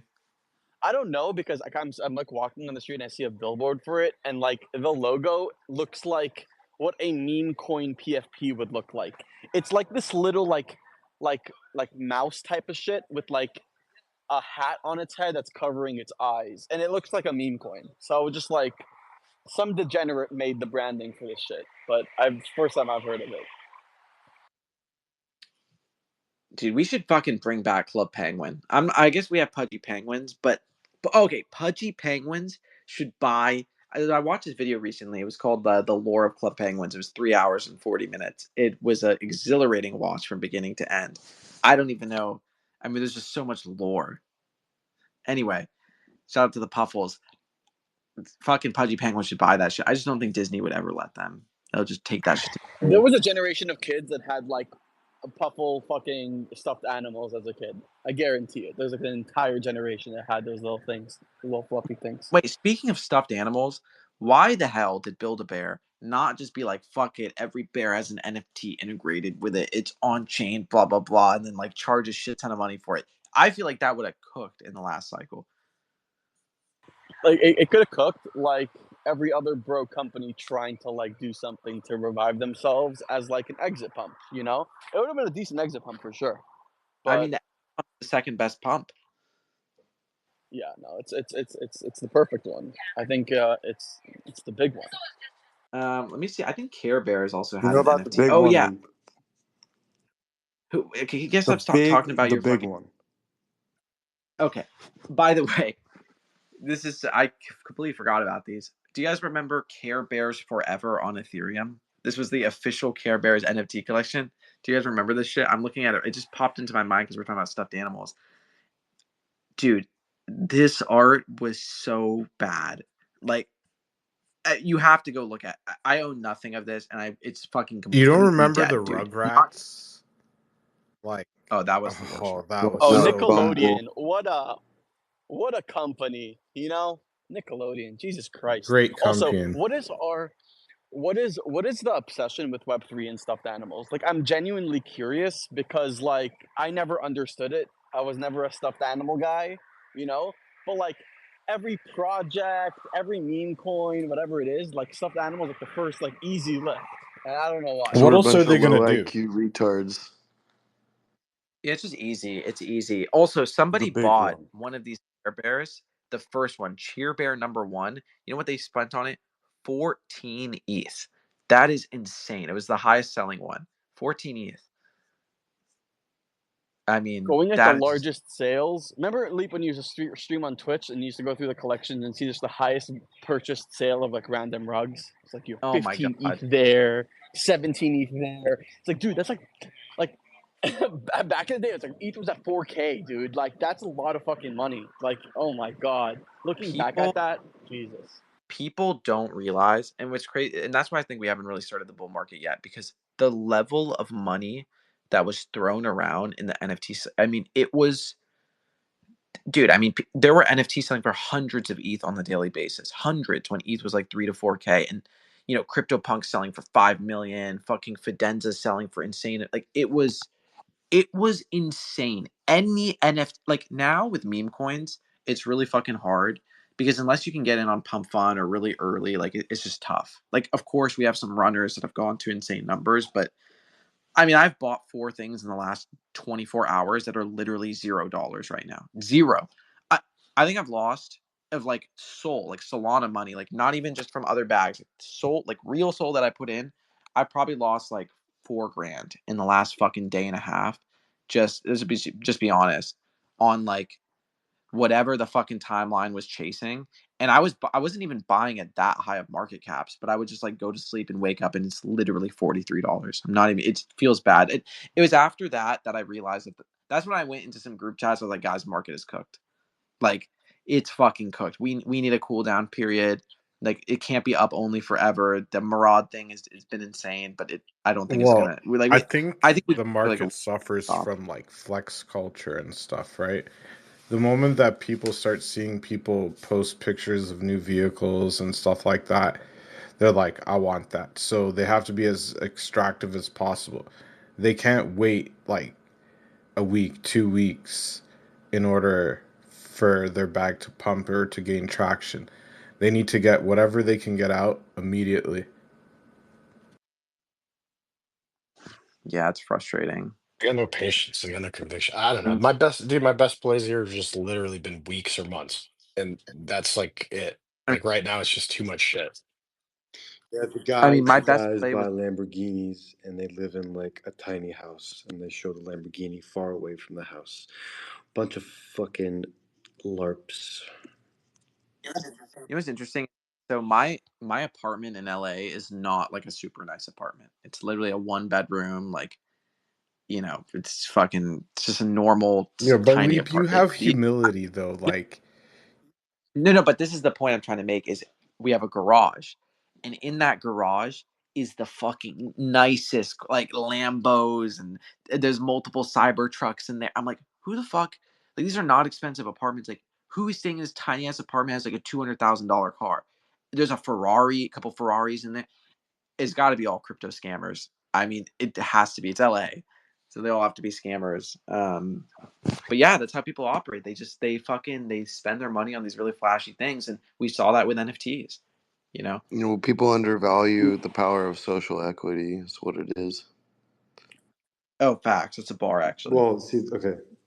The problem with that is you're gaining social equity on like a false foundation, right? So like when push comes to shove and it's like the real thing. I'm not stupid. Like I know I met some people outside of CT recently and I'm like, why you said I'm a millionaire, I have this, I have that, and then you're like haggling over like just a few bones. I'm like, okay. So people sniff it out pretty easily. It's not like I don't care what watch you have. I don't fucking care what fucking car you have. Okay, like I don't flash anything. I literally say I'm poor on Spaces because I don't, it's all numbers on the screen, bro. It's fucking.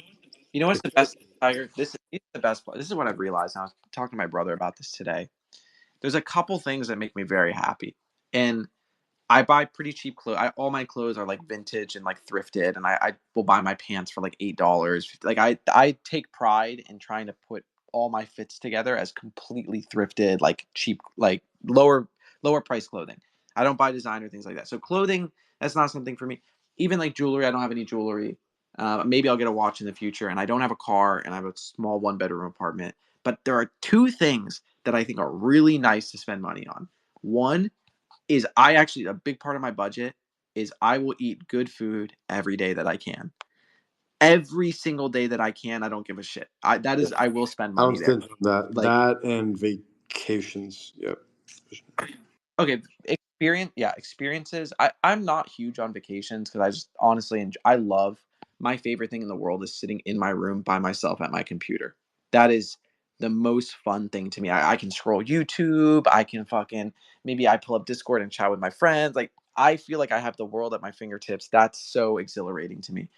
So food, having a great internet connection. That when you have like a gigabyte internet, that is like I mean, it feels amazing. They don't And know then about that though, Lee. Don't rub that in.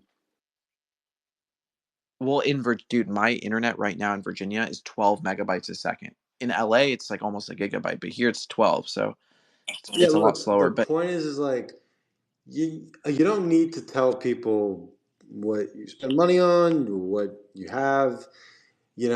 People aren't dumb. They can smell it. Okay. no, of Like, course. I But I think know who's rich and who isn't by just hearing them speak, and how they post, right? Like the sure. people who show off the most, right? Like, I'm at this hotel, I have this car, I just got this watch. No, Those people have the least money, actually. of course. Um, Yeah, I mean, look. I actually don't see as much flexing on the timeline. Like, dude, last cycle, who was that guy? Yildisaurus. He's like, if your P, and he was being said, if your PFP is under $1 million, like, don't talk to me. That was the narrative, dude. Because people are walking around with Bored Apes worth over $1 million casually. Did you see how retarded that You know, is? Just to have something as a PFP to say, oh, it's this much. Do you realize how retarded that is? All that shit's down 99.9%. of course. Oh yes, I mean, it's easy to say in retrospect. At the time, people thought this shit was No, going, no, up no. forever. It was fine. Um, but and the other good thing to spend money on is your pet. Like, get a pet you really fucking love, adopt it if you can, and Make fucking Keats. spoil that. Love, Make Keats. I love my dog. He's like my son. Right. Yeah, dog. Wait, Bongo what did you say, said Bongo? make kids. Oh, kids. Oh, yeah, of course. I mean, like, if you have kids and have that Yeah, is I'm not having the kids yet, ultimate. bro. Not yet. Yeah, I'm not there yet, but the ultimate goal of life is like we talk about generational wealth. You gotta fucking make some You guys will babies. prove your dick works soon. You guys got this, dude. I believe in you. I Wait, mean, what? Empirical evidence, dog. Does it fully work? I mean, that's the Wait, thing. what? Babe, when you make a kid, you got empirical evidence that it works, bro. It's just one of those things about like What the hell, Wait, Tara? what? But I what? mean, it's like look, there's functions there, bro, and like there's proofs that some people don't have, and when you Or have just them, being Wait, where? single. Where the fuck is this going? it's not going anywhere. That's just the facts, the brute facts of the matter, Kiro. Do you got proof? Can Or we not being talk? single I is got pretty proof. cool.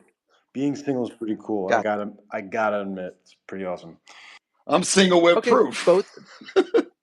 Okay. Okay, Cool. both are. By the way, I don't know if you guys been seeing this. There's this whole, like, I keep seeing all these tweets on the timeline after Brian Armstrong just got married, and everyone keeps saying that the alpha is to be a founder in crypto with an Asian wife. I've seen 1,000 tweets about that over the last 3 days. Have you guys been seeing that? Yeah, but this is the thing: is like, yo, an Asian wife will elevate your life. Okay. Well, let's just He's I also can way reframe it. I hotter think, than the last one.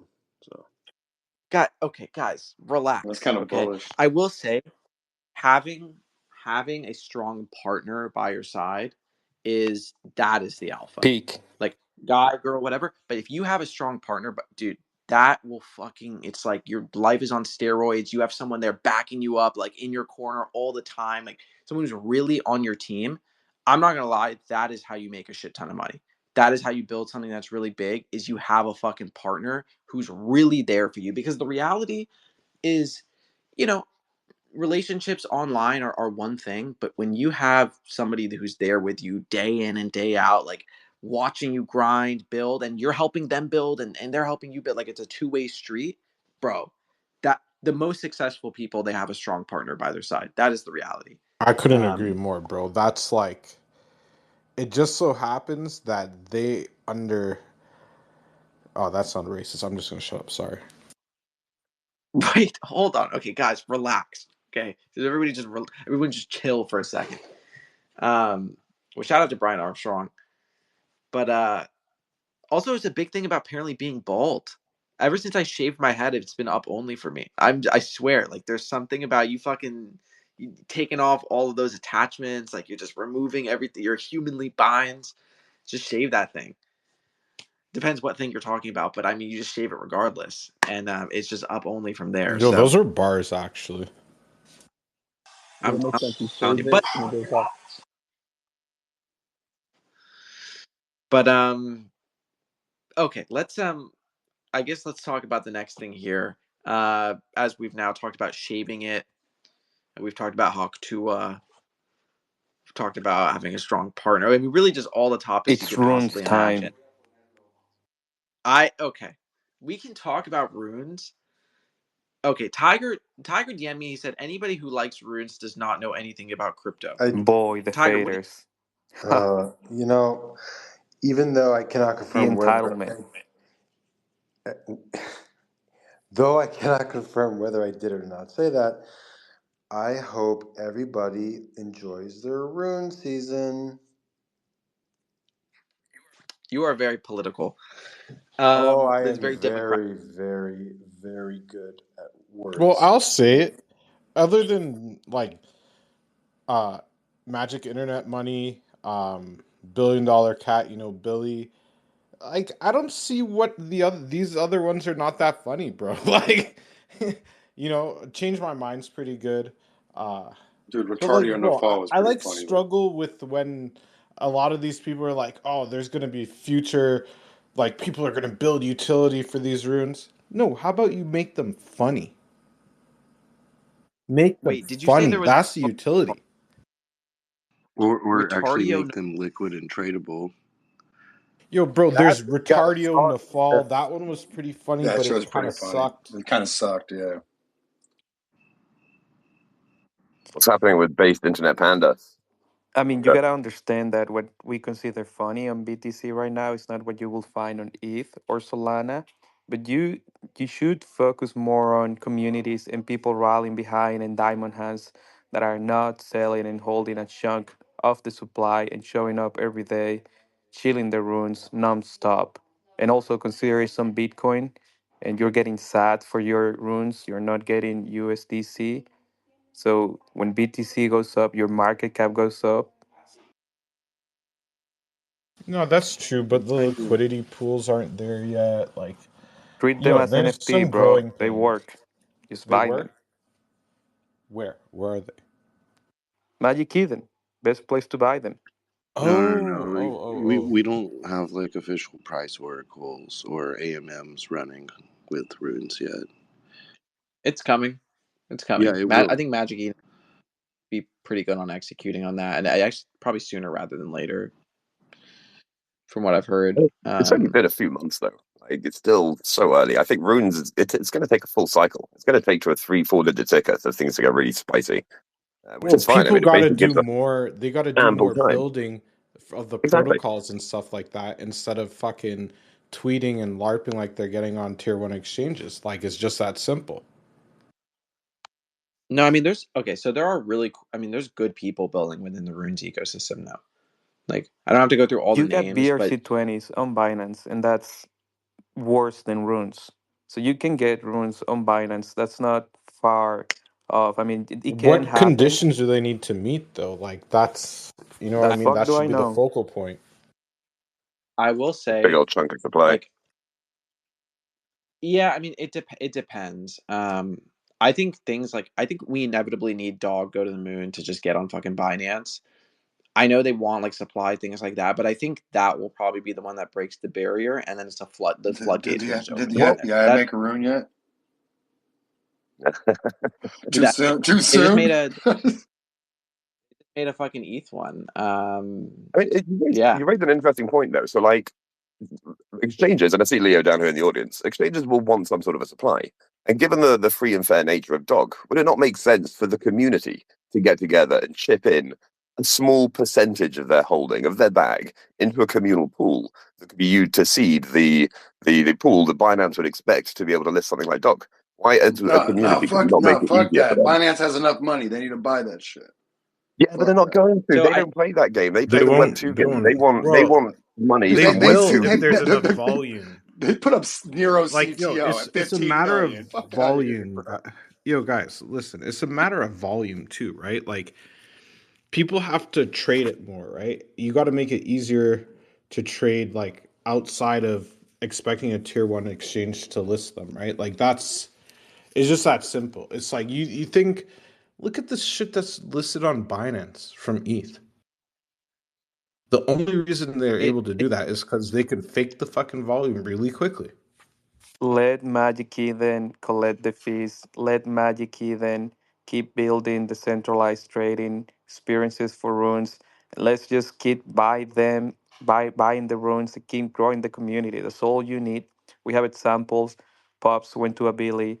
Doug performed super well without tier one listed exchanges. We don't need it. It doesn't have to be all about Binance and getting there. We can do it without them.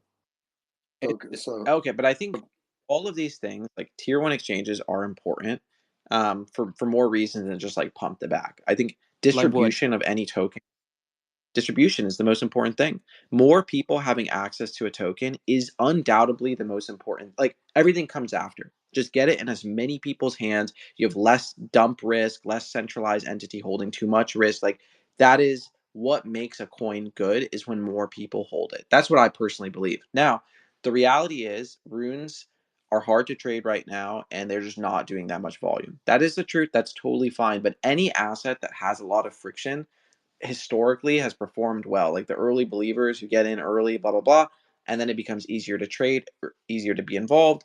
Then it does well. We saw it with ordinals. We just did. We saw it with inscriptions. It happened in front of our eyes, and I actually believe it's going to be the same thing with runes. I own all the top runes. Obviously, I'm a big fan of Leo, so Dog is my biggest holding there. It's What are your performed really thoughts well. on $1 billion cat? I don't know enough about it. I don't know enough about it. I have some, but I don't know enough about it. Like to be honest, I bought a bunch. Like I own a couple. Like I even own this Wolf Pup one. That was a free There's like a airdrop. few of them. Yeah, I bought a bunch of them. I don't even really know too much about. I think the inception of a coin is really important. I think how something is rolled out is just so like if it's clean and it feels like it's fair, that to me is what makes something grow a lot. Um, some of the runes didn't feel that fair, if I'm being honest. Some of the ones that are out there, but I think Dog did the best that they could. Especially for like a new technology, it's hard. I think Leo's done a good job at just like spearheading that. Um, I have like some friends that are like a big fan of like Wanko Manko, for instance, and I don't know if that one's gonna hit with the masses, but a lot of my friends are bullish on things like that. So The I'm looking the through. LA Cabal likes that one, but yeah, They do. it's a They tough one do. for the masses. It is a tough. I mean, that is a hard one for the like. It is easier for the masses to get behind something like a dog or even pups. Pups feels easy for people to understand. It's fucking puppets. It's easier Um, to understand a bee and a cat, and that's pretty much Billy. And no pre-mine, no nothing. So it's the first rune that was created from the rune protocol. It wasn't a pre-rune. It's the first successful rune, and it's just a bee and a cat.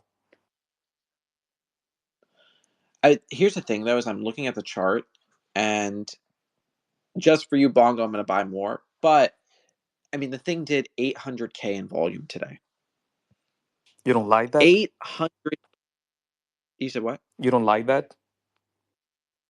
Well, I don't like it or dislike it. I mean, it's just what it is. But we are just so. It's actually interesting that they can actually be. It's at an $82 million market cap and it did less than 800K in volume. Like, here's the reality. That doesn't make sense. It makes sense when you have diamond hands. If you're looking at Solana and comparing that to BTC, it doesn't make that much sense. But when you understand the context of who's trading these runes and who's holding this, it start making more and more sense. Don't only pay attention to volume, pay attention to the holders. These are diamond hands. These people made it from scratch, no pre-mined, just community grinding, and it's been going for 5 months non-stop every day. No. I Yeah, mean, but I that's trust me. more I of like an appreciate. early entry thesis, right? Like, how does this get widespread adoption? Binance. Okay, we're going to need some tier one Exactly, exchanges at some bro. point. You get it. We definitely need those exchanges at some point. But I'm also not trying to rush runes.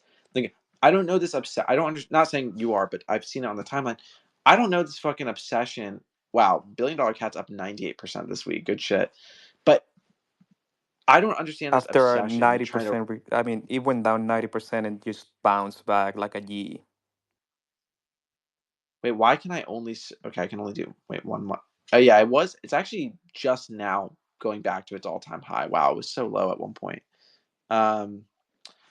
Wow, really buying runes when I said it on the space that day was the fucking bottom, dude. Yep, in September. Actually, I think it was a little earlier when I said it. Maybe it was August, but yeah, there's no need to rush the Bitcoin ecosystem, dude. Bitcoin has always been a slow grind in every aspect of what it does. Let it just fucking cook. Let the communities build. Let people be excited about it. I still love the art. Again, I just acquired a Pizza Ninja. I posted it just the other day.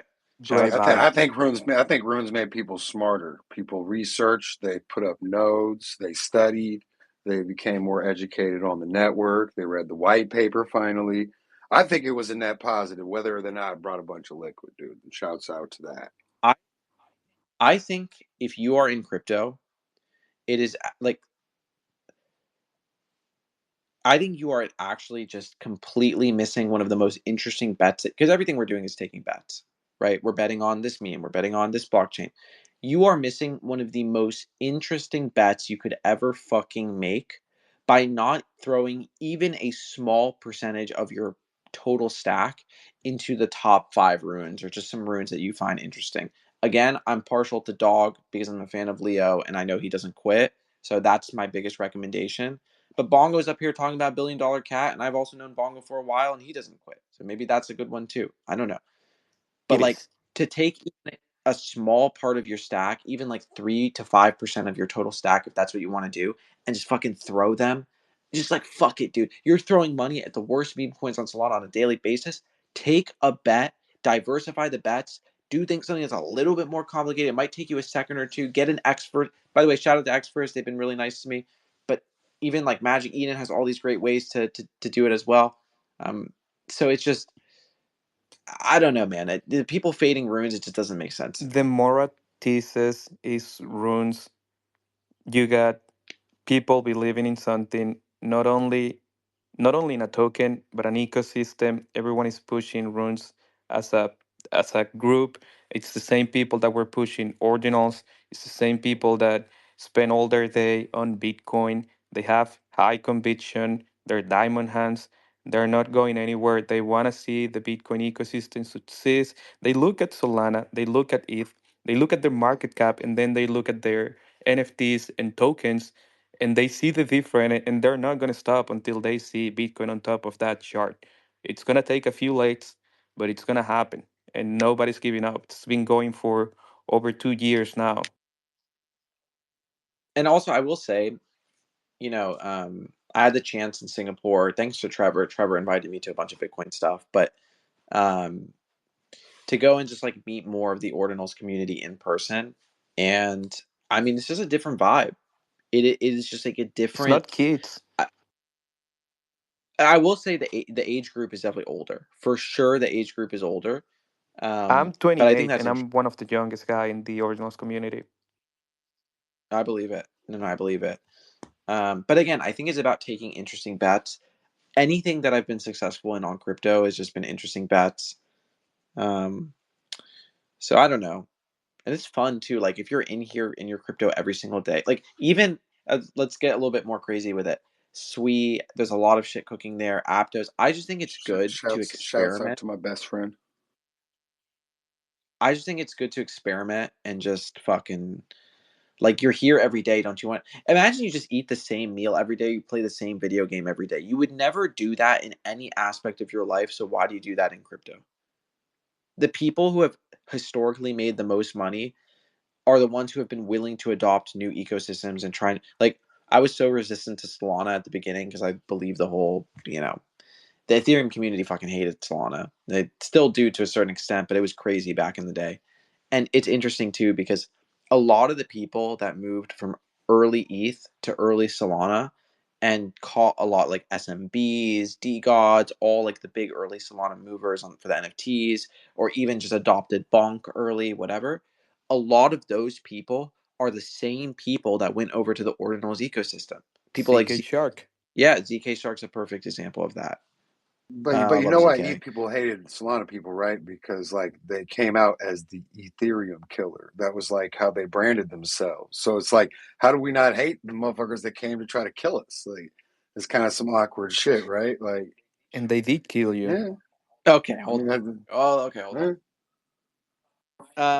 On I don't know. I think examining they're very many ETH maxis, meaning like people who literally refuse to use Solana, it seems like almost like a personal thing. It's very odd. I'm not gonna name names, but it's like they're like, I don't care if I miss out on $1 bajillion. I'm not going to use it. I've gotten rugged so much, blah, blah, blah. Well, I'm like, well, maybe you're just in the wrong shit, man. Maybe you're like a shit trader. But It could also be principal values as well. principal values, Well, man. look, a lot of Ethereum people are chain heads and actually look at the smart contract and like the technology, and they look at Solana and they see that it's algorithmically programmed to fail and that a lot of the transactional costs are being supported by the Solana Foundation. So, like, one day that money dries up, Solana fails because transactions are failing and they cost too much to do any of these. Like, you can't see these fucking charts with people buying pennies and it costs them a fraction of a penny to do that. It just won't be possible.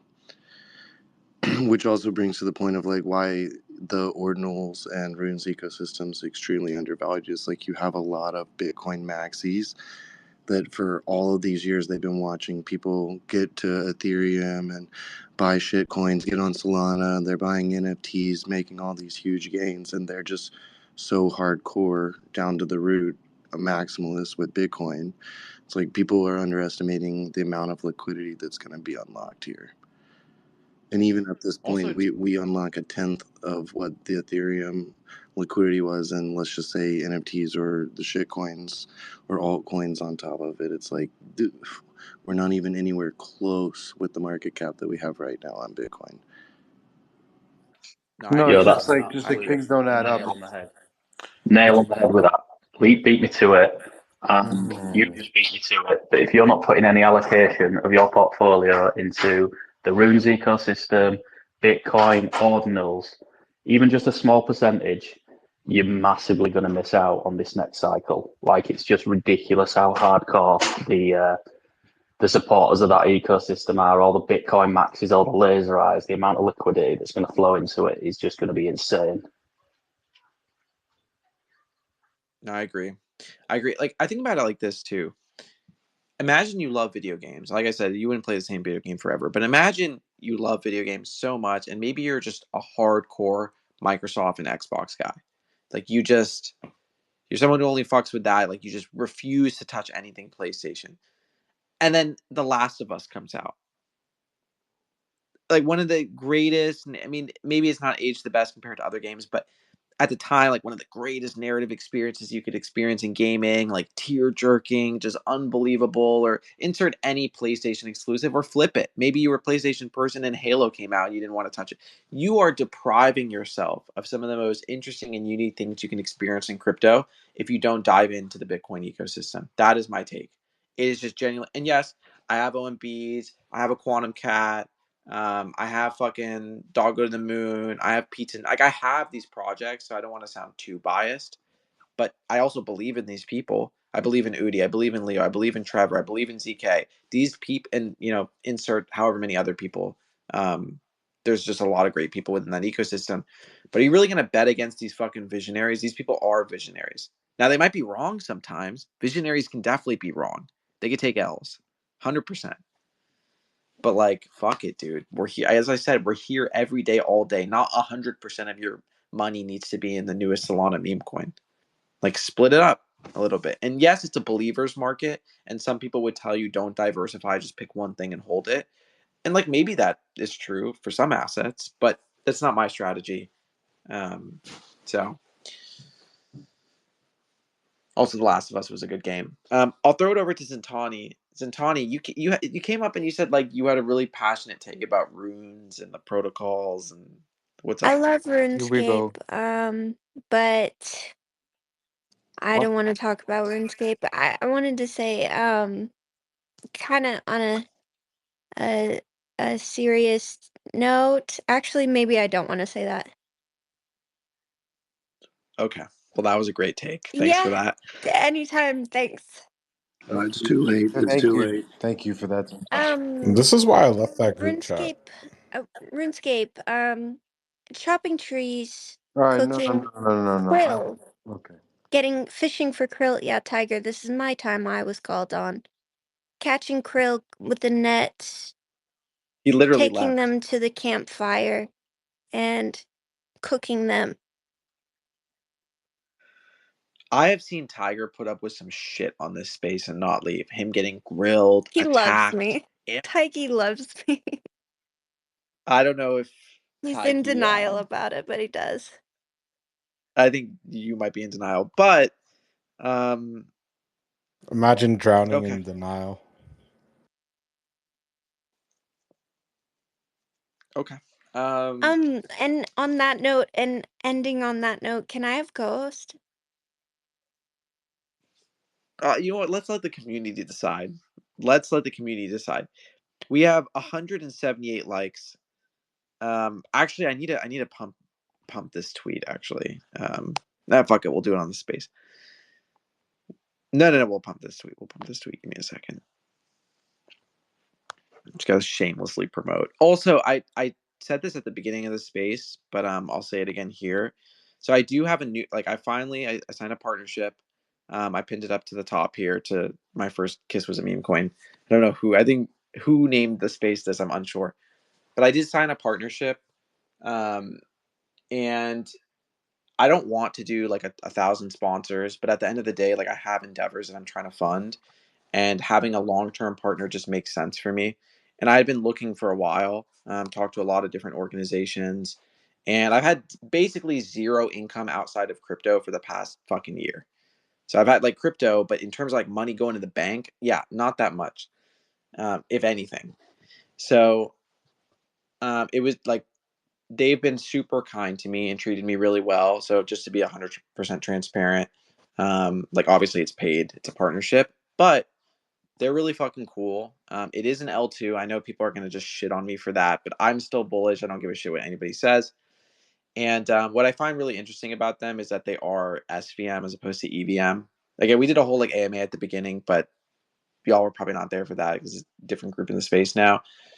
So this is not for the space itself. My spaces are still unsponsored. Like, they'll probably just remain unsponsored. Yes, we did the AMA, but that was more like an intro just so people could understand what was going on. And what the sponsorship is actually for is I'm producing, and it's really cool actually. I'm producing a show, like an actual show, and it's like video and things like that. It's not an audio show, and it's really fucking cool.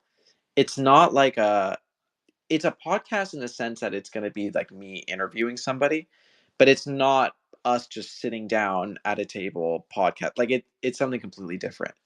So the goal is to basically interview the biggest people in crypto. And I've already interviewed a ton of people on my space, but it's a little bit different when it's in video format. It's a little more interesting, especially with what I have planned.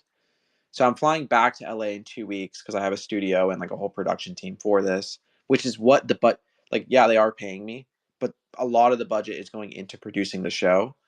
And then also just to pay my bills because fucking rent is expensive. And to be honest, again, I haven't had that much money coming in. But they're awesome. I've seen them go through a lot of up and downs. This team has been through a lot of bullshit over the past year and a half, but they just keep going, they keep grinding, and they keep figuring it out. And I can really appreciate that. Also, I have it pinned up to the top. Yes, that is an actual cow. And we did a video where we took a real cow to New York City. And I'm going to post a video next week. But it's crazy. I'm literally like walking around New York City with this fucking cow. It is ridiculous. So anyway, that's the thing. And I put out the tweet, but the tweet didn't go too crazy. Maybe I expected the tweet to do more because it was me and a fucking cow. But anyway, it's at the top. Oh, the reason I even brought this up, we're voting if Zintani is going to be the co-host, and I've already we're at started promoting it. Okay, we're at 386 likes. If we can get that to 410 likes in the next 60 seconds, Zintani will not be co-host. Wait, what? So I you literally see, promised you to don't. post my boobs if they like it. Okay. What have you Please done just Oh, to take it, me? leap. Fucking master troll. I mean, not even a master troll, just like a troll. oh wait, okay, I'll change it. If we get to 410 likes, Zintani will be Wait, co-host. 410 likes on what? What are we liking? Leap. The You page don't want to do that. I thought we were liking this space. No, you don't want to do that, Leap. Please don't do that. 410 and then Zintani. Well, but it has to be. We only have 45 seconds left. You mean This is 4,000? so stupid. We're at 396, so 14 more. We're at I 20 just saw seconds the left. number You know go what's down. She crazy? took her like away. I've been here since you've been doing these, and you've always done this. I haven't been We're at co-host 312 once. likes in the next 10 seconds, and Zintani will be co-host. So it's up to you guys. In the We're at next 12 401. seconds. 401. 8 seconds left. Guys, this is all I've ever wanted. This is all she's ever wanted, guys. 5 more seconds. Okay, we just lost 3 likes. I'm not even I kidding. fucking hate everyone here. Seriously, everyone's always preying on my downfall. Okay, but don't promise to post anything if you like. Okay, well, let's just leave that out of the space. Okay. Yo, Zintani, will you post your RuneScape account if you get co-host? I haven't played RuneScape in forever, and I also don't like the new RuneScape. I only like the classic, Old school, yeah. that Old old school. school. Well, Nothing beats it, man. well, speaking of beating it, Zintani, this was a pretty achievable goal. I felt like 30 Well, I likes in was 60 seconds. advertising the wrong tweet.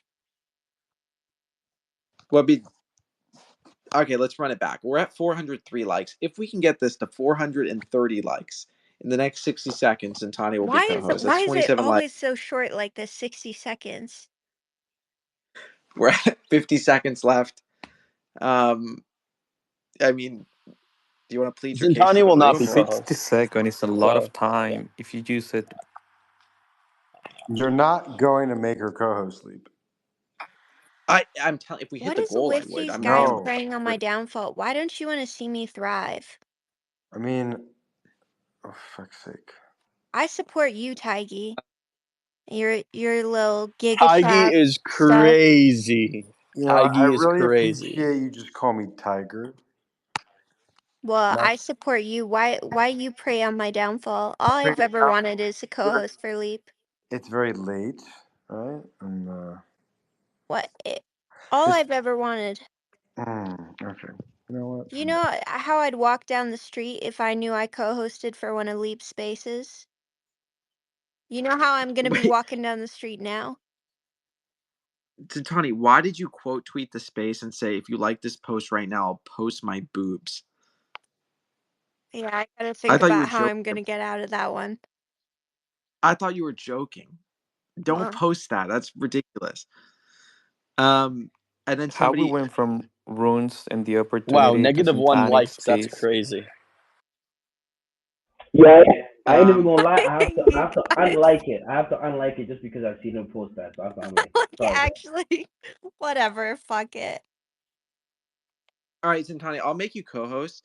If you gotta tell me in 60 seconds or less,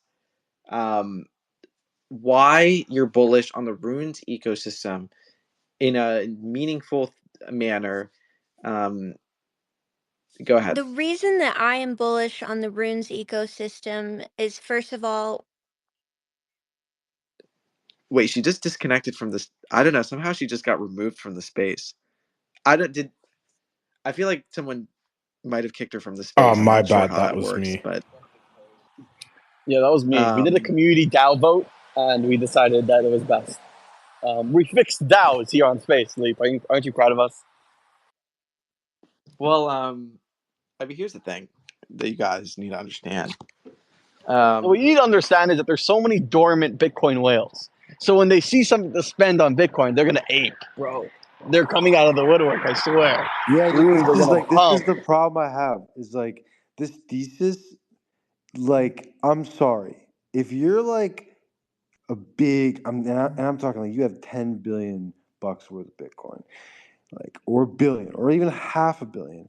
You're not gonna be like you don't care. Like, you just don't care. You're just like, yeah, cool. Like, all right, like maybe, but he's not gonna like go on chain. Like, I don't see it. Like, they I played mean, this. what do you know what kicked off the NFT bull run last cycle? It was fucking Metacoven, a Bitcoin billionaire, deciding to spend 69 million on a Beeple piece. Yes, I'm just saying that. All it So takes is Michael Saylor to say, I'm going to leverage my Bitcoin and buy $1 billion cat. And that's game over, Tiger. Okay, he's never going to do that because that ruins his brand. His brand. Says, you don't know the Okay, homie. he's never going to do that. What's his I nickname? When mean, if Bitcoin risk, What? Are you talking about Michael Saylor here? Yes, What's his nickname? GigaChad, the big one. Interesting. I thought it was the Italian stallion. No, go look it up, Leap. It's GigaChad. It's King Sailor. It's GigaChad. Actually, I can prove it to you right now. I don't. All right, Zintani, you just came. I don't know what happened before. I think your phone lagged, but can you have 60 yeah, seconds or okay. please explain to the room in the most thoughtful and meaningful, the most intricate detail of why runes are the next $1 trillion asset. Well, if you look at the root of the word runes, that's 5 letters.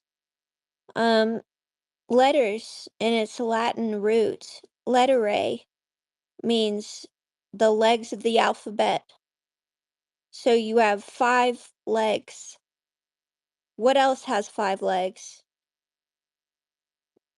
This is a question. What? A 5-legged table. Leap, you gotta like manage So it. when you're looking at the runes ecosystem, you're basically looking at a 5-leg table. What can a 5-leg table hold? Food, sustenance that we all need. And I'd like to end my statement there. It's nourishment for all of us. What you don't need to ask what do you bring to the table, to the runes table, when it's all in the name, it's all right there. Just one simple equation away, and we're on a path to sustenance for all. I became Lee, can I just say one thing? sure. Can we just take a moment, please, for all the brain cells I just lost? I became tangibly stupid, more I stupid just lost so much. in that last. I became I So just retarded. you lost guys so much don't brain like cells. math? I just lost so much brain cells. Let's just take a moment for me to regenerate them back, please. Please. I'm like, I need to regenerate my brain cells. Yeah, I know it's hard to keep up, and keeping up with me might have burnt out some brain cells in here, but trust me. The runes ecosystem is the next Bitcoin. It is. It Do you is know the what gold chain runes are? standard.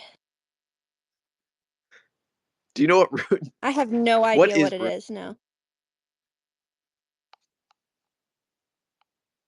Can I have Flip co-host it. now? Okay, this is what we'll do. So the pinned tweet at the top has 402 likes. If it hits, I don't know, 415 in the next 60 seconds, then you can be This co-host. is ridiculous.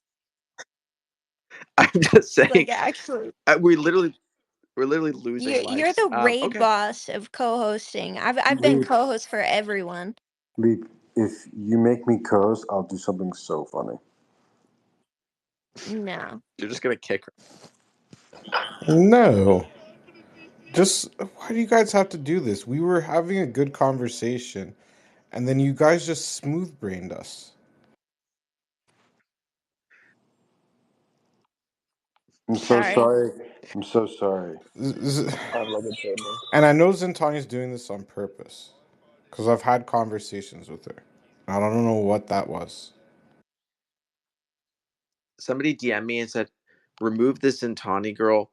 She doesn't believe in runes." To be fair, I was going to say something about Don't be ducks in my I was going to DMs. say something about Milton, but I was like, that's a little too real. So then I had to jump to something else. Okay. Well, anyway, this space has now been 5 hours and 20 minutes long, literally a long space. I love you guys so much. It's 3:20. I am on the East Coast. I came home 2 days ago, or a day and a half ago. So, back in Virginia for the next couple months, be closer to my parents. And yeah, I love you guys. I appreciate you guys so much. Thank you for supporting. I know I've been really spotty the past few months and just not really making content and barely tweeting and shit like that, but hopefully we can get back to it and just be a lot more stable with this sort of thing going forward. I appreciate the continued support. You guys are the best. Shout out to everybody in the room, the speakers, listeners. You guys are amazing. And same time, same place. I have literally nothing better to do in Virginia besides host these spaces every single night. So we will try to do 7 days a week. And yeah, we'll see what Wait, happens. Leap, I how actually didn't far even away bring are you from being able to stream again? So I don't even have my computer. I could stream on my Mac, but my computer is in LA. I shipped it to LA, and like to ship it back is another $250 every time I want to send it back and forth. So it's not the most feasible. But I mean, if people are really want me to do it, then I can go get my computer in 2 weeks when I go back for a little bit and then send it back. But I felt like people didn't really care about the streams that much. I do. I think it's fire. Do it. There's not enough of it. Okay. All right. Well, I'll figure out the best way to. I mean, I can stream on my Mac, so maybe I just do that. But anyway, I love you guys. I appreciate you guys. Same time, same place tomorrow. Thank you for supporting. I'll see you soon.